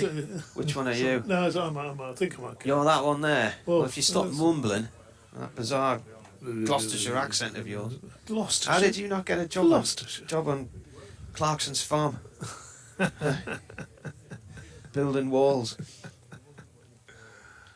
Fisher to Lees. Lees plays the ball down in the ground, bounces high, goes off towards Thompson at point. I know old Joe Cooper, you know. I know you do, yeah. You went to the same schools together, didn't you? He's, and that's not his voice, as I'm sure you're perfectly well aware. Of course it's his voice. I can't imagine there would be any... They put on a comedy voice. So, can't imagine anything that would be preordained on that show. And I'm told that Gerald was not that keen on doing the second series because they'd taken the mickey out of him so much on the first series. I bet he was happy when he got the paycheck. And then they offered him a bit more money. There you go. Fisher in, it's a short one, and Lees rocks back there and does want to get his hands down out the road of that one. Definitely the wind's gone up, hasn't it? Yeah. It's a changed direction, maybe? Is that why we're noticing it now? Yep. What's the wind today? Claims it's a southerly wind, so yeah, that would make sense. How on is it? Yeah, it's a bit of a southerly wind at the moment. Drafts of up to about 17 miles an hour. Fisher in again, right arm over, balls to Lees, who plays an expansive drive. It looks lovely on the cameras, but it doesn't connect with the ball because that's in the keeper's gloves. So it'll be a bit wet tonight when Kate's on her way home, wherever she may end up. Exactly. You don't know where she's going to end up, Marty. It might be. I bet she'll ring up from Filey tonight. I think I'm in Filey. It could be Friday afternoon until we see her again. Yeah. Gets on that craft ale. Yeah. Fisher bowls, Lees on the back foot, pushes it up to mid-off. You see, you're never going to know how good that was. But, I've had plenty of beer from that brewery in the past, but I'm not prepared to pay £7 for a pint. That's just ridiculous. And you are a man who took me to a craft bar in London in Pimlico, and they had bottles in a padlocked fridge for £130 a bottle of beer. I think you'll find it was £106.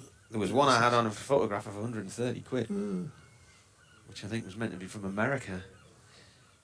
Ooh, inside edge, which I think has saved Lees, because if it hadn't clipped the inside edge there, he might have been a goner. And this is a batsman who's had 4 centuries in his last 5 innings. The one he didn't, he was out for 22 and trying to see off the run chase against Gloucestershire. What seems like 2 weeks ago, but there's been that many matches, I'm totally confused. 21 for none. Indeed. Yeah, so we shall probably be going in and supping another pint of £7 beer tonight, myself and Kate. So, I was walking along the hotel corridor today, and it's the same hotel chain that I was in last week, so I'm looking at the pattern on the floor, and I got to a certain point in the corridor and went to turn right and walked into the wall, and then looked up and realised I'm not in the hotel in Derby anymore, I'm in a hotel in Scarborough instead. It's that when you over from Ben Cody's pushed wide mid-on. Oh, they thought about it. Good running. They got through for a single in the end, and the field will change round for the for the left-hander. So you don't look where you're going. You just know. That Well, it's- I was wandering along looking at my phone, but I just knew how many. Sort of get in your head how many paces it is to the lift. So I just turned right, thinking I was in Derby, and walked into the wall. It's easily done. And it's not, Martin. No, most normal people wouldn't walk into walls in Premier Inns. you know. Well, welcome to listeners on 5 Sports Extra. In comes Code Bowls, and that's pushed firmly back to him. And there's no run there. Does that mean there were only 2 games being played? I Because don't know why. Tea or rain or I think the other 2 were mostly rain. is it raining in The- Birmingham? The rest of them, it's too far south for the rest of them. isn't Yeah. it? Yeah, it's raining now at Old Trafford as well. At Trent Bridge as well. So, yeah, you can do your too far south line if you like. Next delivery turned with acrobatic attempt to save it by Moriarty, who's been described as a bit of a character, hasn't he? And that ball is fielded just inside the boundary. Throw comes in, and the batsmen are back for a comfortable 2 runs. Takes the score on to 3 runs that they come back for. Thanks for keeping a watch on that, Kate, because I was watching the antics of Dan Moriarty. He's fast becoming one of my favourite players, Dan Moriarty. 19 to Leeds, 6 to Jones. Martin Emerson with you, Dave Townsend, Kate Holdsworth's doing our scoring, and people are coming in. Code bowls, and that pushes it off. He'd been trying to do that at the other end. He just pushes that ball, sort of 5 or 6 yards into the offside, sets off for a run, looks at Lees, and Lees responds, and away they go, turning over the strike and rotating the strike. And it's annoying for a bowler like Code, who likes to get into a rhythm to, either the right or left hander. You've got to keep not only changing his line, but also changing his run up, because he's around the wicket now. Comes in, bowls to Lees. That's pushed straight to mid on. what's this That's all a about? crazy What attempt on to earth sit are they there. playing out there? Push that straight to Jordan Thompson. He's set off at a rate of knots. So 1 ball left of this over. Yeah, right. And a shy at the stumps there. In actual fact, it was Stekate up there, wasn't it? Yeah, who shied at. It seems a little unnecessary, Marty. At 27 for no wicket, replying to 340. Earlier in the day, we had. We'll get through that in a minute. Code to the right-hander, and a defensive shot this time and no run. Well, I'll do that because we're going to Yeah, bring go on, Ash you can in. do that. I'm going to bring Ash in for a Bring minute. Ash in. Yeah, and then I'll talk you up to 5 o'clock. Then I'll have to go and do an update for Radio Newcastle, and Jonathan will be back in to do Newcastle. We've got a southern there's audience. no R in it. There's no R in it, is Southern there? audience now. It's Bath and it's Newcastle. There's no R in it. You head off back to Gloucestershire. Go on. Right, you over then. Fisher it is. I'll just turn you off. The ball from the Peasholm Park end. We've had a lot of disruptions with the weather here today. There was only 29 overs possible yesterday morning, and then a 3.5 hour delay. As Fisher bowls to Lees, and he cracks this off the back foot down through the covers to the west stand. Nice shot, that one. Placed it nicely. They were off for hours yesterday. Got back on at 5:30 after 3 huge downpours. Didn't expect to see any more play, and then managed, I think, 9 of 18 overs or something last night, and then went off for bad, and that was that. So at the close last night, 142 for 2, Yorkshire having been put in, and then they got the lunch today on 211 for 3, Rickelton out in the morning session for 13. But by that point, Adam Lyth was starting to get a bit bogged down. He clipped the ball from Ben Rain on 81. Keeper couldn't hold on to a really sharp chance way down the leg side. And he then got to his 100, then looked to have been caught behind on 102 as Fisher bowls to Lees again. Lees flicks this off the legs off towards the east side of the ground, up towards the far corner to the tea room, and he gets 2. Anyway, Durham thought they had him caught behind on 102, and he said he didn't think it had carried. The umpires had a chat and then decided to give him the benefit of the doubt. Then he nearly chopped on, had to volley the ball away from the stumps from a delivery from Ben Rain, and then eventually Rain got him caught behind for 111 just after lunch, and that started a collapse in which Yorkshire lost 7 for 128 in 25 overs. So all out eventually for 340, and a misfield here, and this should be 4 runs from our concert with the ball's gone. Is it going to make it to the rope? I think it is. Has it gone? Yeah, it's gone. It's down behind the side screen in front of us. We'll bring Ash Thorpe in to see who's this. It's a punch off the back foot here from Lees, and is that George Hill diving over the top of it? It was a gorgeous shot. Bit of really nice timing. Is it Moriarty, is it? Moriarty. Fisher again then. Right arm over, piece on Parkin. Dropped short on the offside to Thompson from Lees. So Alex Lees has had 4 centuries in his last 5 innings for Durham, including 3 in a row. So he became the second player to do that after Sean Dixon became the first last year with a century in the final innings early in the season in late April, I think it was, at Sussex, and he got 2 in consecutive innings at Worcester, and then this year Lees did it in innings at Leicester, and then the game after that. Bowls again, and that is driven through the covers for 4. It was a half volley, it was outside of off stump, and he's absolutely hammered that through the covers. So what's Lee's got? He got 195 against Gloucestershire in Chester Street, which was the highest score by a Durham player against them. He then got 171 against Derbyshire last week in a rain-affected game there. And he had 145 in Leicester in one of his innings there, and 101 in the other. So he's been in fine nick.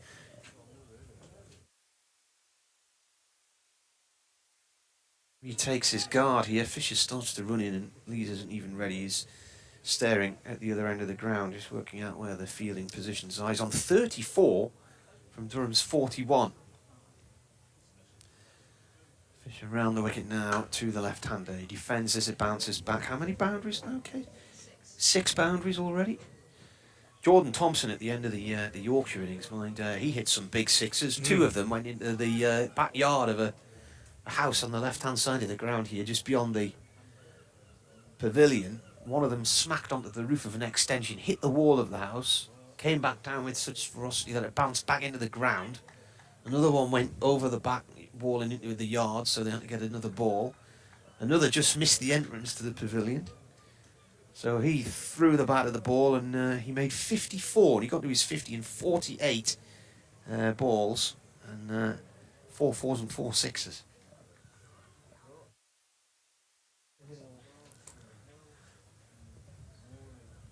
Here we have Ben Code. Right arm over the wicket.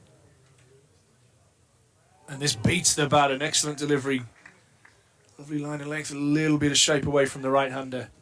Carried nicely through the tassel behind the stumps. There's quite a slope from that Trafalgar Square end. He's running down the hill, bowling towards us, and there's quite a bit of carry from there as well, isn't there? There's just been that length, hasn't there, all day, that's really carried through to the wicket-keeper. It's an excellent delivery and an excellent play and miss. As Code comes in again, right arm over the wicket. This one's on the leg side, and again Durham pinch an excellent single. Moves Jones on to 8, and the score under 42 without loss here in the 9th. But Lees has been the dominant partner, certainly putting anything away that he's had the chance to, and he's had a dip at a couple that probably weren't there to put away as well. But he's definitely in the runs, as Marty said there, 400s in his last 5 hits, and the one he missed out on the 100, he was trying to get Durham to victory as quick as humanly possible in the second innings. And Code's going to come round the wicket to Lees, who looks like he's batting well outside off stump from our angle. He comes in now, and Lees defends this one back down the pitch for no run. Looks like a nice sunny day on the Roca Riviera, according to a picture that Paul Summerside's just sent. Not a breath of air, he says, with you all till Stumps runs. Was quite humid here this afternoon, but it's got a little bit drafty the last few minutes, and that breeze has come in, hasn't it? Yeah, a little bit overcast. Changed the atmosphere a little bit, maybe brought some clouds in. Pretty good conditions to bowl right now, but Durham has started well. Left-handed Lee's on strike, standing upright. Code in. This one's back of a length and defended out into the leg side. The fielders have just squeezed in a little bit after a few nicked singles in the last couple of overs. Moriarty does the mopping up there. You were over the West Stand, weren't you? I was. Earlier? And there's an ice cream kiosk just down below. Well, it's a little gazebo, and the queue for that at tea was huge. It was enormous. So forget Bitcoin, buy shares in ice cream. Absolutely. Responsibly. There's a lot of Durham support down in that area as well, in front of the big scoreboard. As Code comes in around the wicket, lays a thick outside edge, but safely out to point and Fisher for no run. 42 without loss. Leg slip in place now. So he's batting a long way across his crease. Three slips in place.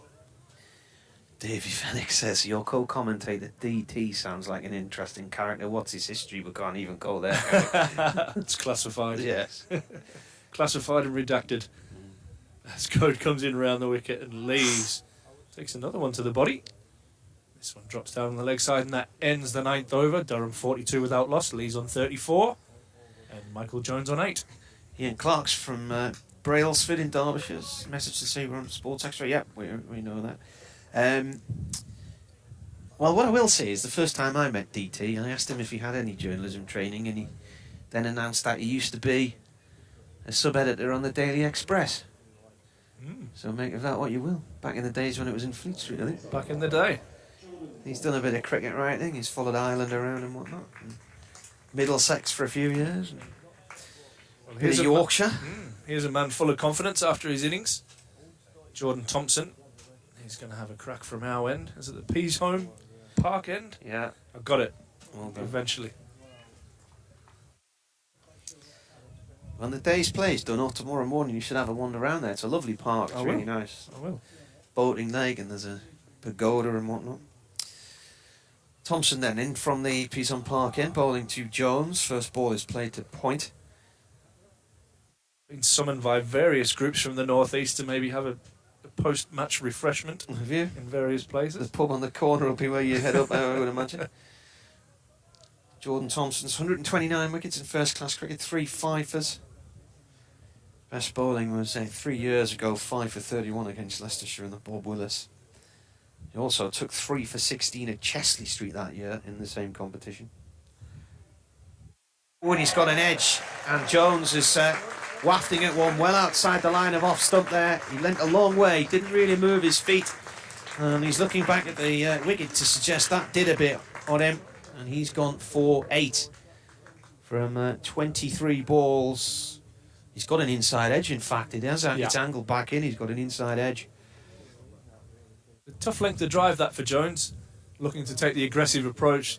Jordan Thompson picks up the important breakthrough for Yorkshire. Durham are 42 for 1. With Michael Jones gone for 8. Caught by Tattersall off the bowling of Thompson. Just looking to probably take a leaf out of his partner book there and play a drive on the rise. A little bit of nip off the wicket, back in towards the right hand and taking the inside edge and carrying nicely through to Tattersall behind the stumps. That brings out Durham's captain Scott Borthwick.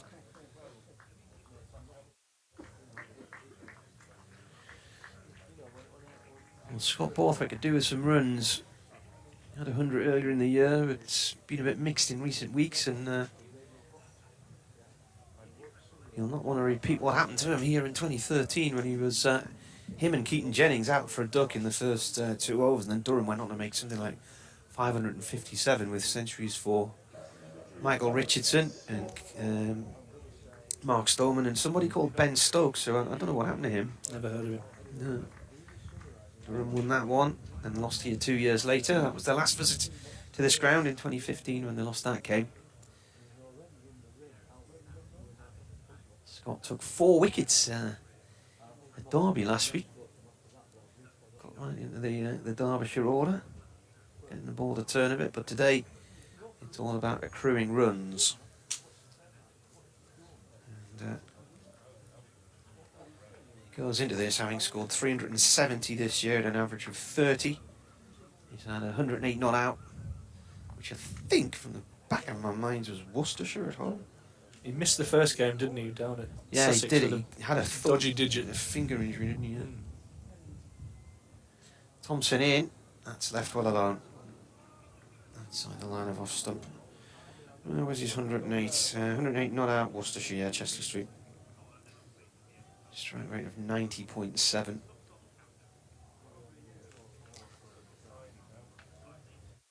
terms of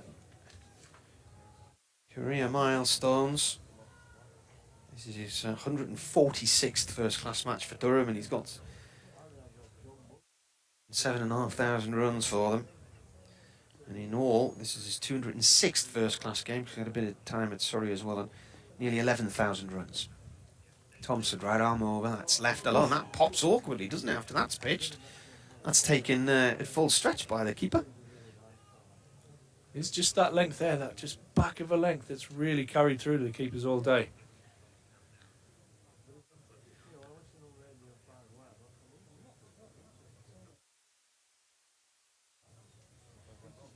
The electronic scorecard says Lyth took that catch. Oh, it's now changed. I'm looking at it. It's changed again. I was going to say that wasn't right. It was Tattersall, the keeper, who it went to. Thompson in with a full toss, dispatched by Borthwick for 4 through the covers down to the west stand. Easily done. It's not what you want to bowl with a pitch that's doing a little bit, and the new batsman just allowed to get underway with his innings. Borthwick just leading on that one through cover point. Thompson will be disappointed with that one. Yeah, just that length, that one that's really carried back of a length through the wicketkeeper all day. There's a couple of Matthew Potts bowled earlier, really flew through. Even Ben Rain was getting it through.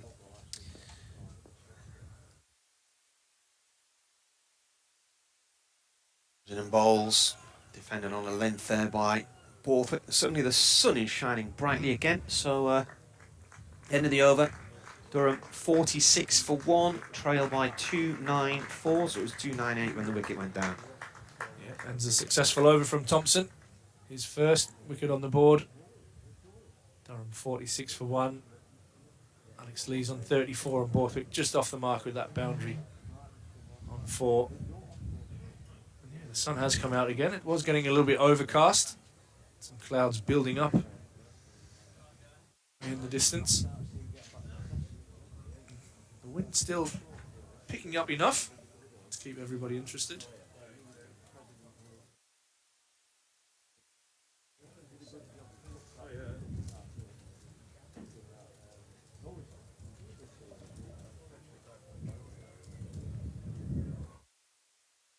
This code comes in round the wicket, and this one is allowed through to the keeper.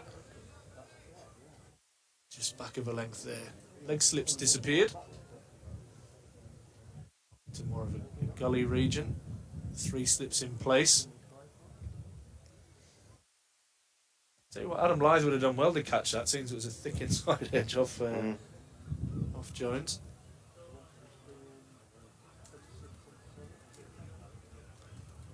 Three slips in place. Thompson has just come backward of point. Cover in place and a mid-off. This one's clipped away through mid-wicket a little bit aerially, but he'll get runs, Lees. He'll get at least 2. And I think they'll settle for 2. As he moves on to 36. And the score on the 48 for 1. And on the leg side is a mid-on and a man in front of square on the leg side. And down we have a fine leg. It's pretty square.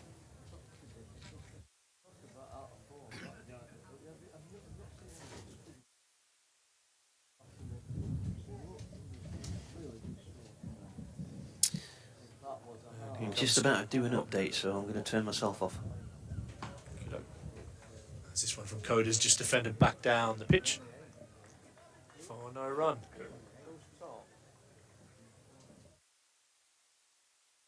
Some naughty clouds building up over in the distance. And the wind is looking like it's bringing that towards us. Which can probably tell from our effects mic there that wind is picking up, blowing directly towards us. Oh, right arm round the wicket to Lees, and Lees is beaten on the inside and takes one on the inside thigh pad. Some oohs and ahs from the cordon. That's safely negotiated. 48 for 1 the score in the 10th. So Durham, as usual, their run rate flying along. They've been going around the 4.5, 5 and over mark for most of the season.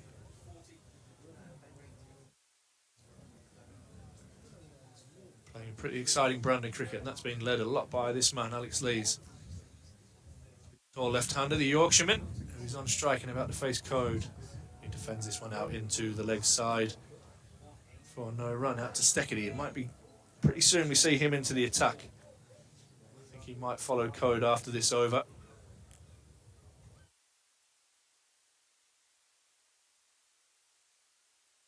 Still a pretty healthy crowd in here this afternoon. Been entertained with some runs and wickets today. Yorkshire lost a load of wickets after lunch and then recovered to get to 330. This one from Code is defended to back down the pitch for no run. That ends the 10th. 48 for 1. Alex Lees on 36. And Scott Borthwick, the captain, on 4. Well, we've got Jamie he's down in front of us. Oh, yes. So he got a There's Jamie and Alan. He's got a white little teddy bear white- there, I think. white polar bear, isn't it? Yeah. What's he saying? I'm not sure. He's having a word to the locals. With his, he's got Josh. Sorry, not Josh. He's got Come on, Coughlin. he's got a Durham kit on Yeah. with Coughlin's number on his back and He's he's shouting for shouting, wickets. "Come on, Yorkshire!" He's a beauty. Thompson, he's about to start his run up, and there's a lady in a top similar to Kate's running past the side screen carrying It's a a coffee. different colour. It's similar, peachy sort of pinky stuff. Thompson in. Oh, that spits a little bit on Borthwick there. He fends it away one-handed. Interesting period of the game this, because so many overs lost yesterday. Never felt really got going. So, I mean, it must have been difficult for the players, off and on all the time. Yeah, it's not nice. Then 4 hours or more off the field they were yesterday, if you take into the fact the rain saw us go through lunch and tea. So there's an hour as well. How many overs do we have left today, Marty? Do you know?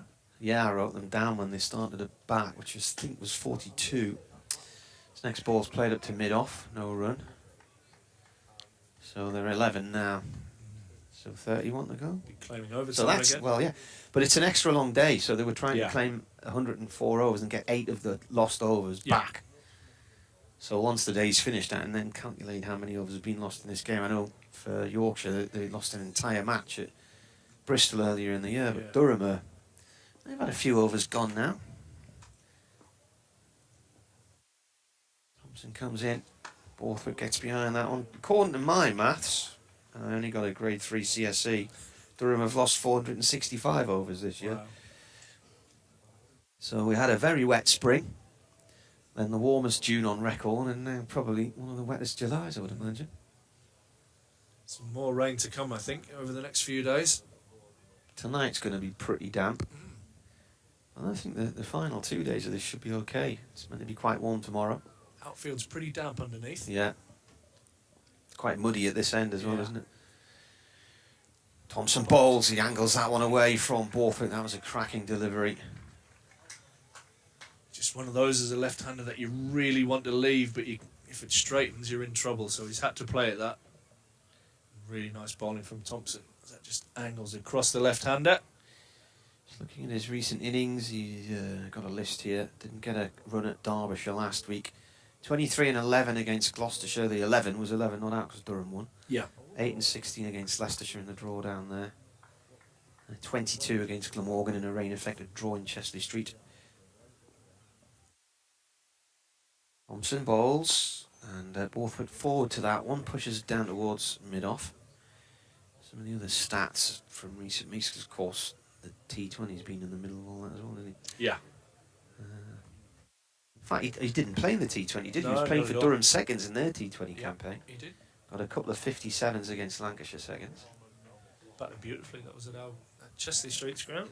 Yeah. Got a Horribly late. 53 in the win at Bristol, so that was mid-May when Durham won at Bristol for the first time in the Championship. And against Yorkshire this year, as that's a loopy Yorker, played out towards the covers, good diving stop. Against Yorkshire in Chesley Street in May, early May, he got 35 and 11.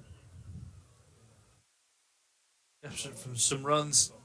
Borthwick, been watching a few of his boys score quite heavily this year, and Lees, Robinson, Clark as well has had a pretty, not a pretty reasonable, he's had a really good season. Well, Bounce back. Lees is the leading run maker in the country, so he was the first person to 1,000 I think runs last week. Bellingham and Robinson are in the 800s as well, aren't they, I Yeah, think? and then we weren't talking about Lees in that race last week. It was No. Duploy and Roux, and then Lees has ended up with 1,087, and third time that he's got to 1,000 runs in a season.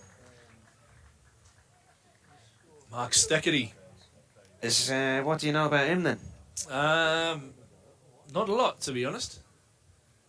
Not a lot. Queenslander. Just over your back wall, It's a long walk from my back house, mate. is it? Yeah, Or like on Done the other very side, well, though. on the other side of the country somewhere. very much so. Thought you all knew each other out there. There's only 20 odd million of us.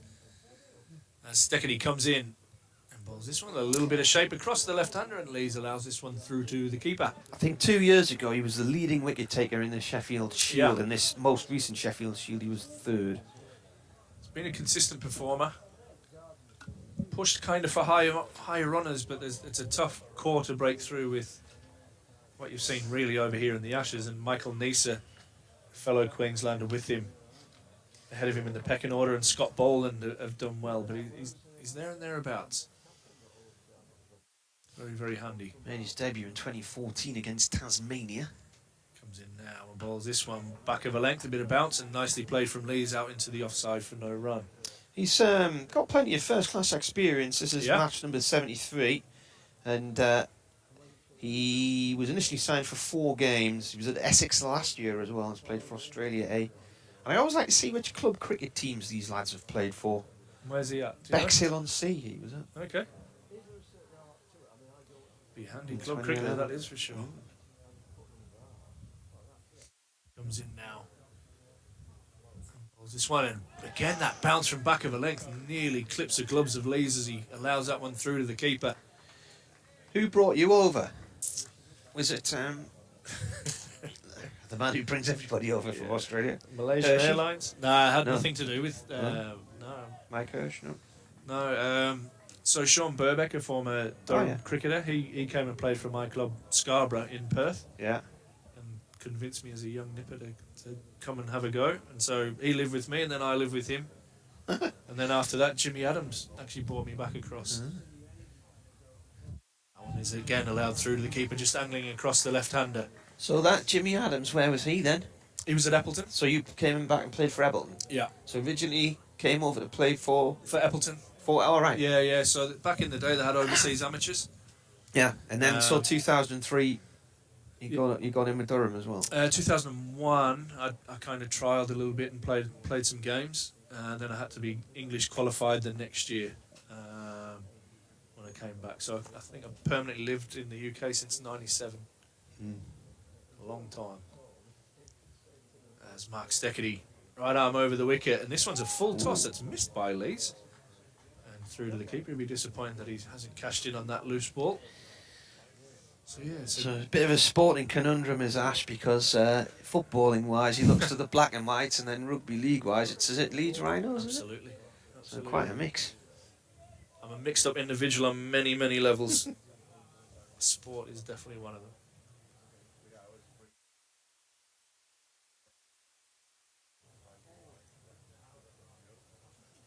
Steckety again approaches towards us, and this one's short, and Lees gets himself in all sorts of trouble there, about to pull it and then about to leave it, and he's lucky in the end not to get anything on that as it fizzes through to the keeper, and that ends a maiden over. And Durham still 48 for 1, Lees on 36 and Borthwick on 4. He looked to pull that there, and then halfway through changed his mind and tried to sort of drop the bat behind him, didn't he? Get it out the line of the ball. Just, I think, trying to get his gloves out of the way in the end. It was quite awkward. Well bowled. I'll tell you what that looked like to me. That looked like one of these guys on the quayside round the corner of our house trying to cast a sea rod into the river. Yeah. And Give it the big flick at the end. And the hook gets stuck on the fence behind them.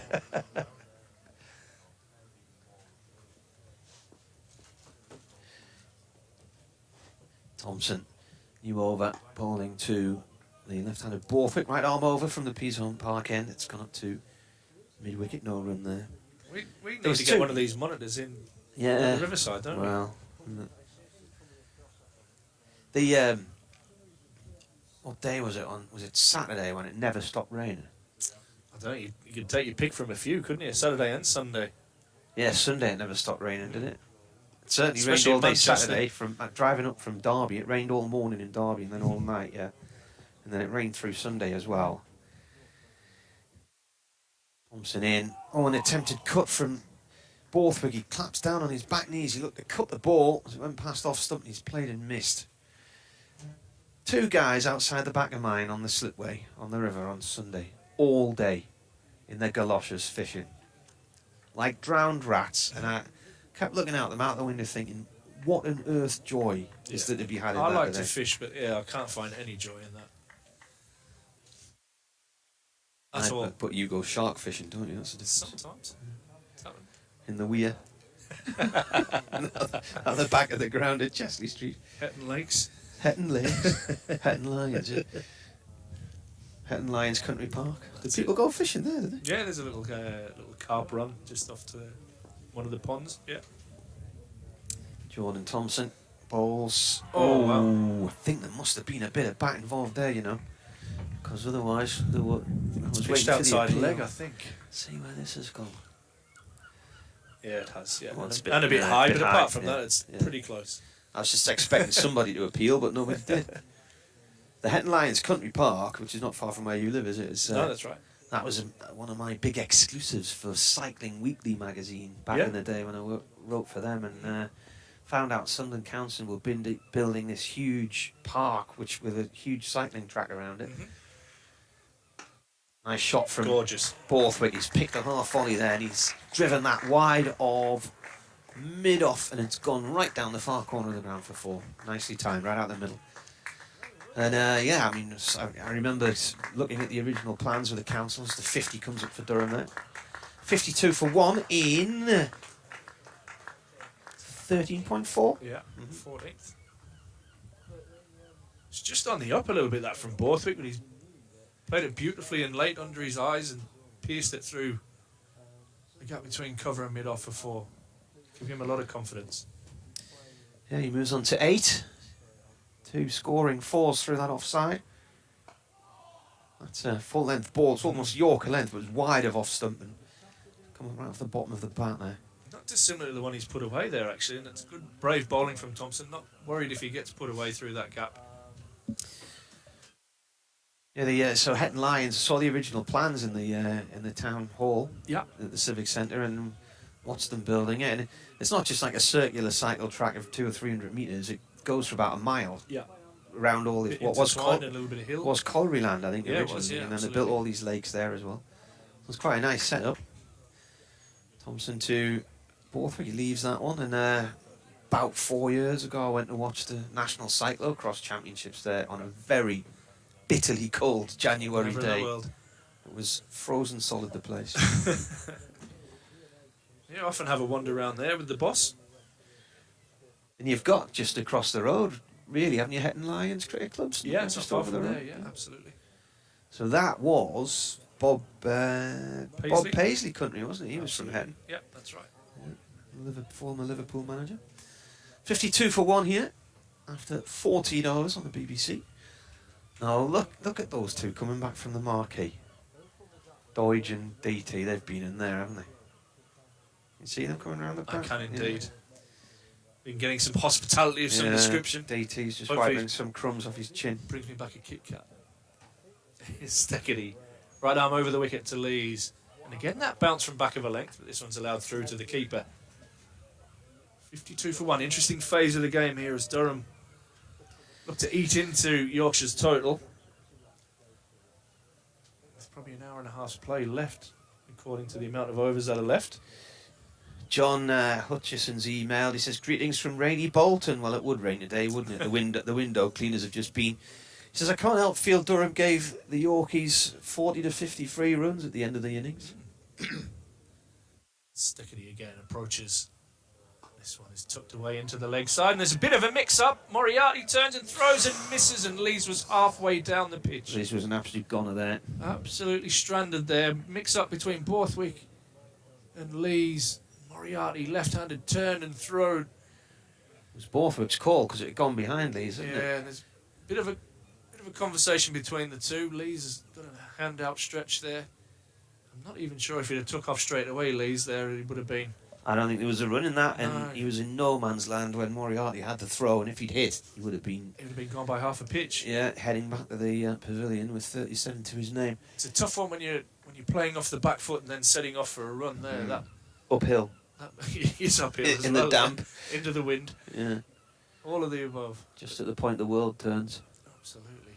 Stickety's going to come right arm around the wicket to Borthwick. His first delivery at him and gets a thick outside edge. And pick up a single as that one goes through the vacant gully region. A much more comfortable single this time. The score moves on to 54 for 1. Borthwick moves on to 9 and Lees is on 37. Just as that run out nearly happened, I was about to read the next line of John's email, which said, hopefully Lees and Borthwick can see this through to Stumps. Yeah, and then press on tomorrow. Don't email in anymore. I think John played, he lives over Bolton. I think he played for Gateshead Fell. Okay, excellent. Oh, there's a jet fighter, 2 jet fighters. Stickety comes in, and this one back of a length, and again, some bounces. The Hospitality Wanderers return for no run. Yeah, wiping crumbs from their chins. Yeah, clotted cream and free beers, no doubt. Oh, I better go in the expenses column. Is it tax deductible? No comment from these two. Just a hiccup. Love it. We've come back at a really interesting phase of the game here. Yorkshire just a little bit of a grip on this. Missed the opportunity there with that run out. Stickety round the wicket. Lees tucks this away into the leg side, and Moriarty again does the fielding. This time a big shout of no from Lees. 56 for 1. In the 15th. Disappointment for Whitburn's under 13s again. In the national finals, they've ended up 4th. Finished 4th last year, I think, didn't they? Down at rugby. Yeah. So beaten by a very good Didsbury team in the semi-finals. Okay. Unlucky and lads. then beaten by the weather in the 3rd, 4th playoff. Yeah, the weather's dangerous, isn't it, for cricket? Yeah, toying it down in the northwest apparently. Stickety again, and this one's driven in the air, but over the top of cover. Not perfectly timed either from Lees, as it's going to keep everybody interested. And it is hauled back by the Yorkshire fielders, and he'll pick up 2. But Yorkshire won't mind that. That was played uppish from Lees, a little bit away from his body. He moves on to 39, and Durham 58 for 1. And again, just a little sticky period here for Durham as they look to build this partnership after the loss of Jones. Derek Allen says it looks a nice place to be where you are today, hoping to make a one-day cup game and the last days of the championship in the winter when we win the league. In the winter. It's a gorgeous spot. It's the first time I've come down in a long time, and it won't be the last. Stickety round the wicket, and Lees pushes this one with much better timing, and on the ground, out into the covers. And that ends the 15th over. Durham 58 for 1, Lees on 39, and Borthwick on 9. Deutsch Master, when do you need to be back on? Do you want to come on now? Yeah. When's your next update? Territory. 1:30. What time's it now? Yeah. Well, replace me because I've got to do a 1:30 as well. So. That's what the crowd's been wanting. Yeah. Screams of Deutsch from the terrace.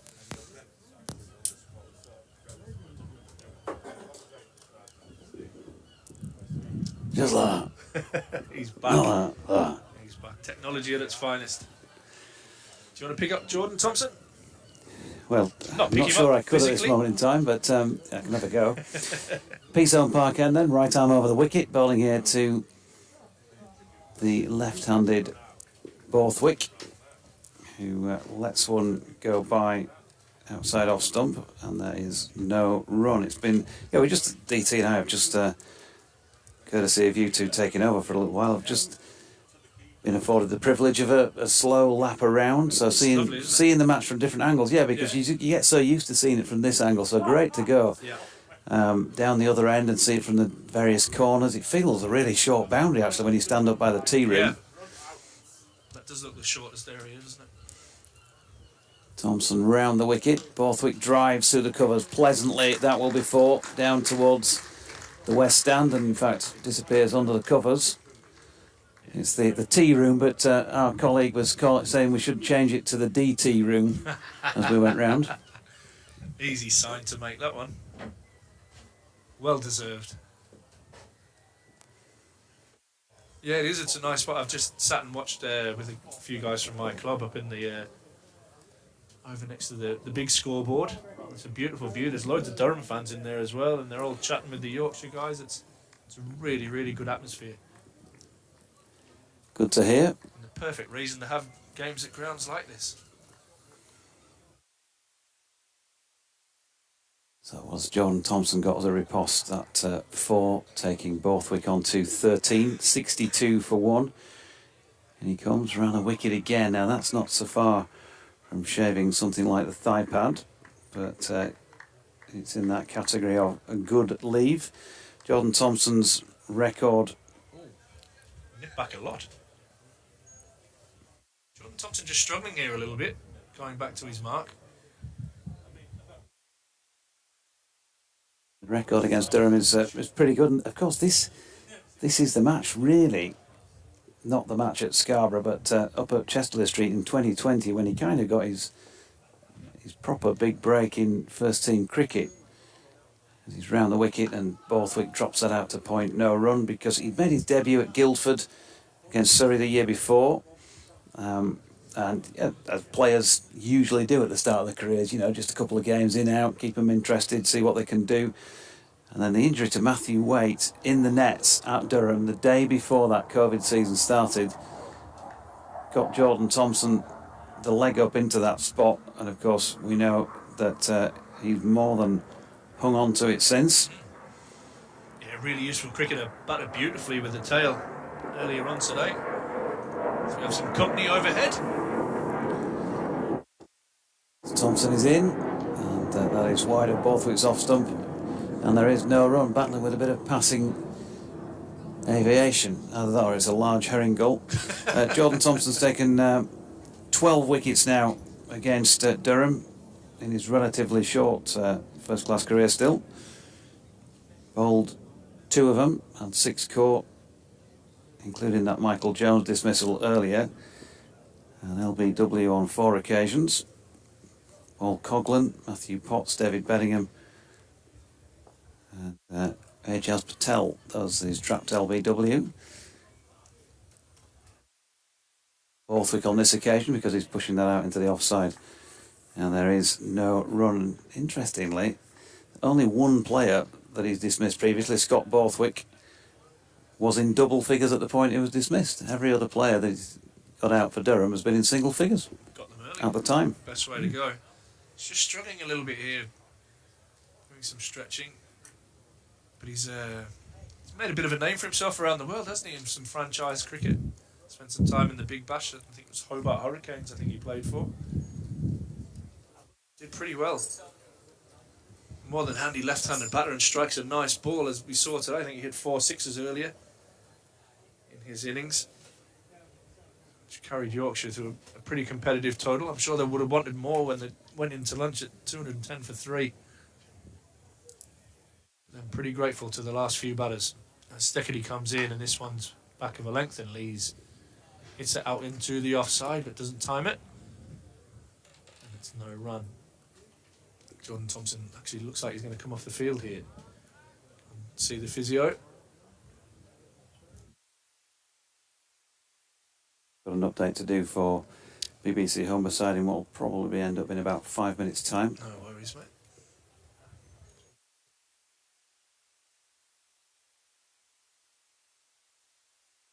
The old esky into the cricket, perfect. The cooler box.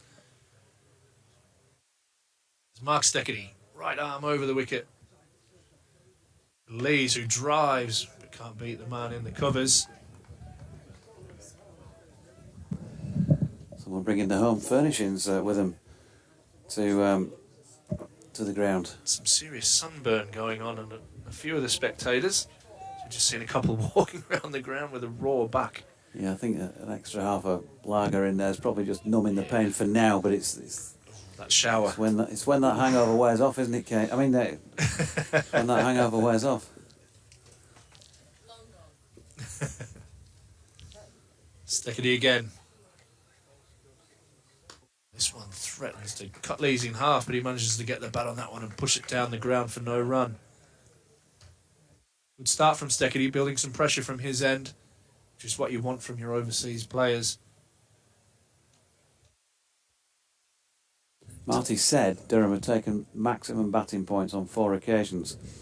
If they take maximum batting points here, they're going to have a very good chance of winning this match, because a 110-run lead or more would be very handy. Final chase, wouldn't it? Yeah.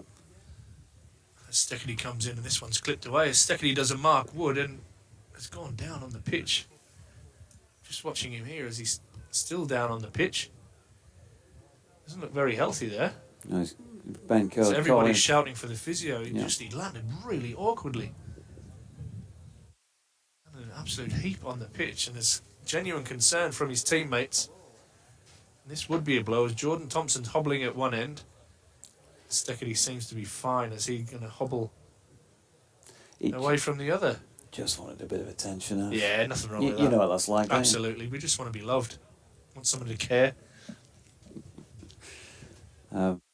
It's either his delivery stride, or maybe just after that, Alex Lees was having a go on the pitch there, and Matthew Revis has taken it upon himself to try and kicking hell out of the footballers, isn't he? This is where the groundsman just sits and shakes his head. And the physio, she ran on the field and she's turned and gone back. She might do a long lap around to him. That could be at the opposite end of the ground. Nah, she's gone. He'll be all right. Go and sit down. Have a cuppa.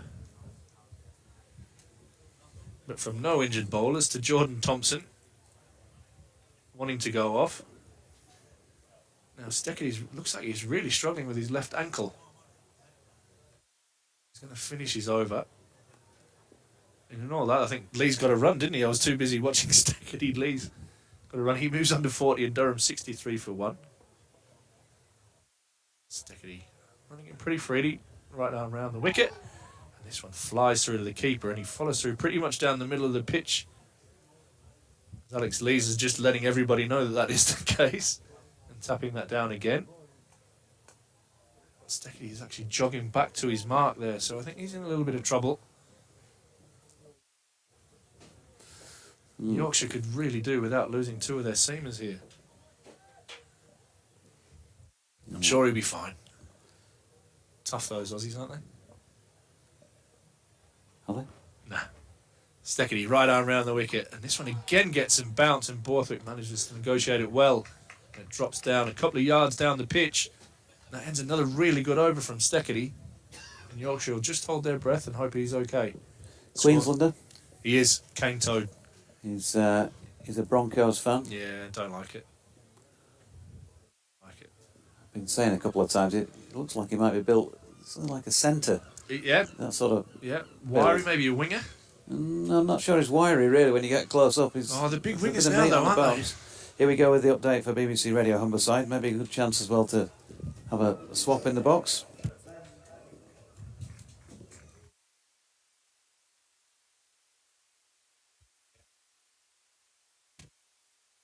It's going to be Ben Code to resume at this Peashorn Park end of the ground. DT just making his way back into the chair, thanks to Ash. To have him on board today as well. 3 slips. And Code from this Peashorn Park end round the wicket then, bowling here to Lees, who's got a straight delivery and turned it to leg. Revis falling backwards almost when he releases the throw, and it therefore almost trickles to the bowler's end. They've got through for 1. Ringfield on both sides, with the exception of Steckety, who's made his way up the top end. The physio has made her way round to him. And she's thrown something over the boundary rope for him. And he's jogging back round, so maybe she's coming back for some more supplies. Code in. And Borthwick opens the face and runs it out to point. And there is no run. Just checking elsewhere, and still no play elsewhere, but here's the update.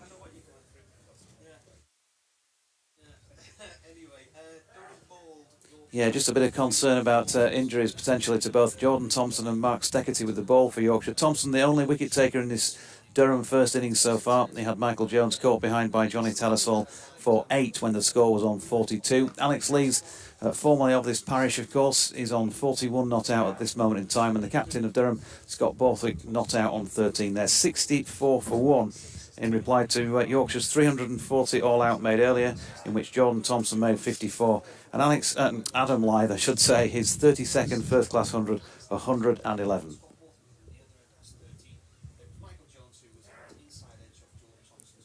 So Code turns and makes his way in once again, Peasholm Park end, to Borthwick, who's solidly behind this one and pushing back to the bowler. And another dot ball. I've got a couple of strips cut to the right of the one we're looking at. Those are for the 2 one-day games here next week. If you're listening in and are not able to get here this week or watching, but you fancy it next week, then I'm sure they'll be delighted to receive your custom here at Scarborough Cricket Club. Splendid scene as DT and I have been observing from around the ground. And 2 matches next week. Kent, the first of them, on Tuesday, and Lancashire on Thursday. Good delivery by Code. There's a big appeal for LBW, and the finger stays down. There was no issue as far as height was concerned there, because it did keep low. Kate says going down. Tell you what, it's hit him, just looking at the replay, probably in front of middle and leg, and it was slanted in, but actually from around the wicket it held its line, didn't it, really, and nipped a little bit. It's a good shout. I think it's a really good shout, but it was given not out. Our umpire Martin Emerson, not biased in any way, shape or form, says it was going down the leg side. And another dot follows it. Umpire David Townsend says the finger is going up. Let's have it one more time. Like that. Oh no, they're just showing replay the last ball of the over. It's a good shout, that. There is doubt. It's not a nailed on certainty. This sort of celebrity, what do they call it? When you're celebrating as well as appealing. The Stuart Broad is famous for it, isn't he? And Cody was doing it there. He sort of turned round and appealed, as you have to, but he carried on and then, hold on, and turned round and appealed again. What's going on? He thought he got it. But, I think his body language as he walks off down to long legs suggests he thinks he's hard done by there, Ben Code. Start of new over then, with the Steckety continuing down the hill. Had that little problem in the last over when he fell over and he got that difficult. The wind's just getting up again. Is that the tide? You better ask Martin. But he's just getting a bit blowy, and you can hear it in our effects mic. Had that problem in the last over where he landed badly and appeared to have hurt his left ankle, but he's going all right now, but not going all right there, because that's a half volley and it's dispatched away down to the tea room for 4 runs. Nice shot by Alex Lees. He moves on to 47 and the score 70 now for 1, so going along nicely. Durham. Georgie and I had a stroll around the ground, which was very pleasant. The sun was out, and you get a completely different perspective of it, don't you, from down that far end? Because looking here, the boundary to the tea room looks a long boundary. Steckety bowls again, and he's driven with that straight up to mid-off, no run. And when you actually get down there, it doesn't look a long boundary at all, does it? It's No, possibly one of the shorter Really? ones on the ground. yeah, it really sort of foreshortens it, doesn't it? Yeah, I've got to spend some time watching from those seats at the Trafalgar Square end, because you just get such a wonderful view from there as you walk around this lovely ground. The best, well, I think is one of the best on the county circuit. Next delivery just shapes in a little bit from round the wicket, and hands go to heads as Lees gets the bat on that. If he hadn't, there'd have probably been a big shout for it. Bill Musto, president, who's just walked up the stairs to appear on another broadcast next door, described it to me yesterday on an interview as a natural amphitheatre. I'm not sure natural because, of course, we're sitting on a man-made. I'm not sure about amphitheatre. Amphitheatre, really? You've got the bleachers over there. Perhaps that's what he was thinking about. Round the wicket, Steckley, and that's pushed into the onside, and no run. Moriarty comes. He's very distinctive in the field, isn't he, Moriarty? He's like the keen new lad who's...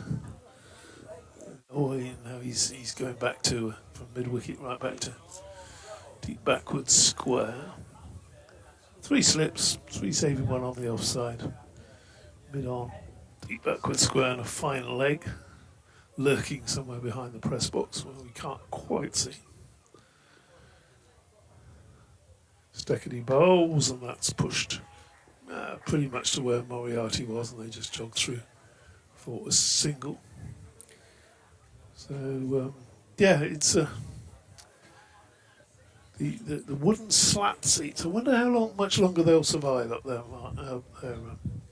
JD. Do you think that'll be the next development of this ground? They'll put bucket seats around there. You would think it would cost an awful lot of money to do it, because they'll probably end up resetting the stepping to be able to do that. It'd be a fair old job, wouldn't it?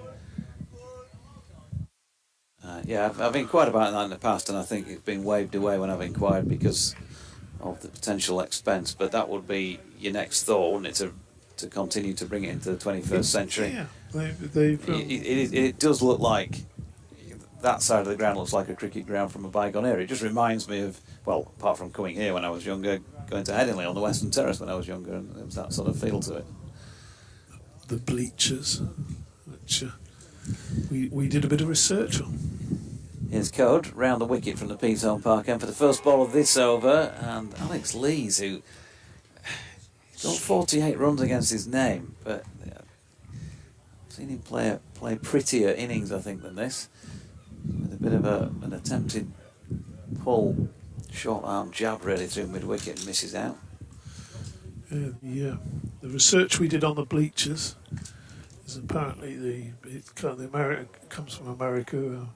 Slatted seats on baseball grounds, and because they were open to the sun, they got bleached by the sun. Became known as the bleachers, going back into the 19th century.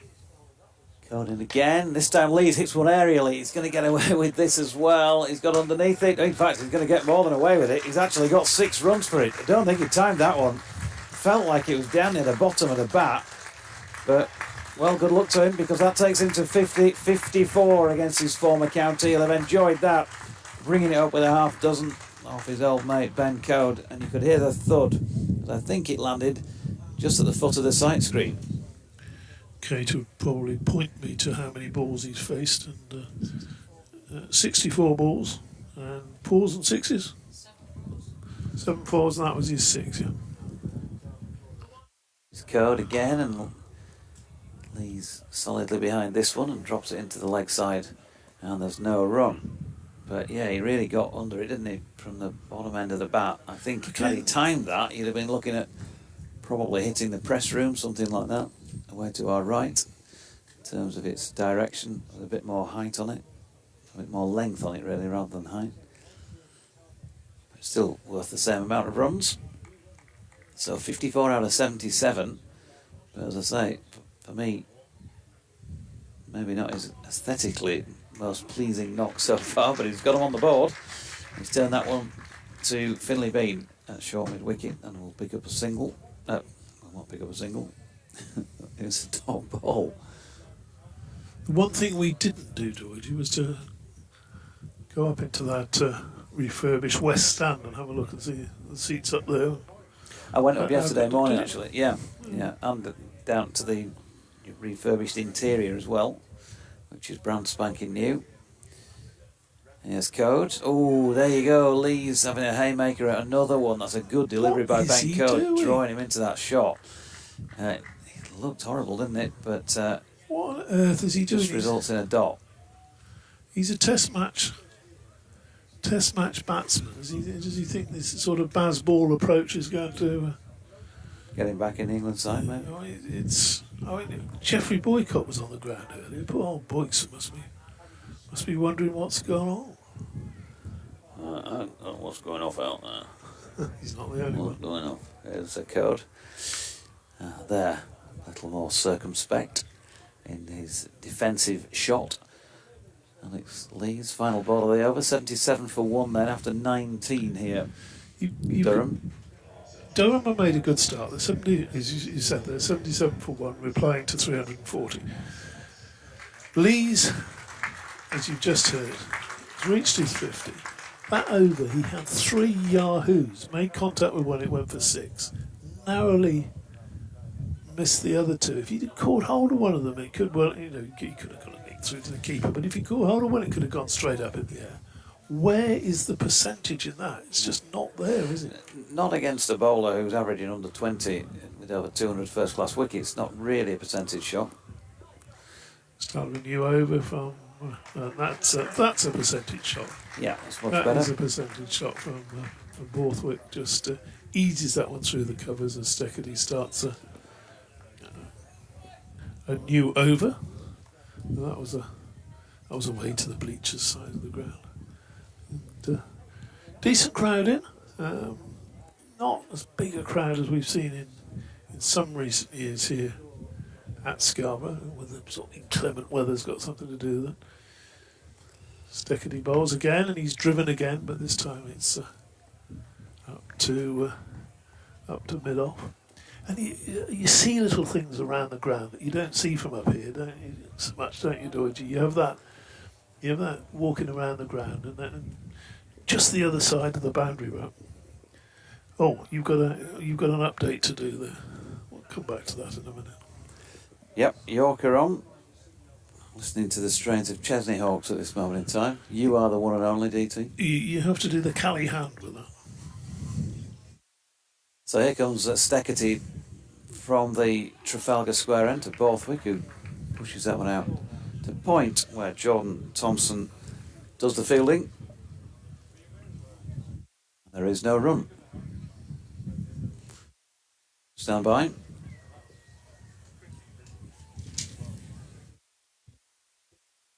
Yeah, good afternoon. It's looking pretty blustery at the moment, but I'm pleased to say we've lost much fewer in terms of overs and hours of play today. Just that rain break either side of lunch. So at the moment, Durham batting for the first time, of course. 81 for 1. Alex Lee's former Yorkshire opening batter, of course. He's not out 54. He's played some interesting shots during that time.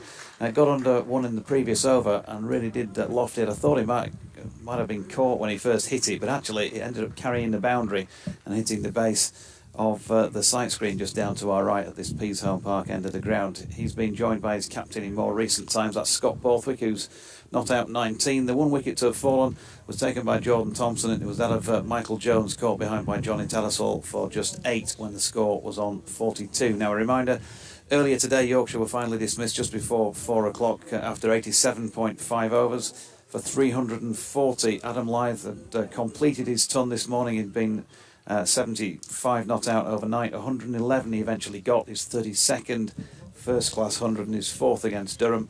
Jordan Thompson joined in as the tail wagged to a pretty good extent. He made 54 from 52 deliveries, 4 wickets for Matthew Potts, 4 for 93 and 4 also for Ben Rain, in his case for 111. They're working hard to try and take more wickets. There's been a couple of minor injury scares ready for Jordan Thompson and Mark Steckety in recent overs, but they both look to be okay. Thompson went off and is back on the field and that Steckety has continued to bowl from the Trafalgar Square end. There's still plenty of play left. We're going to be going on until after 7 o'clock here, you would think, if the light holds at North Marine Road.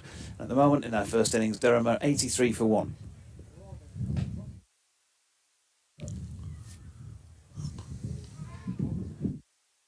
And next delivery from Steckety is just turned into mid-wicket, and it's available there and taken.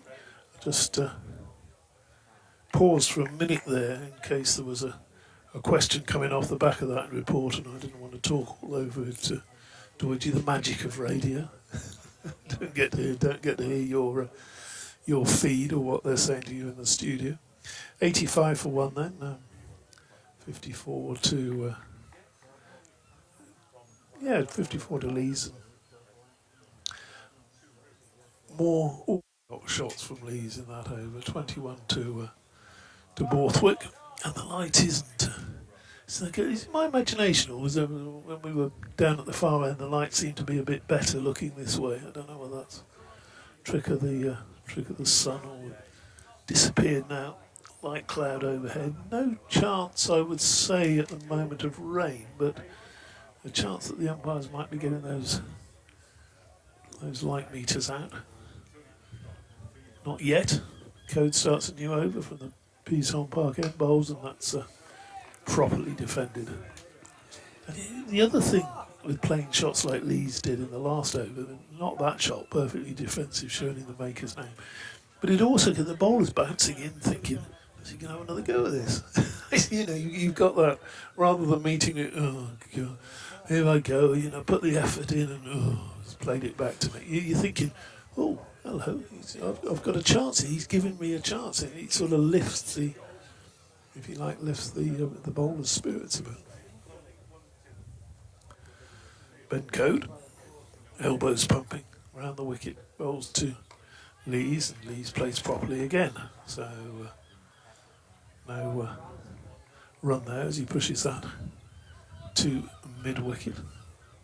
Yeah, the point I made before you were going on the air there, Deutsch, it was that walking around the ground, you just see the little things, and you see the little things in the crowd and the spectators and the things they brought with him, and also the little bit of apparatus around the ground, or a little bit of support for the players that's just beyond the boundary rope. Code bowls, and nice looking drive, but straight up to mid-on, gets no run. Down in that far corner, for instance, obviously waiting for one of the bowlers, a couple of energy bars and a banana and things like that, and it sort of lifts the bowlers, gives them a bit of a boost during the game. Back in my day, pint and a pipe. All I needed down at long leg. Thanks, Fred. Code bowls, and that's another nice drive, but straight up to mid-off. Not energy bars in your day then, Fred? You didn't have energy bars and bananas and things like that? Energy bars? What is going off out here? Times have changed, that's for sure. But there, I remember going back a while, you wouldn't have had you'd have had just a drink of some sort down there, wouldn't you? But none of that. Code again, and pushed up to mid-off. I have news of the attendances. You're the back, first 2 Jonathan. days. You're back. 2,300 yesterday. Yeah, I thought it was about 2.5. Yeah. 2,366 today. Oh, so very similar though. Those are not good crowds for Scarborough. That was just the cue for my autograph back in my day. Marvellous player. Oh, okay. Got to get Fred off that mic. Code bowls, and a little bit streaky there. Came forward and just got the outside half of the bat, played it square the wicket, looking to play it back to the bowler. The end of I think that was a maiden over, wasn't it? Kate, it was maiden over. Yeah, she's nodding away. Kate Holdsworth very kindly helping us out with the scores.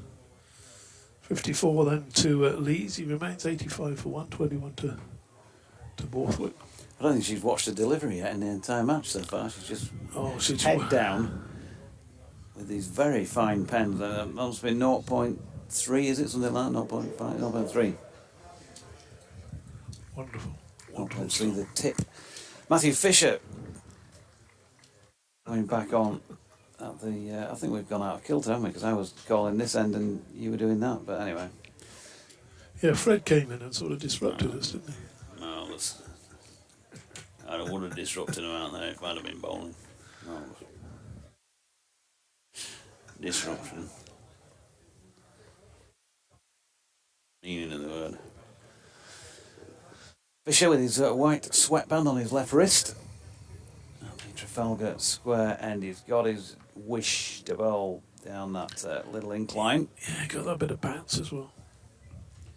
Going round the wicket here to Borthwick, and tell you what, he nearly has him first ball. Borthwick leaning back slightly. He's just tried to play sort of a slash cut shot as his second attempt, long after the ball had gone, and it was something like that, but actually it seemed to rush on him, be on him a little bit more quickly than he really wanted. The result was a dot, 85 for 1. Good to hear from you, Dean Southall, down in Donny. Nice to see Yorkshire get a decent first inning score. Great to hear DT's voice. He says he also likes to spend time in winter in Thailand.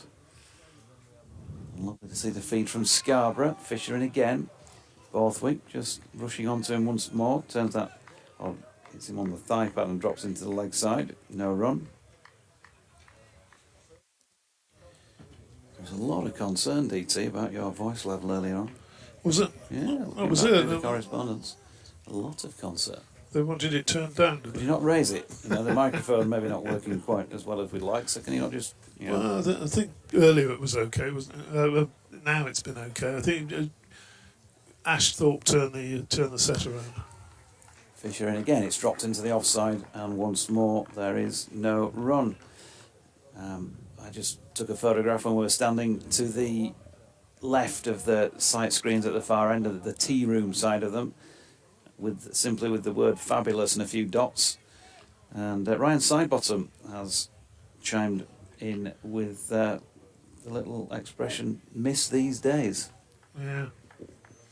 And you probably would, wouldn't you, when you've been out there? We've not had the privilege of playing out there in front of a crowd like this ourselves on days like this. But he certainly has. Fisher in, and that is cut to Jordan Thompson. Backward of point, there's no run. Always took wickets, didn't he, Ryan Sidebottom? Always took wickets. Or seemed to. You see that ball hooping around, can't you? What do you think of him? Robert Elliston wishes he was here. Claire Sanderson says almost perfection.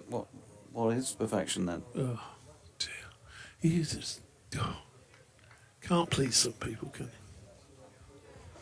he? Hates laughing, chuckling away. It's just getting a little bit overcast and I won't say gloomy, but... That took it. See, this is why Fish likes bowling at yeah, so extra bounce from him there. He's dragged it, hasn't he, down the leg side of Scott Borthwick, but Johnny Tattersall, who stood a fair old way back towards us, still took that round about throat height.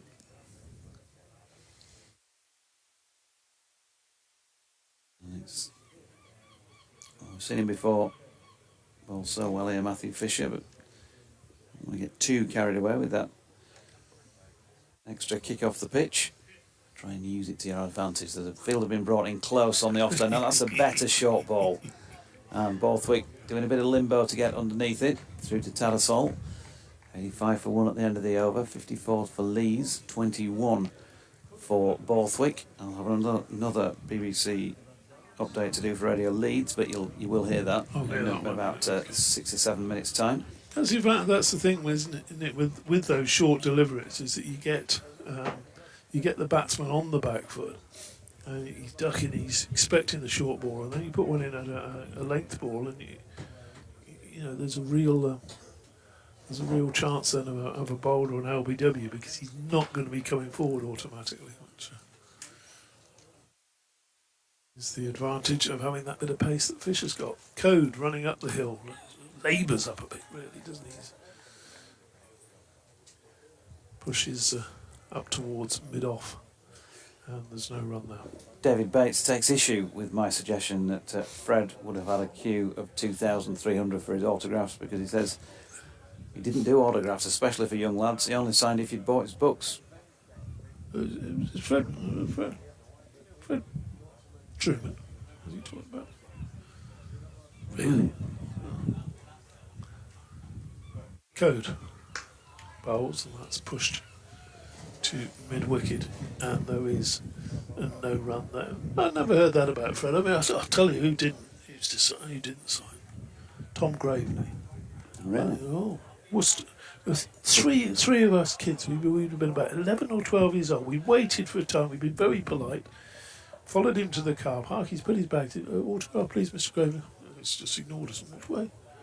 Well, you know, this was in his prime. This was in the sort of, mid-60s, late 60s. This next delivery pushed up to mid-on, and Lee's calls early. Borthwick responds, and they go through for a single. No, and that's you. You're in your late 60s. the late 60s. I actually got to work with Tom Graveney many years later. Well, not that many years later, probably about 20 years later. And You remind him of that? I reminded him of this incident. And did he ignore And you? I said to him, he said, "Oh, well, I'll sign one for you now if you like." I said, no, that's not the point. It's too late now. It's too late. You know, three kids who'd wanted your autograph, Tom. Oh, well, no, you weren't busy. There were only three of us. His next ball is punched away through the offside for a couple of runs. They'll probably come back for the three. No, they decided two's enough. 2 to Borthwick. He moves on to 23. And I can understand players like Fred, maybe, if you've got a line of people signing up with autographs and whatever. Fair enough, if there's, because then you're going to have to let somebody down, so you may as well let them all down to be equal, But I don't understand that attitude. It's a minority of cricketers. I'm sure Graveney signed at other times. Code bowls, and that's defended, and there's no run there. And a very, very nice man to work with. But he didn't sign an autograph for me when I was 12. So there you go. David Bates continues. Sir Geoffrey, on the other hand, lined us up and threatened not to sign if we stood on his shoes. You've seen it even at Wimbledon, after semi-finals, finals or whatever, you got players as, greatest of all time like Djokovic, and he's signing as many autographs as he can, before he leaves. Code to Borthwick. Bowls, and that's another LBW shout, and another, again, Code with that sort of running forward with his arm in the air before he turns to the umpire. I don't think the umpire likes that too much. He's turned that one down as well. 88 for 1, 55 Lee's, 23 Borthwick. That didn't feel as out as the previous one, nor did it look on the replay either. I think that one, it hasn't held its line or jagged back a little bit like the previous one did. I thought the previous one was a very good shout. I think that's a fair decision, fair call. So, yeah, a little bit overcast in the last 15-20 minutes now. The sun not shining.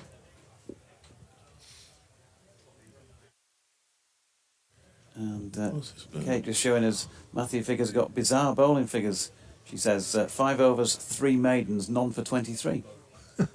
Been working away on that one. Well, no, the last 2 days. Very, very good point, actually. Yeah. He's gone for a few in 2 overs and gone for none in 3. Has it been maiden runs? Yeah, I'll tell you what, you put her under pressure now. There was 12 off his second over. Maiden first over, 12 off his second. He's under a bit of pressure now. As Fisher's in, that's very short, a long way over Lees' head. Come on, Fish, don't get carried away. There is no run. Yeah. Yes, maiden runs. Maiden.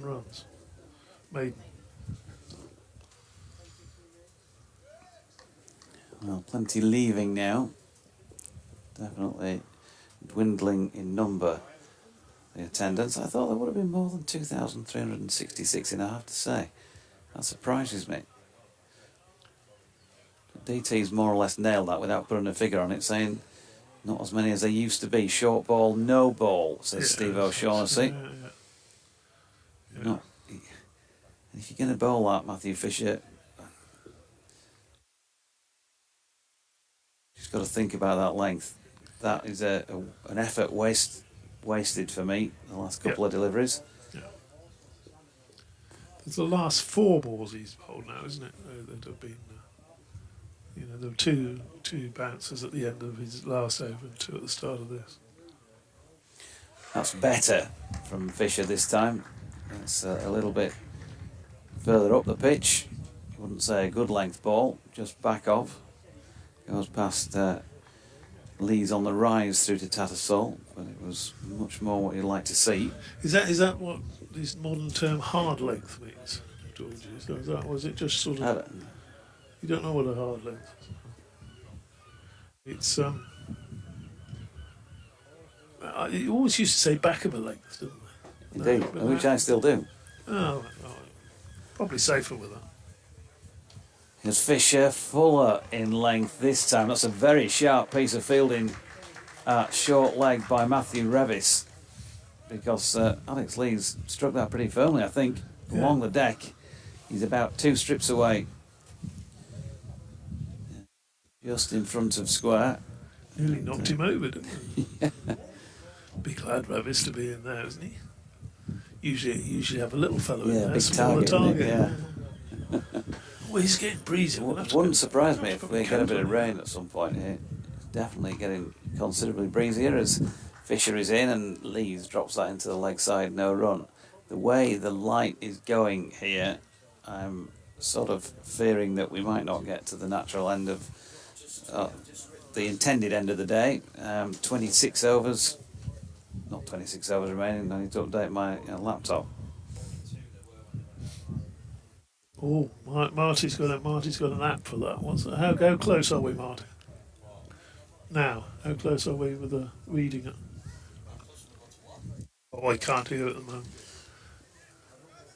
Fisher in again, and that's turned backward of point by the left-handed Lees. Finley been out there to do the fielding. What's 17 overs remaining. What's he saying about the light? How close is it? God. So We don't need to know what it was last night. We need to know what it is now. we're going to be here when... we're going to be here after 7 o'clock, maybe going on for 1:15 if they do get their full quota in, unless Moriarty comes on and It's what they went off last night.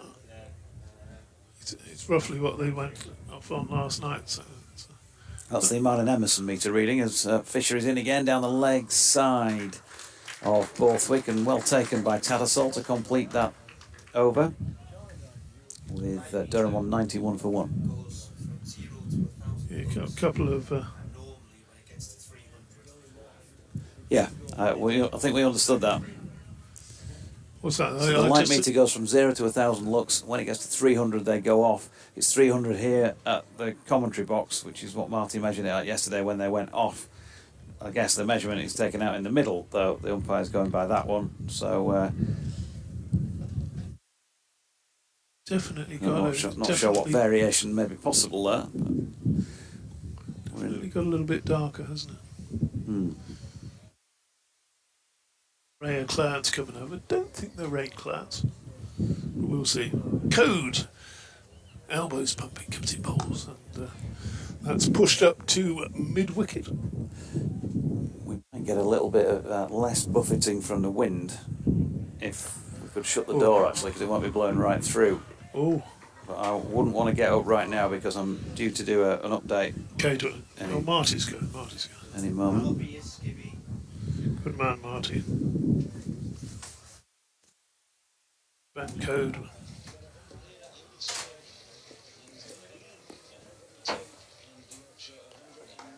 Bowls.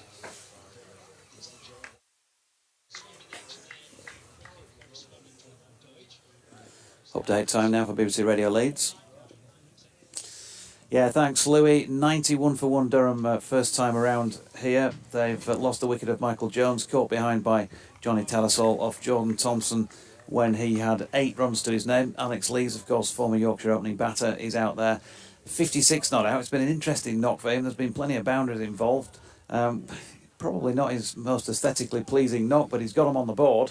And his captain, Scott Borthwick, has been out there with him for some time now. He's 23 not out. There's been certainly one good LBW shout from Ben Code, the man who's bowling at the moment from the P-Zone Park end. Another one that was worth the shout but didn't look out. But the one prior to that, certainly you wouldn't have been too surprised if the umpire had raised his index finger. Early in the day, Yorkshire were bowled out for 340, just shy of 88 overs of batting, which I thought was a pretty good effort, really, considering that they were put in yesterday in bowler-friendly conditions, and it's been more of the same today. Plenty of moisture around. Adam Lyth, as you heard, with that 100, he ended up making 111 from 188 deliveries, including 16 fours, and another cracking knock from him. He was dropped en route to that, so it wasn't chanceless or flawless, but I don't think you can really expect that in the conditions that we saw. Jordan Thompson with a bit of flash and dash later on, 54 from 52. He hit 4 sixes and 4 fours and provided a bit of entertainment with the tail to bring up that 340 all out. The wickets for Durham were largely taken by Matthew Potts and Ben Rain, 4 apiece. Potts himself bowling the best of the Durham bowlers, Basta Leda taking the other 2. Well, Yorkshire just out there striving, working hard and trying to just upset the Durham apple cart, because they're top of the table. They've had a great season so far, and we've still got 2 days and another 16 overs or so of play this evening, if they can manage to get that in, because the light is certainly worsening in recent times. Durham 91 for 1 in their first innings. Ben Code has been lofted down the ground here by Alex Lees. 1 bounce and 4 through long on. And a few words from Code to his former teammate. He made his way down to pat down the pitch. Lee's last 6 knocks have yielded 694 runs. 101 and 145, 195 and 22, 171 and today's 60. Phenomenal, 694 runs in his last 6 knocks. I'm afraid that might be it for the night, though. The umpire's putting the light meter on, testing the light, and what are they saying? They're turning it around both ways now. What happens? No, they're going on at the moment. Oh. Just perhaps giving the batsman an indication of just how dark it is, or what the reading is. Certainly had the light meter on there, so would be close, Marty. If you see the lights on the scoreboard seem to be very bright, don't they? Maybe another couple of overs, but if Matthew Fisher fires in a couple of bounces, we may well see the umpires decided no, that'll do for this evening. Here he comes. Bowls on the attempted Yorker, and it's dug out by Borthwick, played up to mid-on. No run. Are you back with us? Aye. Well, when always, but fast bowling in this sort of light is not always the easiest to play. No, and it is pretty fast from Matthew Fisher. Bowls again from around the wicket, and it's a good delivery on Stumps, and defended solidly by Borthwick. Durham will be pleased with this position. It's going to be difficult to force a result, even with 2 full days to play. We've lost 11 wickets in the first 2 days, so they're going to have to bat well tomorrow, put Yorkshire under pressure. Yeah, gentleman in his proper cable knit Yorkshire sweater, just standing beside the sight screen to try and get a clearer view of what Matthew Fisher's doing with the ball. The bowls there, and pushed up to mid-on. Is that, who's that up there at mid-on? Is that my man Moriarty again? He's no, it's not, is it? No. Where is Moriarty? He's become one of, in just one afternoon, he's become one of my favourite cricketers, I think. I was going to say, yeah, You haven't I seen think him you're bowl angling yet. to be his agent, aren't you? The way you're going on.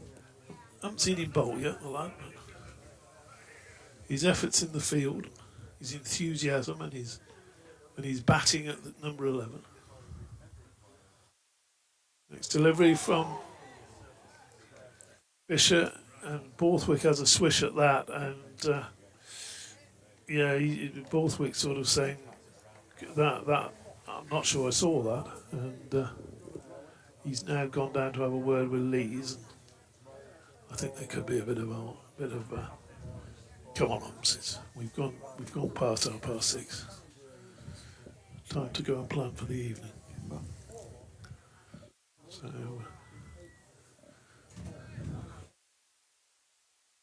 another short delivery here, and not comfortable. No, that's through outside the off stump, taken by Tattersall. Do you think Yorkshire want to go off at this stage, Georgie, or the? I don't think they'd be desperately bothered, given that it's a bit of a flat period without wickets being taken, and maybe re-energise, come back tomorrow morning. Yep. So that's possibly part of the thinking of let's keep the seamers going, and if they take us off, then they take us off. But you can also get, from a Durham perspective, 95 for 1 back in the sheds. They'll be happy enough with that, won't they? So. Yeah, they will. But if they carried on as they've been going, there might be 130 or 40 or something. Fisher bowls again, and another nasty delivery aimed into the ribs there, and I think the umpires, are they sort of having a think about this, or what's going on? Nope, they're going to carry on. So I don't think they're worried about code running up the hill, but running down the hill, Fisher, and digging it into the ribs is not pleasant for the batsman, that's for sure. Steckity might be a problem. It's going to be Jordan Thompson anyway, taking over from Ben Code by the looks of things at the Peaceholm Park end of the ground. Talking about taking over, shall we let Ash back in for a few overs? Yeah, absolutely. Off you go, DT. Back on the bench. We're upgrading with the replacement here. Ash Thorpe coming back, and it's going to be Jordan Thompson doing the same from the Peaceholm Park end of the ground then. Right arm coming over the wicket and bowling here to Alex Lees with 3 slips in place. Not going to come into play, but it's not a bad re-loosener, as it were, for Jordan Thompson. They've gone with deep backward point down, skirting the boundary on the west side of the ground. Mid-off, extra cover, looks like Ryan Rickelton. Mid-on is Matthew Revis. Fisher in at mid-wicket, and also Steckity, by the looks of things, is up there. A deep backward square leg on the top boundary, where there are relatively few now remaining. Gongs will have been going around all the guest houses, won't they, as Thompson's in. It's flicked off the legs by Lees for a single to the incoming Steckity. 96 for 1. Welcome back, Ash. Hello, mate. She's a bit gloomy out there, isn't it? Yeah. We were just speculating. Marty's had the light meter out. The luxometer. Yeah, I've just been sat square of the wicket in there. I was thinking, when Fisher was bowling them bounces, I was thinking, I'm pleased I'm not playing that. Lees and Borthwick seem to be going along quite nicely. Lees playing for the light by drop kicking one over mid-on for 4. Yeah, Borthwick just resetting here before facing Thompson. Great time for Yorkshire to take a wicket, though. Yeah, it would, wouldn't it? And then it's one of those where the batters wish they hadn't stayed out there. Thompson in, although it's not their choice, obviously. Borthwick shoulders arms, no run. Yeah, DT was just asking me if Yorkshire would be happy to go off now. And I wouldn't say they'd be too dissatisfied. I know it's taking time out of the match. But at this point, having not taken a wicket since the score was on 42, so that is an hour and 22 minutes they've been wicketless. They might just be a case of, okay, let's just have a refresher overnight, come back tomorrow morning. Conditions might be different in the morning. Could be more moisture around, who knows. As this one's driven through extra cover, nicely played as well by Borthwick. Jordan just over pitching there, and that's 4 down to the foot of this Peasholm Park stand. And 100 up for Durham, 100 for 1. So they might feel that way, and if there is, I think Kate was suggesting that there's going to be a deluge tonight, overnight, maybe not actually in playing hours tomorrow, but if it gets that wet, then it could change things again tomorrow morning. Yeah, absolutely. And I think that Moriarty hasn't come on and had a crack yet might indicate that Yorkshire are quite happy to go off, because you saw with the test match the other day, the spinners came on when light was in question.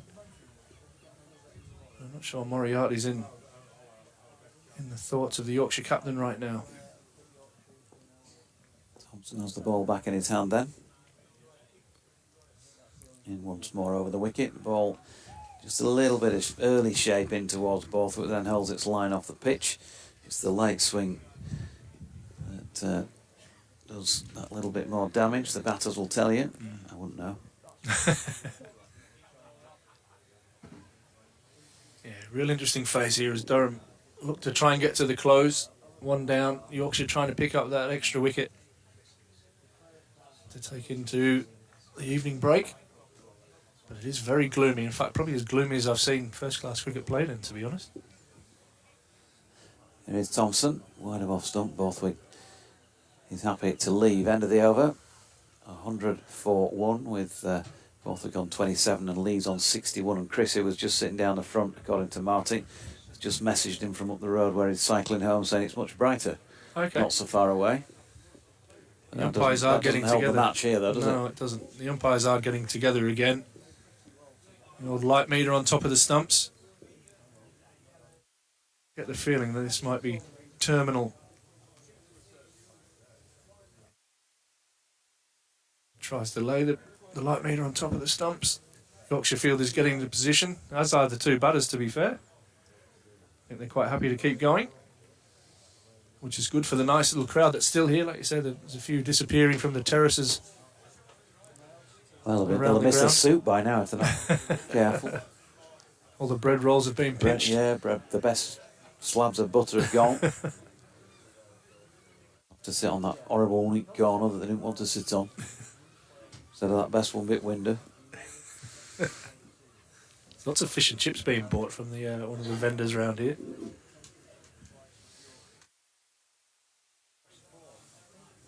Who have we got here? Is it Code? It's Matthew Fisher. Fisher was bowling quite sharply, although it was from square of the wicket. So my 48-year-old eyes, I'm grateful I wasn't 22 yards away.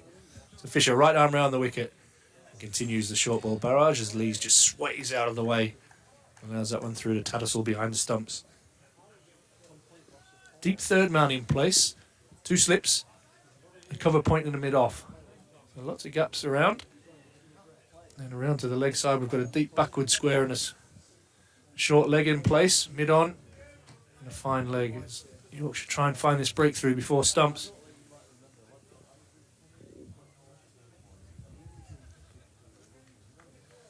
You see a steady stream of fans just leaving the ground now. Trying to get the best seats in the pubs. As Fisher comes around again and leads in nicely behind this one and defends it out into the leg side. For no run. 100 for 1 on the board. Lees 61, Borthwick 27. Good partnership from these two after the loss of Jones. Was caught behind for 8. Off the bowling of Thompson in his first over.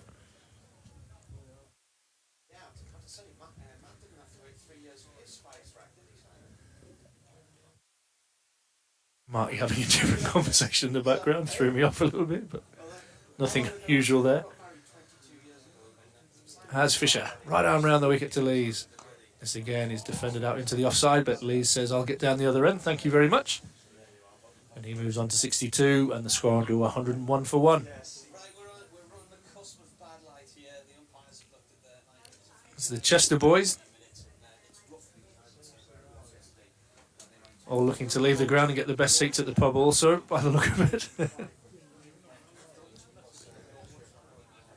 Good to know that Peter Rowe is listening in, watching the YouTube stream. Excellent. You know Peter Rowe, of course, been a rugby league fan. Absolutely. Another change in the field here. We've got a man on the drive on the offside. 3 slips in play, so it looks like we're going to go a little bit fuller. Fisher comes in and does, and this one again hits that back of a length and flies through the Talasol behind the stumps. Maybe you just get an extra catcher in behind the wicket the way that one's gone through. Indeed, Revis comes around into a gully position now. That's not what you need before the close of play. That's absolutely taken off. And Lees will be happy sitting on his bat handle at the non-striker's end.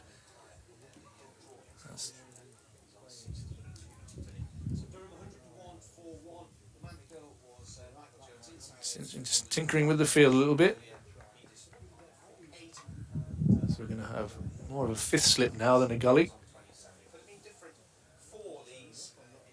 It's Fisher again. Right arm round the wicket to Borthwick. And that's a good length, but defended really nicely by Borthwick to Jordan Thompson. And a very short mid-off. So 101 for 1. Lee's 62. Borthwick 27. A nice start for him.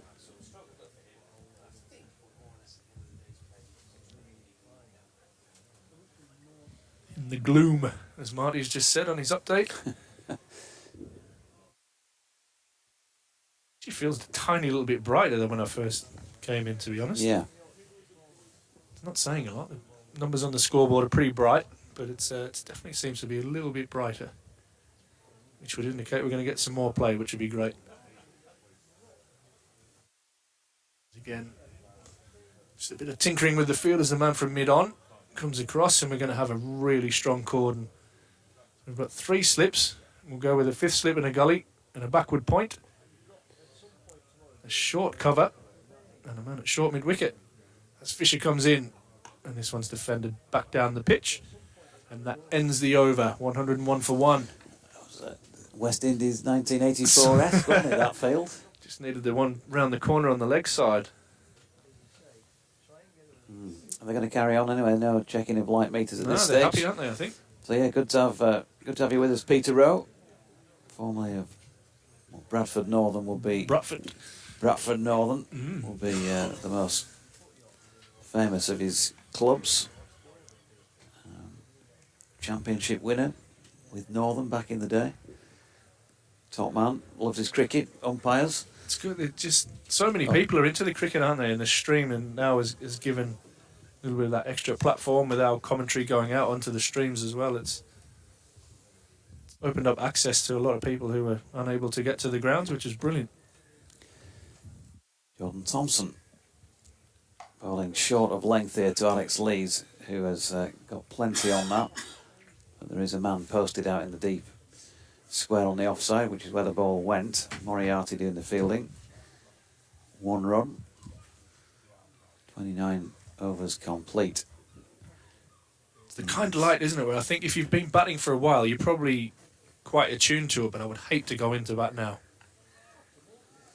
This is where it's key for Yorkshire. If they can pick up one, they might just get a couple here tonight, because it's pretty hard to adjust to this. Thompson in again, and Borthwick this time pushing to Revis at mid-on. No run. Yeah, you're right. I mean, there was a wicket loss last week in the Sussex match at Headingley when it was starting to get gloomy. These are the things that kind of rankle with players, don't they? Yeah. I think I'm right in saying it was George Hill who's lost his wicket, and they either went off immediately or pretty soon after. You always feel aggrieved, don't you, Yeah. as the batter out? And you're like, why couldn't it have been 5 minutes ago? Thompson is in, and Borthwick turns that one to mid-on. And again, Revis fielding and no run.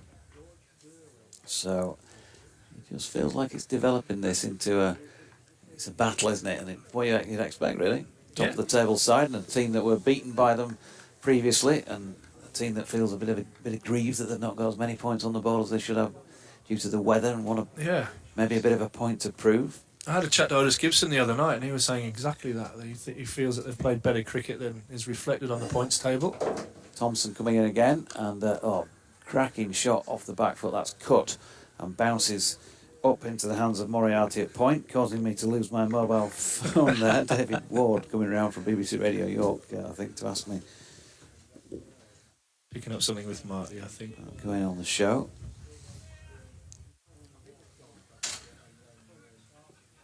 $102-1. Yeah, watching the West Indies test even the other night there, every time it seemed to take a wicket, they went off for a rain break straight after. Nothing more frustrating than that. Here comes Thompson once more. Definitely shape in towards the left-hander here, but he watched it well and drove it to code at mid-off. Again, no run. Yeah, a little bit of a holding pattern as Durham batsmen are probably now thinking we could be going off at any minute. Really looking to bat out to the close, but there's still... How many overs do we have left in the night? There's still quite a few, isn't there? 12, there we go, another 12 overs. I'm not sure we'll get all of them in, but you never know. If we do get a bit of a break in the clouds, we might get a good over another half an hour of cricket. Thompson again, good delivery. Oof, Borthwick falling over one. Height-wise, it was too high, says Ash. But in fact, I lost the point at which the ball contacted him, so I couldn't have given you any. Yeah, but he just felt like it's shaping back in towards the left hander, and he falls over it, and he's flexing at the thigh, isn't he, really? Which tells you about where it hits him. I've just missed the replay, so... yeah, it's about the inside thigh pad, I think, there. But a little bit of movement there from Thompson back into the left-hander, cramped him up, and yeah, it has him nearly in the box. Yeah.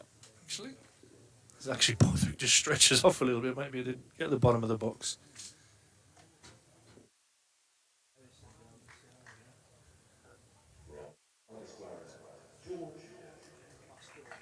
George Hill going to have a go. Yeah, we're going to have a bit of George Hill. In down the hill.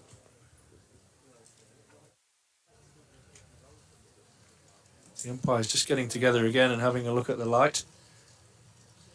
Doesn't seem any worse than what it was a couple of minutes ago.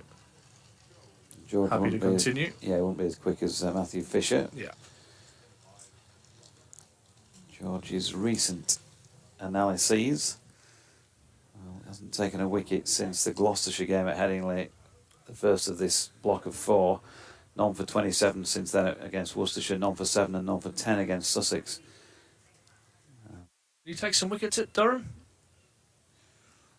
There's a question for you. He's going to start right arm round the wicket to Alex Lees. He comes in and hits a nice length, and Lees allows this one through to the keeper. He took 4 for 34 in the Durham first innings. Yeah, I thought he did. 15 overs.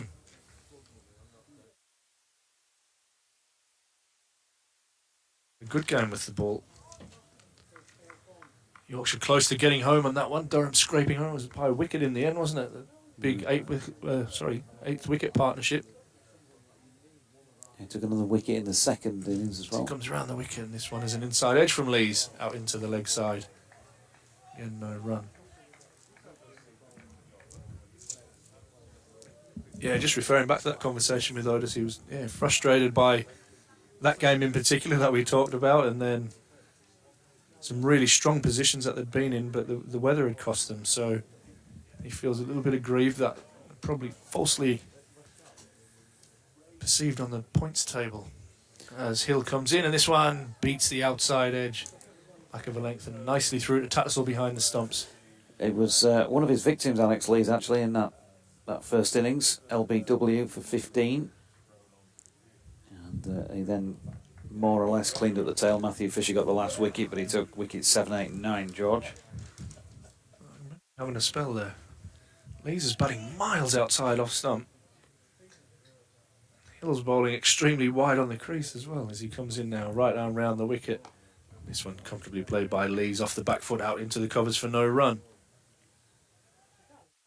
102 for 1. Lees on 63 and Borthwick 27. On 60, I think, these two. Around there. Just put pressure on Kate. Yep, 60. In the last phase of day 2 here at Scarborough. Comes in, and this one's fallen, just defended back down the pitch by Lees.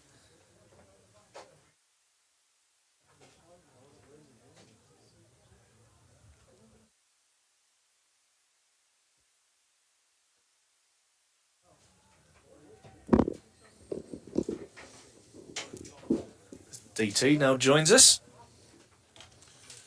Good evening, sir. Good evening, Ash. Always good to be on air with yourself. Thank you very much. As Lee's this time a little bit of a lazy drive, but inside edged out into the mid-wicket region, and that ends the over. Durham still 102 for 1. Be typical of my luck now if they put the And that Stumps. but it has just improved a tad, hasn't it? I Yeah. think. It's holding, at least. Interesting that last night they took the light reading from this end when we thought it was dark enough to go off. They were taking the reading from the other end. Sometimes it can make a difference which end you. Yeah. Some of the backgrounds and the direction of where the sun should be coming from and all of that jazz. It's always good for play to be going on. Absolutely. Catching up from the time that was lost yesterday, a little bit of time that was lost today. I think we lost 12 overs today. But that was 12 overs that included 8 from yesterday that they were trying to catch up. So it goes all the way through today, which be finished about 10 o'clock. Yes, yes. We've got a fish and chip night tonight. Very good. So Jordan Thompson bowls, and that's played square the wicket, and the ever enthusiastic Dan Moriarty feels he's. I like his character already. I haven't even seen him bowling today, but quite enjoyed him as a number 11 batsman and in the field as well, and enthusiastic. Yeah, fish and chip night. Anybody who hasn't heard during the day, it's our tradition. Well, traditional now. I think it's about the 5th year. We have a Dave Calley Memorial Fish and Chip Night to remember the great man who died in 2018. Nice looking drive up to mid-off there.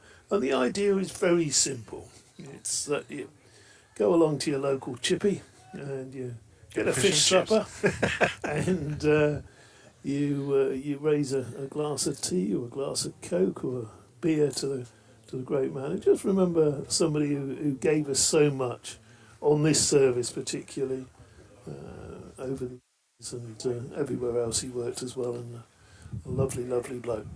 Thompson bowls, and that's pushed down into the gully. And take a picture of it, whatever, a couple of little lines. No, don't, not too much. Not too much. Just a couple of lines, who you are, and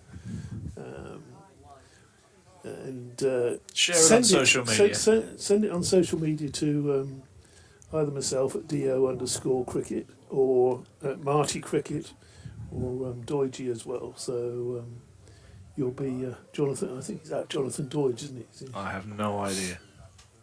And then we'll see how many we get tomorrow. Thompson bowls, and that's defended and pushed back down the wicket. I think last year we had about 12, 14 or something people sending in. Lots of other people say, oh yeah, I did that. Yeah. I mean, today we got some say, oh, the chippy's not open tonight, but I'll get some on Friday. That's all right. That's all right. And if you're a veggie, improvise. As one listener said, chips, cheese and gravy or something. Lovely. So, anything. Mind you, you'd have to check the gravy, I suppose, wouldn't you? Definitely. So, it's a great sentiment for a great man. Yeah. Thompson in from the Peas Hole Park end at bowls, and again that's just pushed into the outside. It's game's almost treading water at the moment, isn't it? Because Yorkshire can't make that breakthrough, but how many runs in the last 5 overs, Kate? Haven't had too many, have we? 7 in the last 5 overs, so it's not going along at any great speed at the moment. Nah, definitely a holding pattern. The Durham batter's looking for the end of play. And Yorkshire desperate to try and take a wicket before the umpires call a close. I'd like to break this as Thompson bowls to Borthwick, and he gets a little nick there just past third slip, runs away towards third man. No great pace on it. The batsman about for 2 runs. And moves on to 31 as a score. I think they've already done it. Beaten me to it. Yeah, they're quick here. Late in the day. 104 for 1. 29 to Borthwick, 63. to Alex Lees. Doidge is back. I don't know whether he needs to come back in. I mean, the listeners want to listen to me and Ash, really. So that's the word on the street. So we're going to continue here, Hill. Yeah, it's still a steady stream of people leaving the ground. Well, you know why that is. They'll have to get back to their digs for the... For fish and chips. Well, I don't know whether they'll be having fish and chips tonight. As Hill comes round the wicket very wide and Lees tucks this off his hip. Out into the leg side and we'll get at least 2. They'll settle for 2 as Fisher does the fielding. Moves on to 106 for 1. Lees moves on to 65. Durham look to accumulate here. They don't want to get stuck. Been an interesting innings from Lees, hasn't it? He's played a few... Some big shots. Yahoos, really. Well, there's big shots and there's yahoos. I'm going to stick with big shots in case he sees me in the car park. As Hill comes round the wicket and Lees defends this one out into the leg side. One particular over against Ben Code from this end. Yeah. He had 3 big shot stroke yahoos and connected with one of them. And one it hit the side screen, didn't it? Yeah, but the other 2 shots were not that fresh air. Right. Doidge's tapping me on the shoulder. Is that the...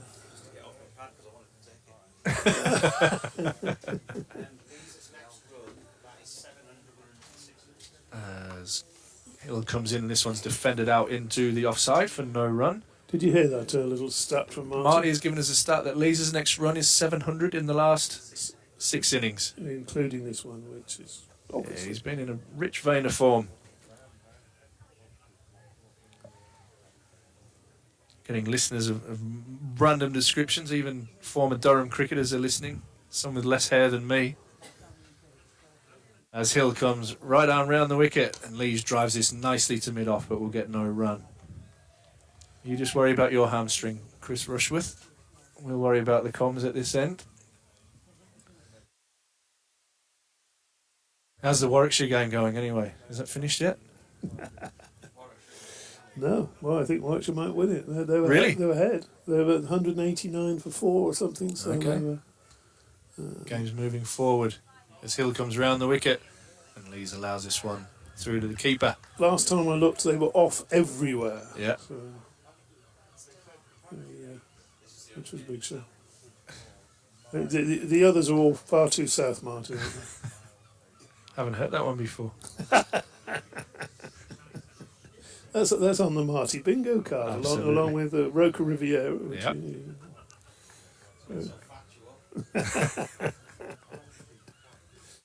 As Hill again round the wicket.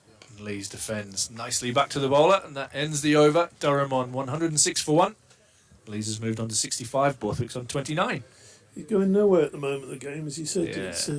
The umpires are going somewhere. They're having another chat. Maybe they've had enough. Maybe they're just saying, look, this is going nowhere. We're not really... They're taking them off. That's it. They are going to take them off, yeah.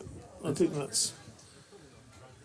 Yeah, we were drifting a little bit, weren't we? So, they haven't even checked the light there, and Johnny Tattersall is having a word with the umpires. He's not particularly happy, I don't think, that they're coming off, because there was no light reading taken there. They just decided to go off. The umpires have had enough. The batters have certainly had enough. Adam Lyth, with a century earlier today, is the first man down to the rope. Ready to clap the Durham batsman in, as we have Lees and Borthwick marching off with 106 runs on the board for the loss of Michael Jones, who was caught by Tattersall off the bowling of Thompson for 8. Lees will end the day unbeaten on 65, and Borthwick will end the day unbeaten on 29. Applause as they go off. They'll be pleased with this day. Durham turned up today 142 for... Yeah, it's 4. I think it's straight call.